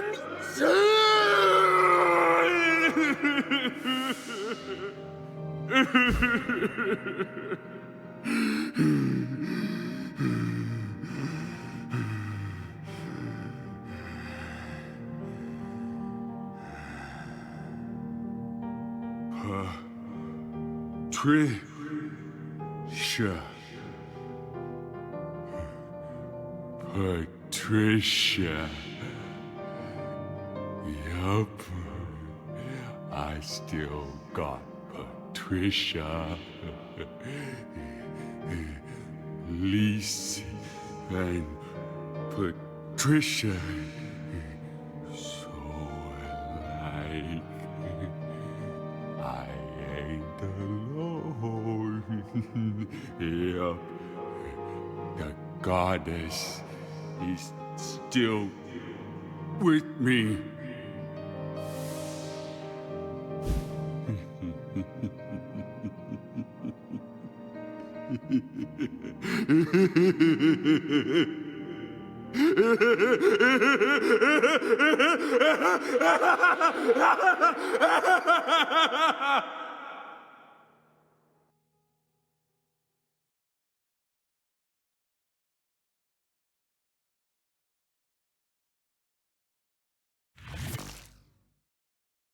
Where's Patricia?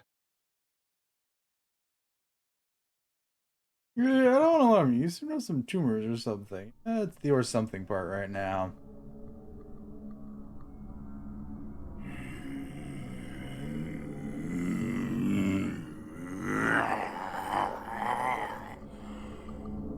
It's not too late for you, Avery. Turn yourself in. Stop now, and I'll even testify for you.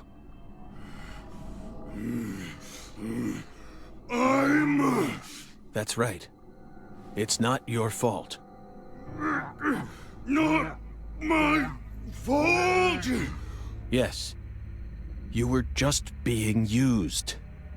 I was used? No! No one used me! I'm the Guardian! I gotta protect the goddess!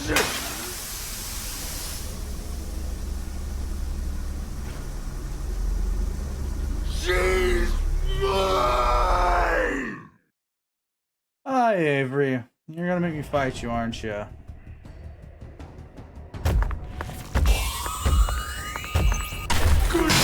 Crush your bones!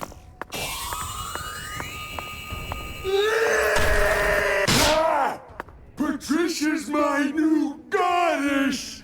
My new lease!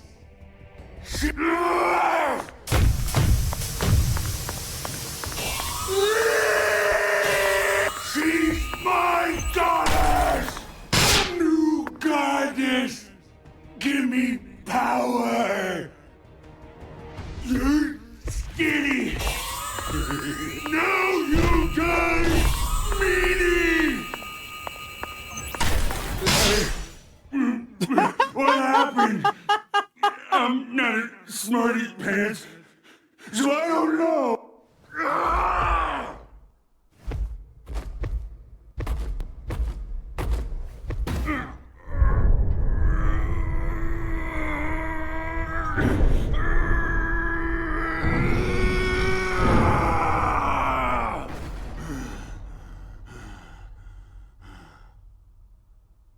Patricia.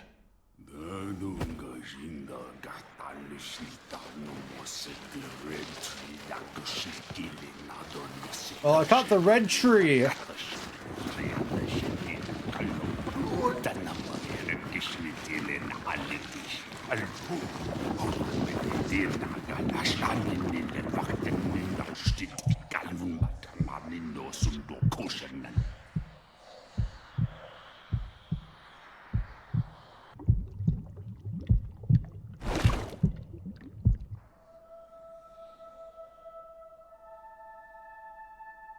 And all of them dying just shouted red tree. Yeah.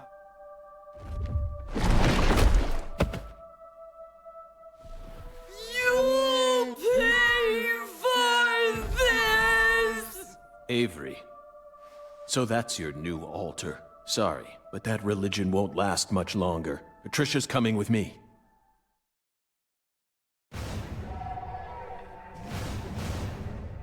Oh, we got bigger and smaller. Moving on.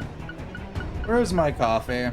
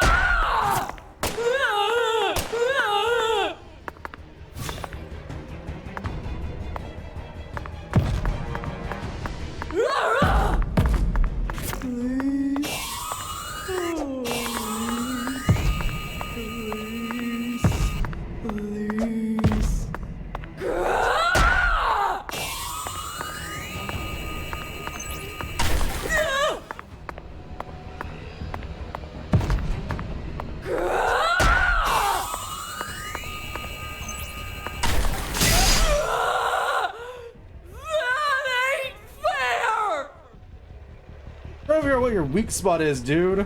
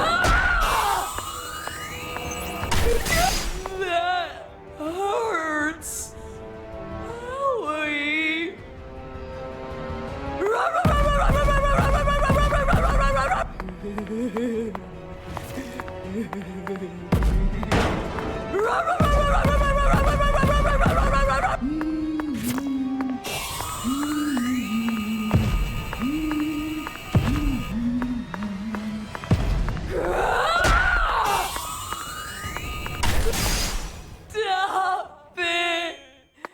I ain't bad. I don't want to die.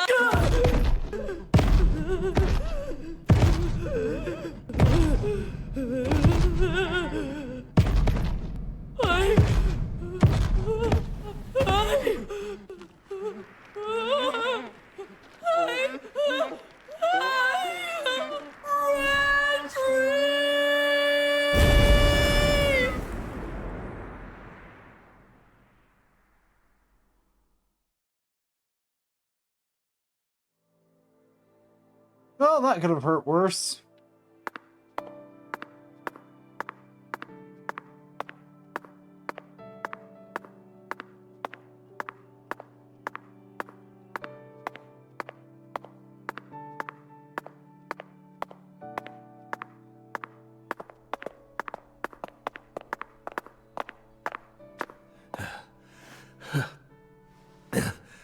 Patricia, you've become such a beautiful young woman.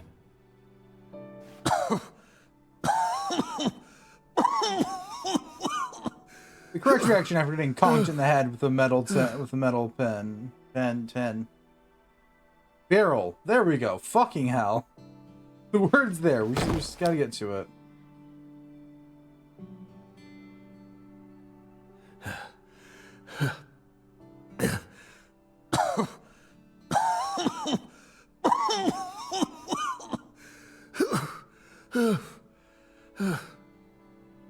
Why are you here? I didn't ask you to come here. What do you think you're doing? I'm... Trying to act like some big hero? No. You never change. Always butting into people's problems. You wouldn't even let me die back then! What? Do you know how much pain I had to suffer because of you? Thanks to you, I had to live out 14 more years in hell. But... Who do you think you are anyway? You should have just let me die! I could never do that. I could never just stand there and let you die. Never. Never. Well, you should have. But... You should have just let me die! Just like you did with all the others. You let them all die! Stop. Stop it. No, I won't. You built up such a towering mountain of corpses. No! Yes, you did! You're possessed by death! No, I'm not. I did it for the sake of justice. Is that why you let her die? For the sake of justice? Don't say it. Please. Whatever you do, just don't say her name. Emily Wyatt. No! Emily Wyatt. Oh, damn it. Damn it. Damn it. I couldn't protect her. Yet I survived. I lived on to accomplish nothing. Damn it, York. Please. Just take me. Take me to the other side.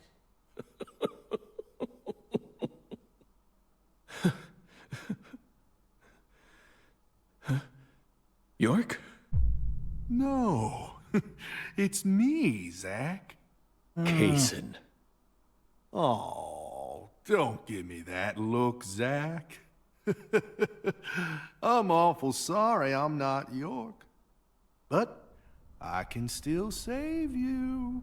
I could even take you over to the other side, if that's what you really want. Come on. Give me your hand, old buddy. I'll lead you to where you need to go. Just like a lighthouse that guides ships through the dark, abyssal night. No.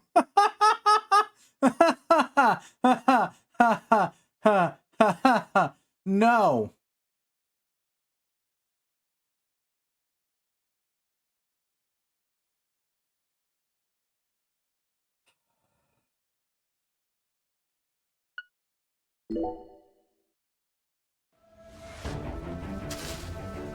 Sorry, but that's your only choice. I noticed. Do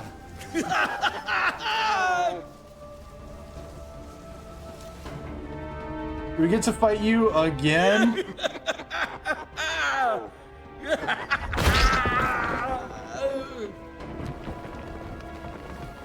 Or are we fighting ourselves in this case?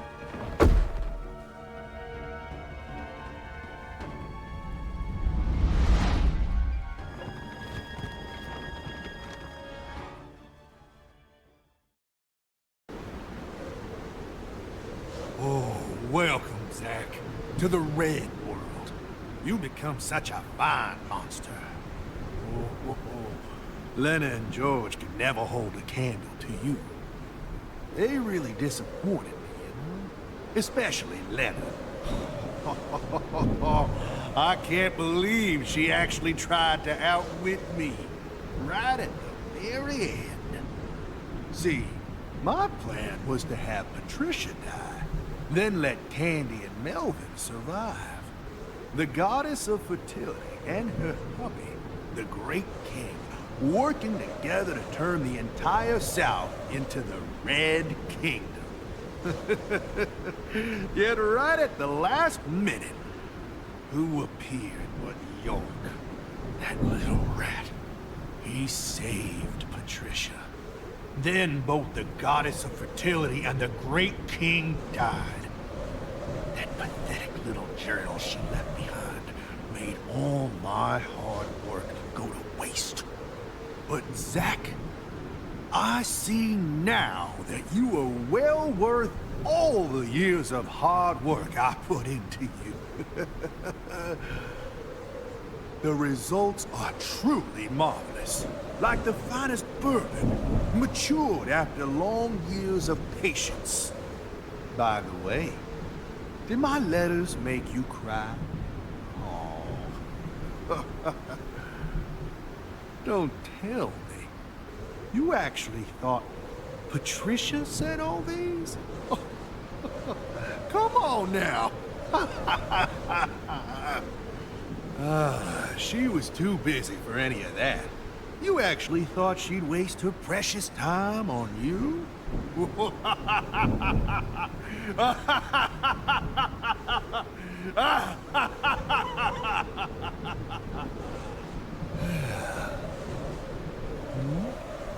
What's wrong? Can't hear me anymore? Well, that's fine by me, Zack. Especially now that York's out of the picture. No one can stop us anymore. Now, You say that. hurry up and destroy Patricia. Make flowers for me. Blood, red, flowers. You say that, Kason, but I got a feeling there's some amount of York still left behind.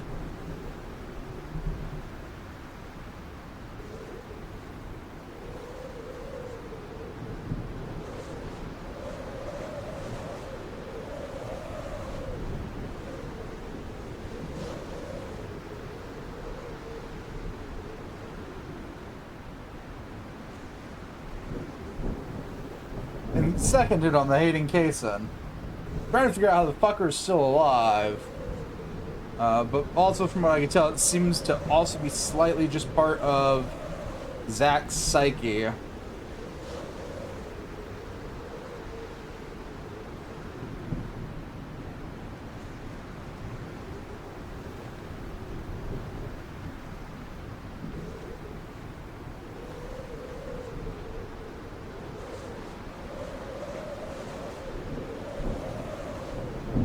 Well, Not inherently.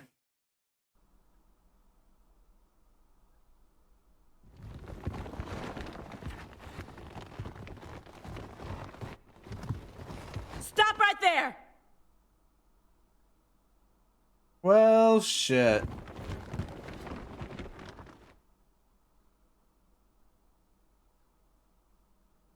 Is that you, Morgan?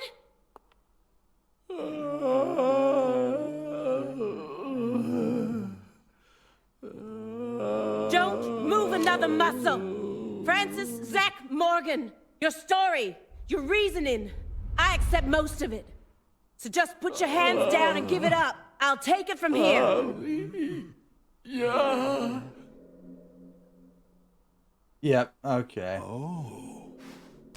Hey. She ain't half bad. I was right about she that. She can't see this world, but she still managed to find her way here using nothing but her nose. She's like a genius pianist who can play Chopin without looking at any sheet music. She's got potential. Isn't that right, Zach? Ooh, I just got a nugget of an idea. I know the perfect way to use her.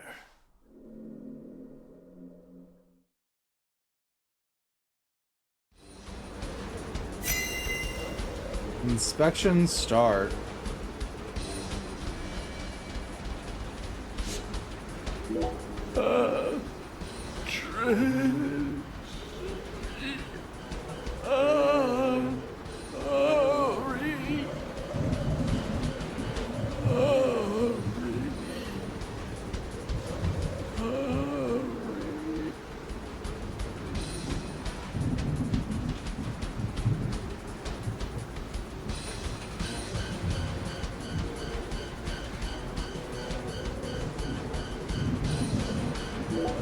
So many pieces. No wrong.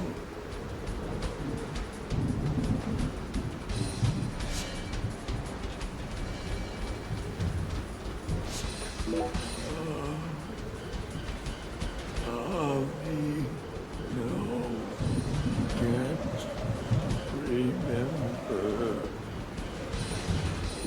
Big, fat pig hate pig.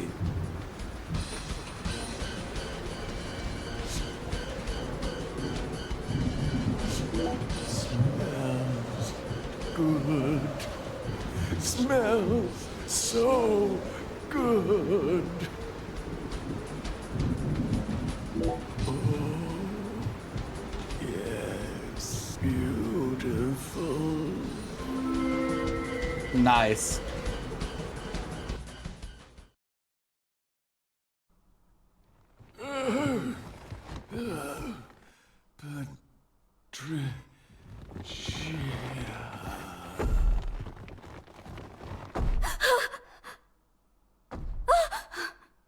Stop! Get away from her! No!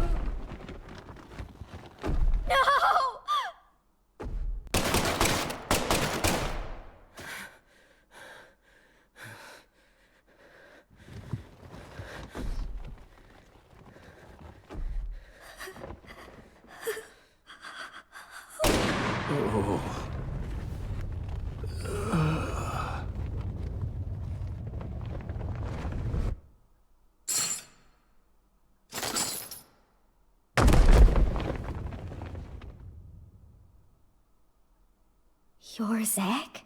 Special Agent Zach?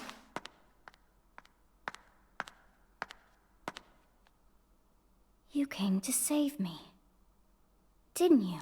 Hey, Patricia. You've grown so much. Did you change your hair color? It looks great on you.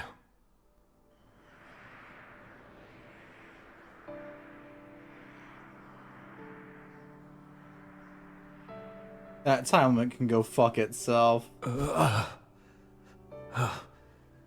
Good. Good.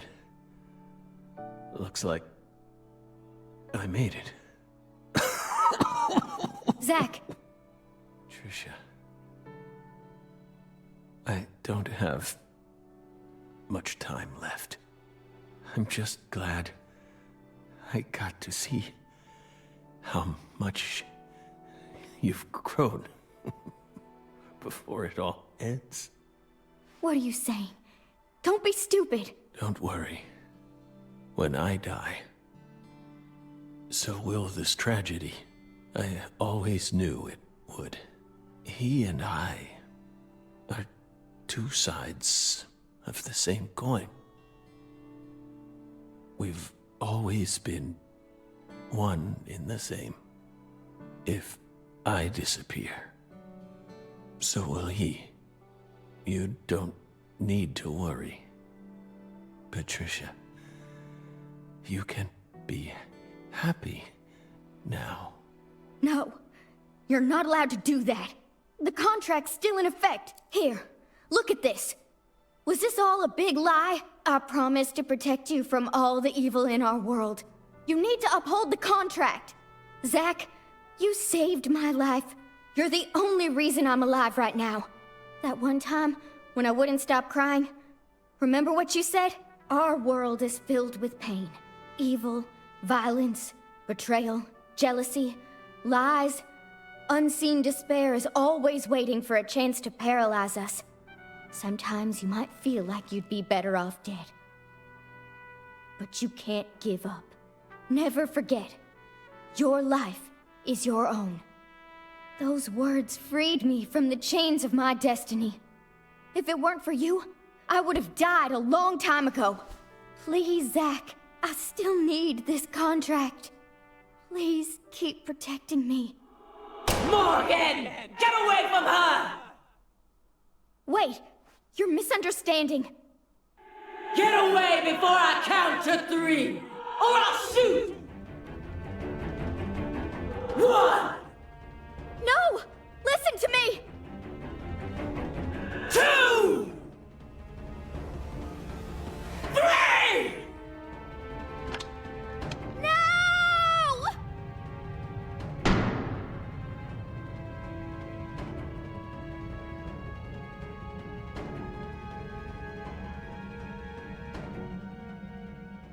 It's gonna be the stupid lock-in. Patricia!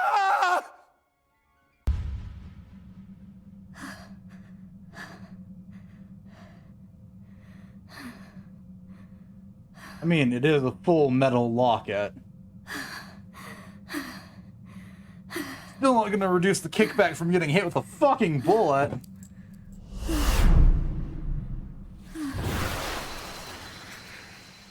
It can't be.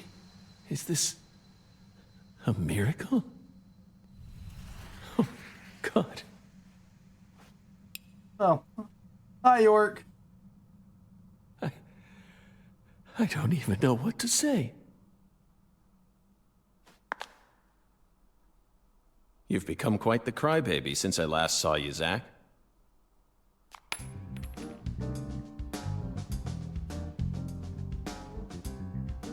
Hi there. Good to see you again, Patty. Who are you? FBI Special Agent Francis York Morgan. Please, call me York. That's what everyone calls me. Agent York? You're with the FBI? Just like Zach?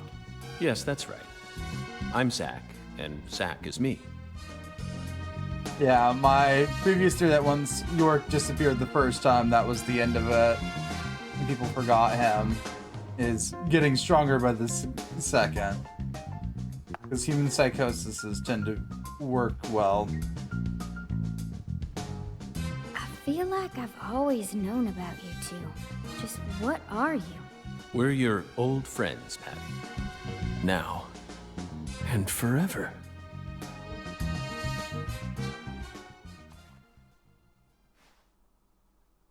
Hey, York, what are you doing back?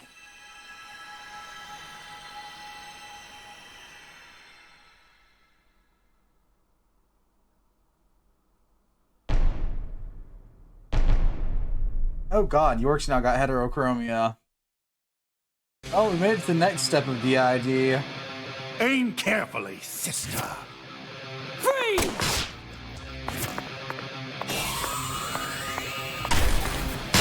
Aim carefully, I'm sister. warning you! Oh, this is gonna suck. Someone here equipped exploding bullets before this.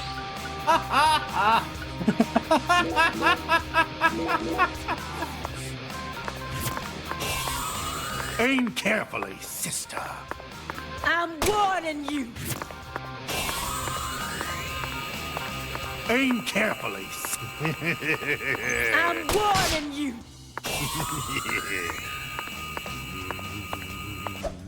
Aim carefully, sister. Freeze!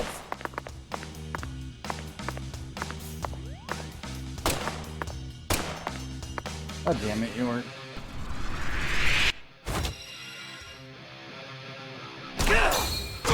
Aim carefully, sister.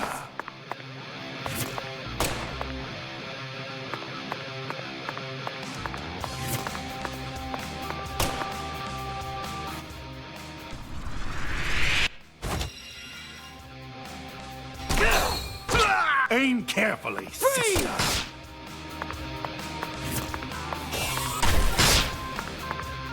Aim carefully, sister. I'm warning you!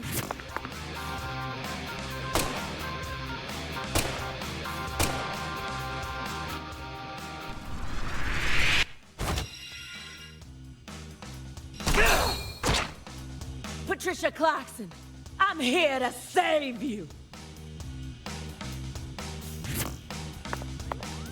One, two, three! Oh!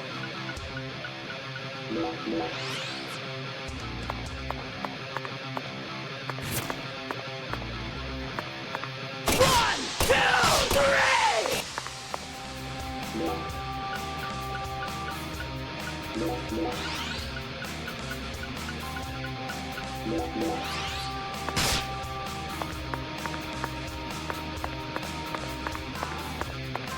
One, two, three!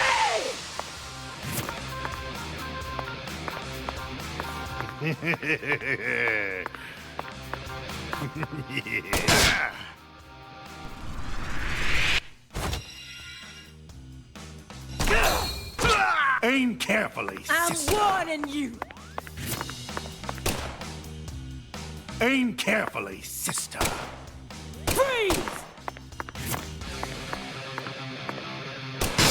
Aim carefully, sister. Aim carefully, sister. Freeze!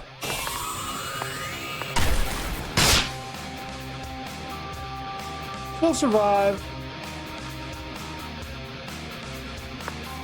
You are the suspect, Morgan. You're on death row. Checkmate, Morgan.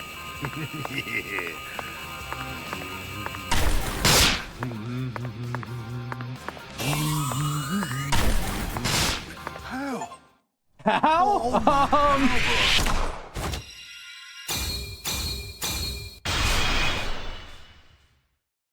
Good question, game.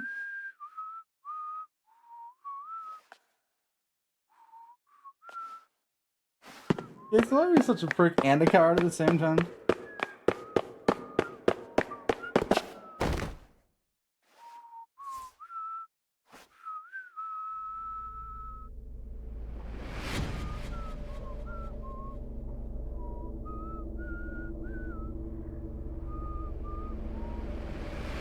Hey, Forrest Kaysen! You thought you could live on past death.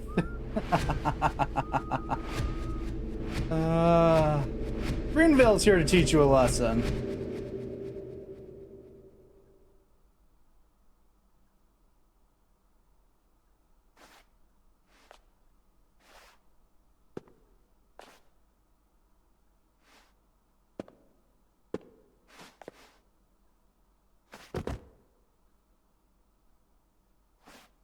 Red Tree!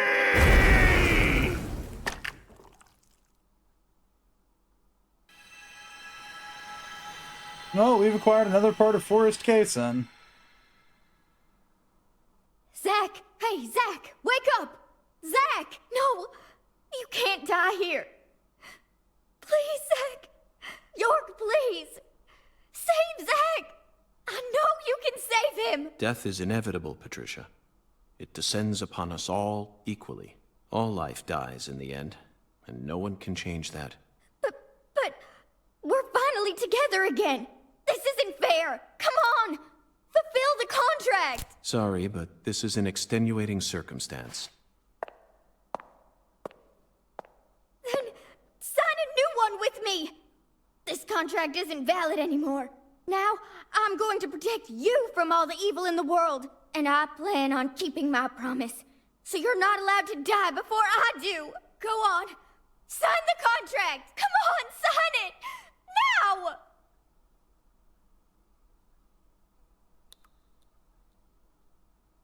Are you sure you're prepared for everything that entails? You can only break the rules once.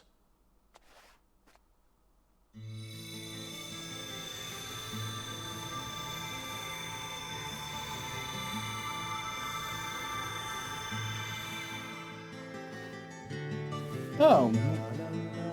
We're back in the forest. Listen to me, Patricia. When Zach wakes up, I want you to tell him something. This is our final farewell. Thank you so much for all you've done. Over all those years, you never forgot about me, did you? It's been so long since we've seen each other, but I know you always kept me in your heart. That's what kept me alive. I owe it all to you, Zach. Thank you. And goodbye.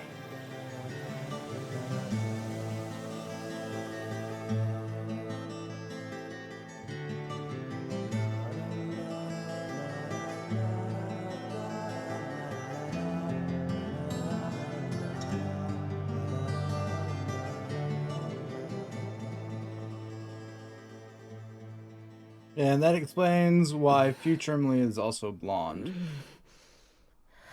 Good morning, Aaliyah.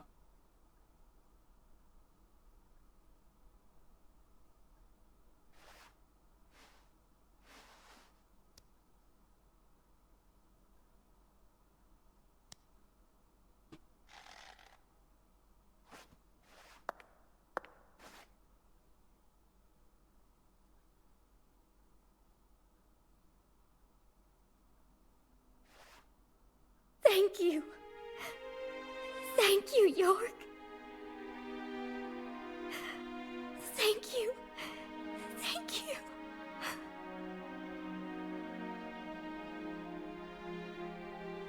He who fights with monsters should see to it that he himself does not become a monster.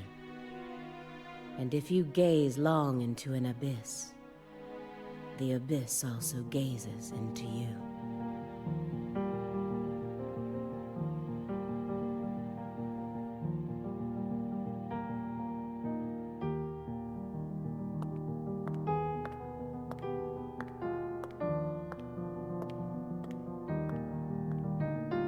Aaliyah still with the ultra rigid movement.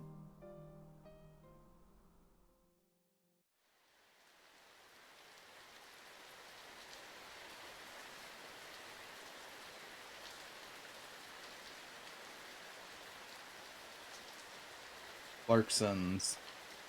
There's a lot of them. They're all dead.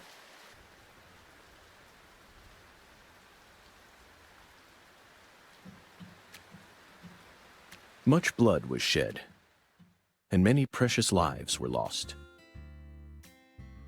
Avery Smith was indicted on 11 charges, including kidnapping Patricia Clarkson, illegally disposing of Lise Clarkson's corpse, and distributing the illegal substance known as Sang Rouge. He's currently serving a term of 381 years at a state prison in Angola, Louisiana. His first possible scheduled review for parole could happen in 127 years at the earliest. Aaliyah Davis's assistance in solving the case was officially acknowledged, and she was transferred to the DC HQ. Thanks to Boston Chief Robert Abraham's support, she was officially allowed to join the Sang Rouge Investigative Task Force. Later, it was reported that her younger brother began to show small signs of recovery from his addiction. Simon Jones was finally freed from his mission to monitor a certain ex-agent and returned to the Boston branch. He was given a brand new computer and put back on data analysis, but never worked another big case.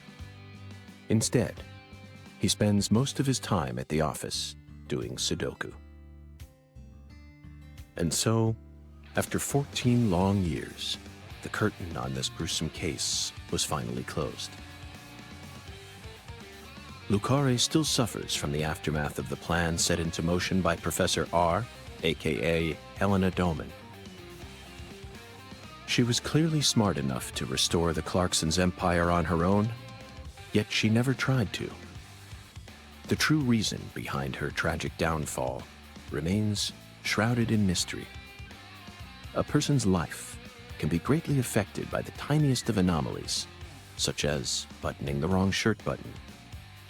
Just like how this genius, who once inspired great expectations, went on to become infamous as one of the South's most inhuman criminals. And now, after a very long time, life is finally starting to return to Lucare.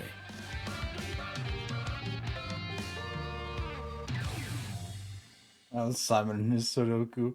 I mean, you too would quit working difficult cases after this bullshit. Again? Fuck you, Kaysen. Yeah. Or was what remains of Kaysen was probably what remains of the Red Room. Which never got truly destroyed at the end of the first game. I also understand there's a way that we can get Aaliyah killed there. I was trying not to. Much to my exploding rounds, benign hatred of me trying.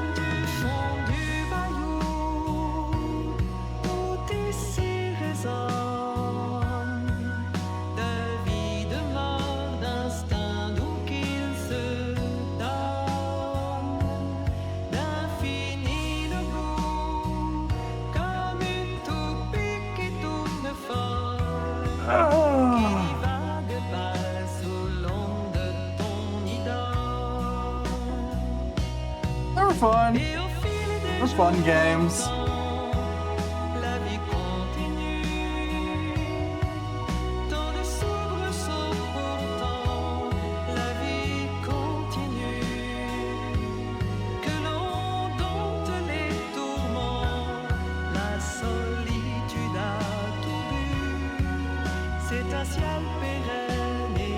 The letters are still being highlighted.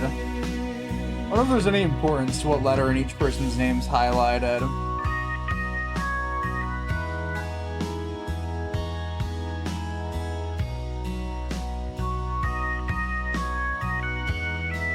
Could be an anagram. You have a lot of time on. Guess who's there for yeah.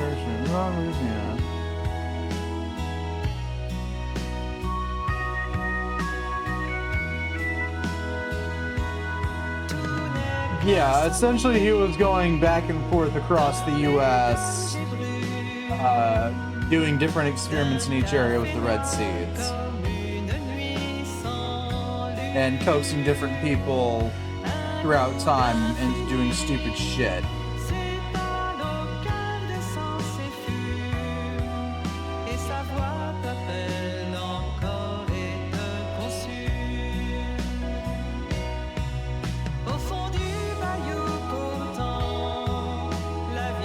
Might be some kind of demon, some dragon.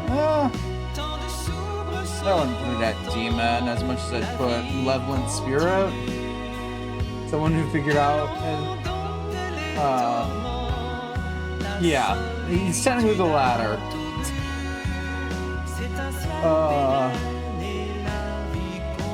Because Swery has confirmed that Willie is the voice of the Red Tree and was giving orders to Kaysen in the first game.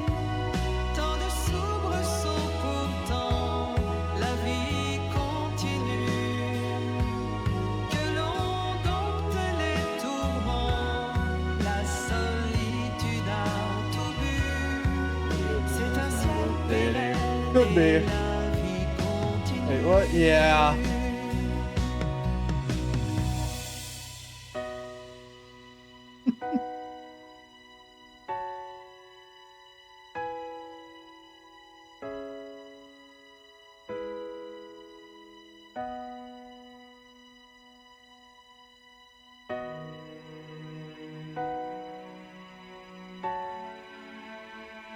Excuse me? Yeah. Yeah. That was something Swery confirmed at one point. Sam. No idea what Son of Sam is, but sure.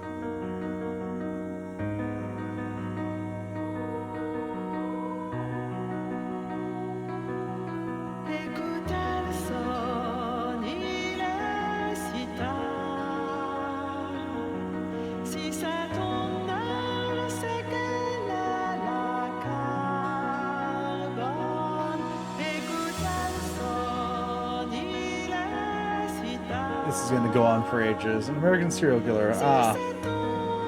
Well, that doesn't mean that I have any knowledge on that. Never was much into serial killers.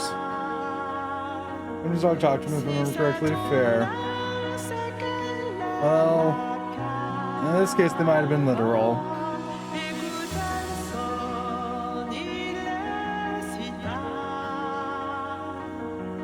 Yeah, Swery brings up that, as confirmed that Willie is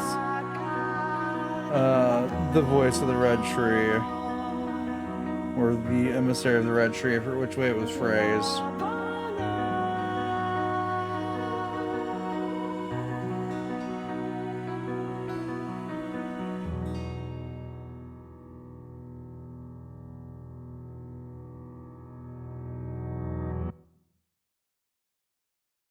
Anyways, that was fun. Nobody's home, quit calling.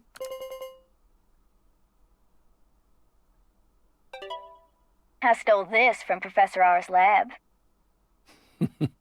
I figured you would. I've read through it dozens of times, but it still doesn't make sense to me. I mean, at some point her plan started to collapse, right? Otherwise, I probably would have been killed early on. But here I am, alive and breathing. And the stalker who harassed me for years has been arrested too. Not only that, but now I have a brand new life waiting for me as heir to the Clarkson Empire. Both Lucare and the Clarkson's industries are finally showing signs of recovering. It's just hard for me to believe that this all went according to her plan. Yes, I understand how you feel. No matter how you look at it, things couldn't possibly have ended up perfectly in accordance with her plan. How can you be sure of that? You earned a new life for yourself through the effort you put into it. It definitely wasn't something that Lena gave to you. You made this life possible. You didn't do it all on your own, of course. You were only able to come this far thanks to everyone who supported you along the way. Could anyone really believe that Lena was the one who orchestrated all this? There's no way. I'm positive. All the people you've met thus far, and all the things you've experienced, created the person you are now. Lena's just one of those people, and nothing more. You really think so? Still, York and I both fell for that message of hers. Maybe her plan really is still moving forward after all. Stop joking around. I'm seriously concerned about this. Sorry, Patty.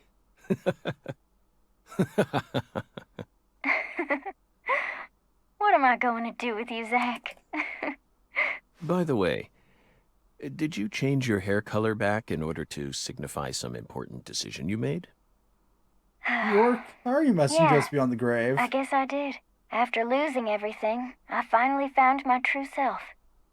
So I've decided to accept everything that comes to me from this point on. I think that color looks great on you. Really? Thanks, Zach. I'll never give up. I'm determined to overcome my cursed blood, whatever it takes. And you will. That's why York chose you to be his assistant, you know. He always knew you had it in you. Wow, he really thought that highly of me? Suddenly I feel really motivated now. This is crazy. I don't even know what I should get started with first. Now that's the Patricia Clarkson I know. Oh, I got it. I want to go and get one of Alexis's chocolate sundaes. Not a bad idea. They are to die for. Yeah, they're like the deadly premonition of ice cream.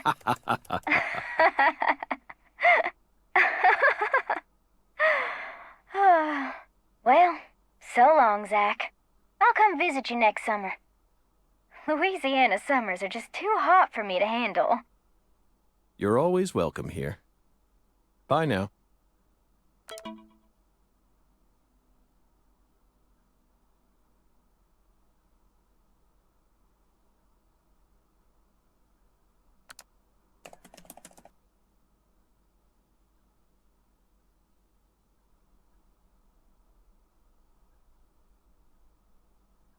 Yeah, that's like York.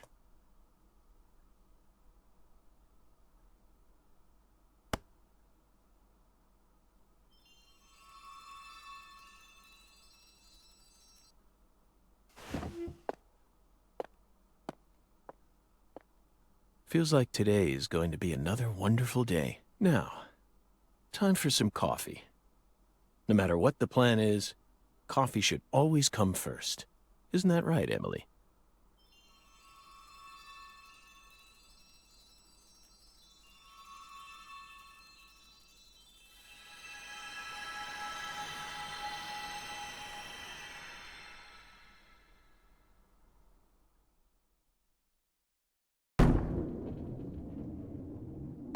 Oh, bowling.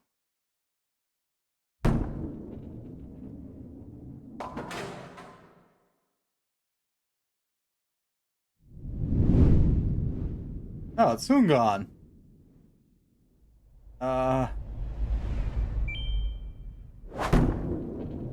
Hungan, why are you bowling?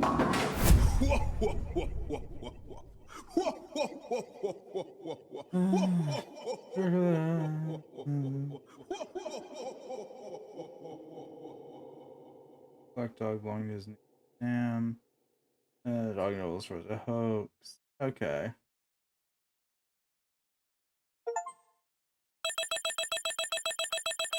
Yeah, knowing about what that wallpaper is now, it's got a different meaning to it, doesn't it?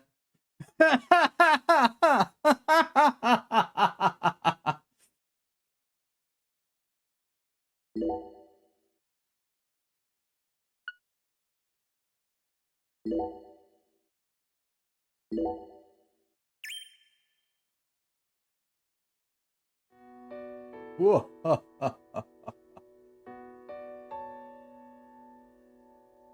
That chess game moved at all? No, it's still the polar opposites chess game. Got it.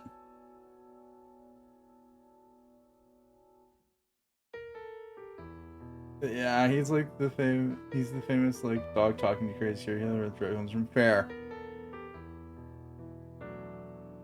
But yeah, no, it's a thing that Swery confirmed at one point because people were speculating what Willie's overall involvement is with the first game for quite a while now.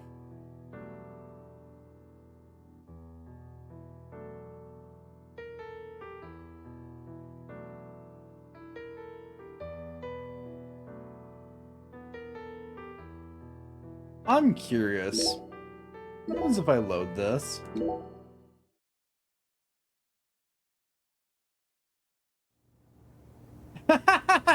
Yep, the game starts December 30th, 2018. I was right.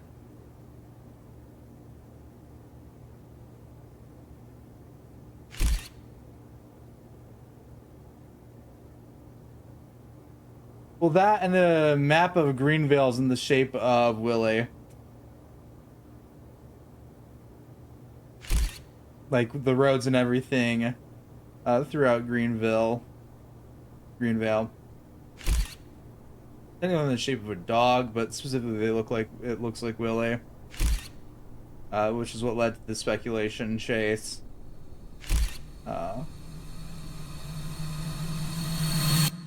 No, and then days later.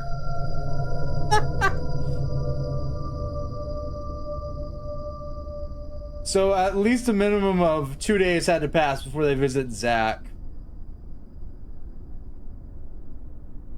Because this is December 30th, 2018.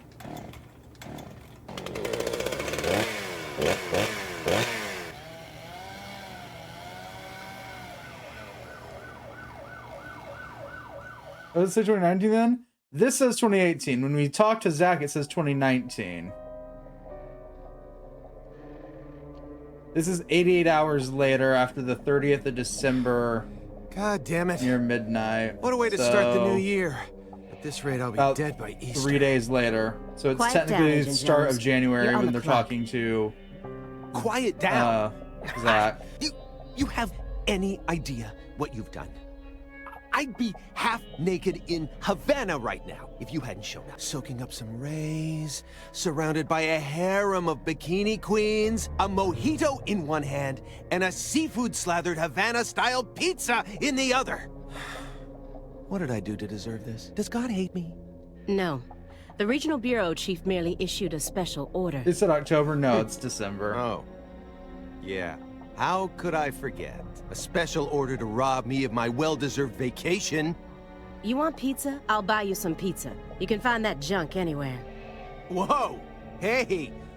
Hold on a minute. What did you just say? Pizza is not junk. Pizza is a sacred food, bestowed upon us by God Himself. You need to apologize right now. This is sheer blasphemy.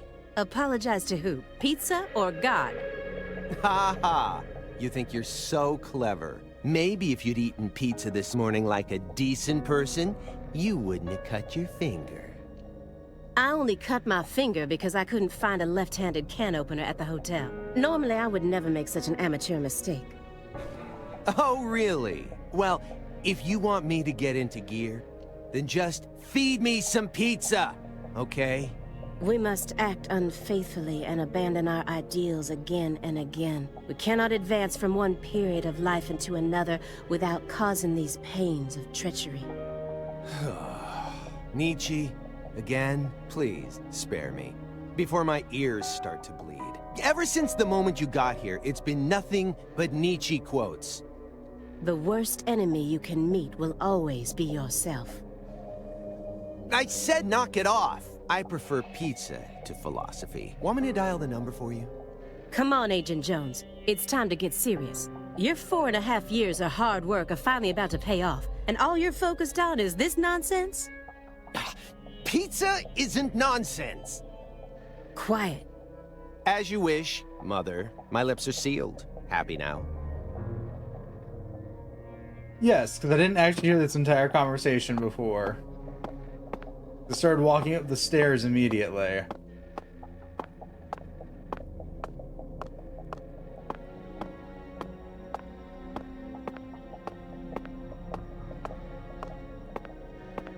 Yeah, no, they found Lisa's corpse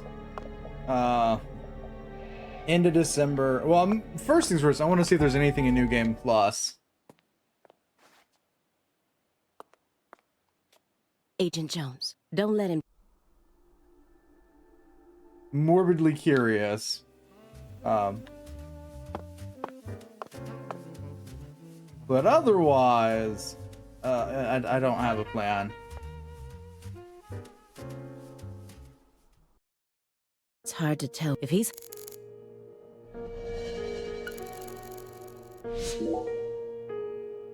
Hey, what? What do you... That's the cat you or we. I thought you... in a don't for so did... Okay. She's...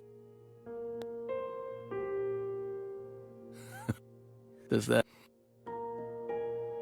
He's more dangerous than I thought. I'll... Do you remember... Unfinished chess match You're about- will you- irritate the shit out of me since I actually decided to look at it now. It all... You... Did... If you...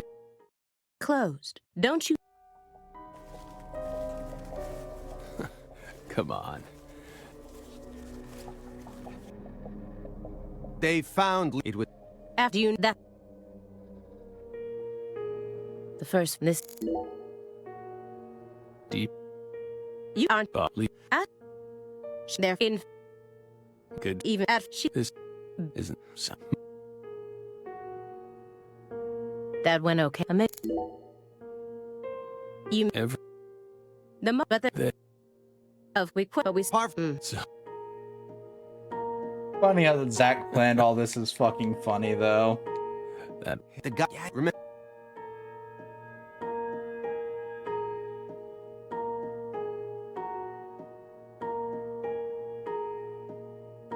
I'm So yeah, I don't think Zach realizes that he used the initials FK to send the anonymous tip in his own head.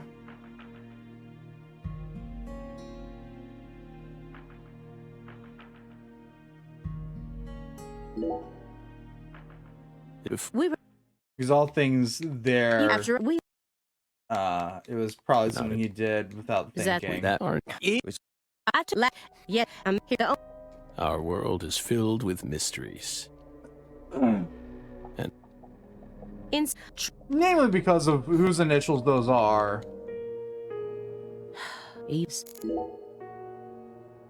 What? There's and you. What? You back. When I all like. You know how long these segments are? The M2 and it's. Yes, his initials. Okay, that fucker, yeah. That fucker that's been inside Zach's head since then.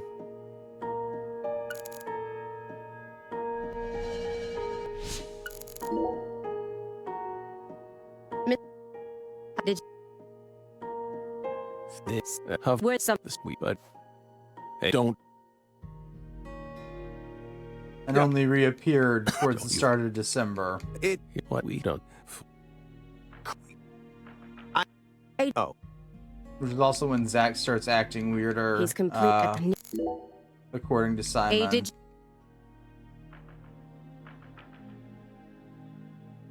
Mr. Morgan, do you recognize these files? I do. Doesn't mean I have to like them. Everything I made the please. I don't. I'll. Don't touch. No. Strangely and up. Miss, I'd like. Wait, what? I is, and what? None. Where it's but per you. Mostly curious about the New Game Plus thing. Don't. Because most games Really? that mark your save usually have something I just akin to want- New Game Plus. That's a clock. We. I don't. We. What? Oh. Here's the card. Come on, sure.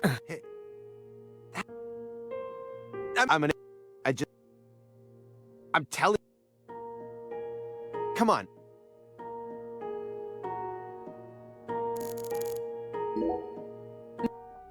What? This look.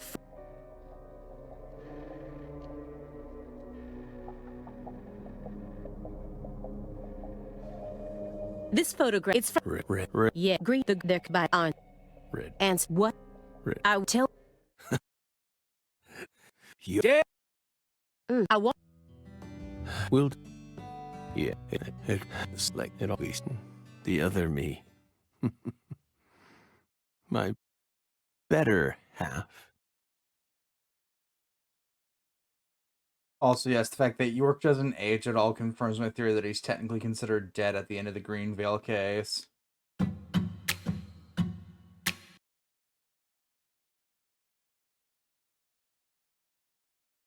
Given that a spirit wouldn't age.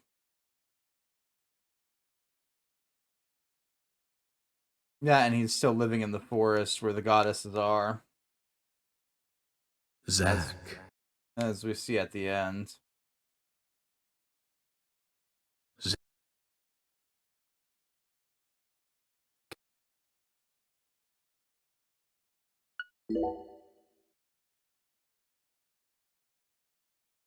There.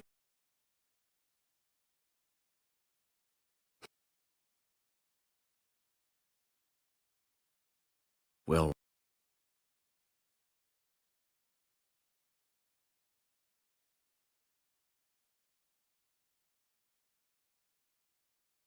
Isn't... Come on. Let me into the core game, please. I believe in you, game. We can do this. We just need to get past the opening.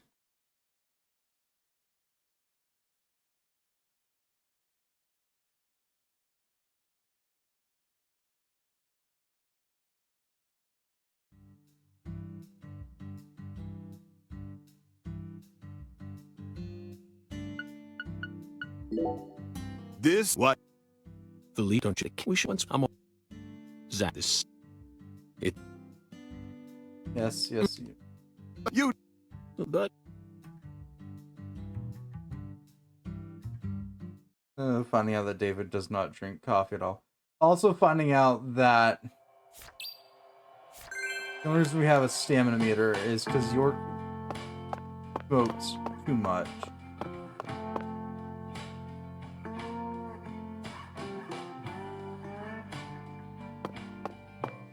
Will never not be funny to me.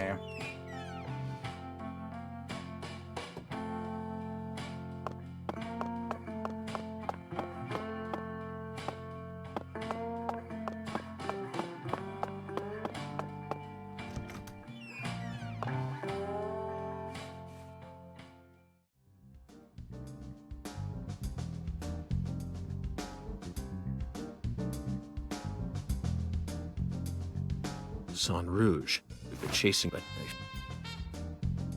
I think it's a. Yes, this Bill. Even I would say.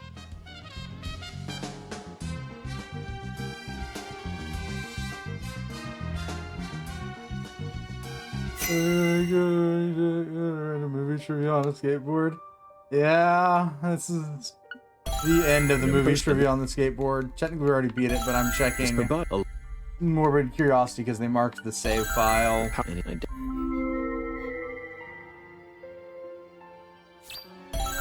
What was this other first time here? The eye for and it with that. Are you this you? Yes. York / Zach in both games have a stamina meter because York smokes, and so he can't run for long periods of time.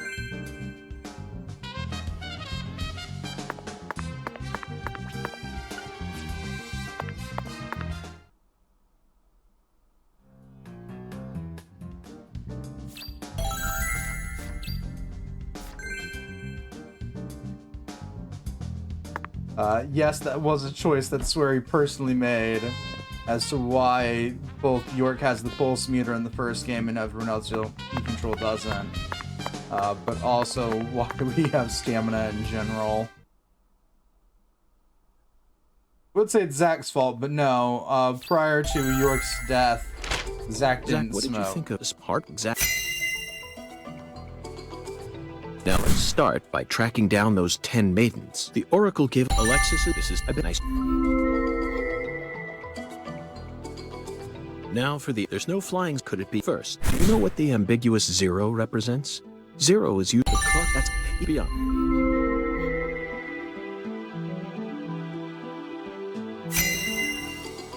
Oh god, I kept my money. And how about that Hoongan? What a mysterious character. Oracles may end up determining how much time we spend in this town. Oh god.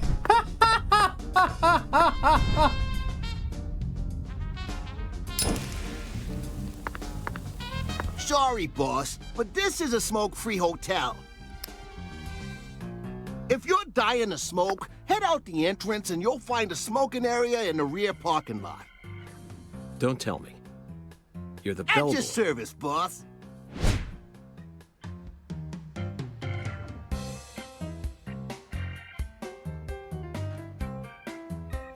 What the fuck out of here? I don't know. But it's clear that it bricked the game.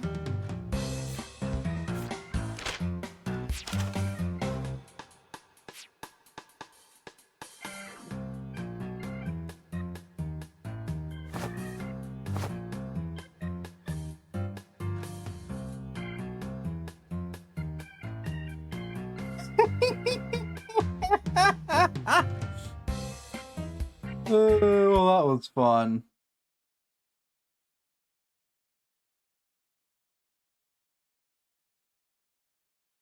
Somehow, in the period of playing this game, I collected 50 stamps, though. Which is solid, considering there's, like, thousands of those.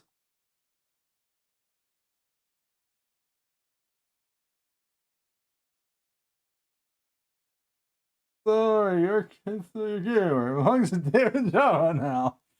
Yeah, David Jarwa, our first victim of multiple personality problems. Well, technically there's 4 David Jarwas, but that's besides the point. Anywho, we're going over here briefly. Yeah, I don't have all my hotkeys set up properly. I only know because I got the trophy for the 50. It was the 4th, the actual original one. So York/Zack is a case of DID, or dissociative identity disorder, where Zack is the original identity and York is the identity created to protect Zack from the truth. Rama! It's the first game. However, by the end of it, York is no longer needed as Zack remembers everything and accepts it. So, no, David is not. David Jarwa, should you sit there and decide to piss him off enough and talk to him, yeah, no. He has 4 personalities. He also has what we now refer to as dissociative identity disorder. His multiple personality disorder was viewed as, I don't know, not good. I don't know why we changed it.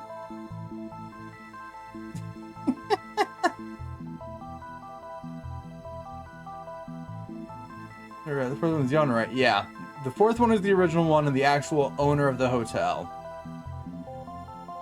Who they tell you not to talk to because he has a problem with, I think, what was their phrasing? A problem with something rather, basically stating that, yeah, he's got DID. And the first one basically borderline doesn't exist anymore because of that. It's also why they all have a different accent, besides just them fitting into the rules that they are.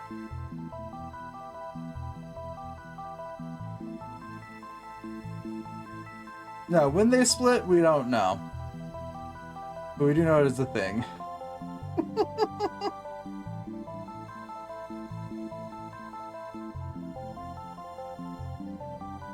This is probably just going to get tacked on to the end of the last stream. Maybe, no, because that one's already 8 hours. I'll probably upload this as its own thing then. I was thinking like, how do I want to do this? And like, yeah, no. This is going up onto YouTube as its own thing. I'm not putting up a 10-hour long video on YouTube. I don't think I'd sit through 10 hours of content. I'm debating about splitting the other one in twain.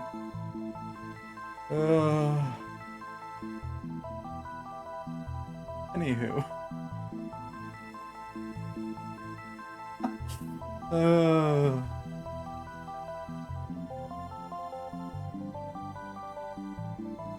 Okay, so the last stream and adding this into that slit.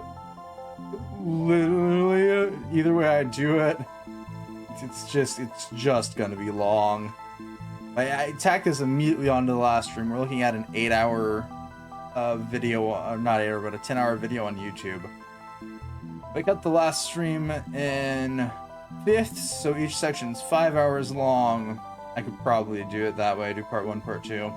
Anywho, that's that from this me, future me, thinking about things that, well no, this will be past me at that point. I'm done thinking. We're done. We're not thinking. We're done! My brain is far past its limits. But yeah. Present me, which will then become past me, leaving notes for future me. Even though the future me referring to is going to be brain pain. Hey, Spikes. You came in right as we wrapped up the game.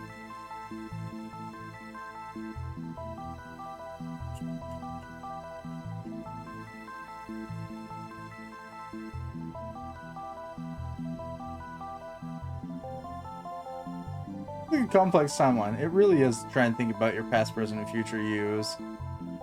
But I'll leave trying to decipher what the fuck was just said to future Rain. Oh man, I haven't seen this site in ages.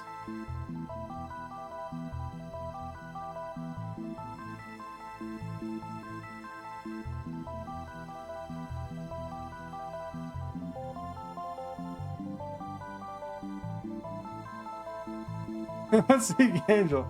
Yeah, they made a choice and then I quit using it. It's the way I am with quite a few things.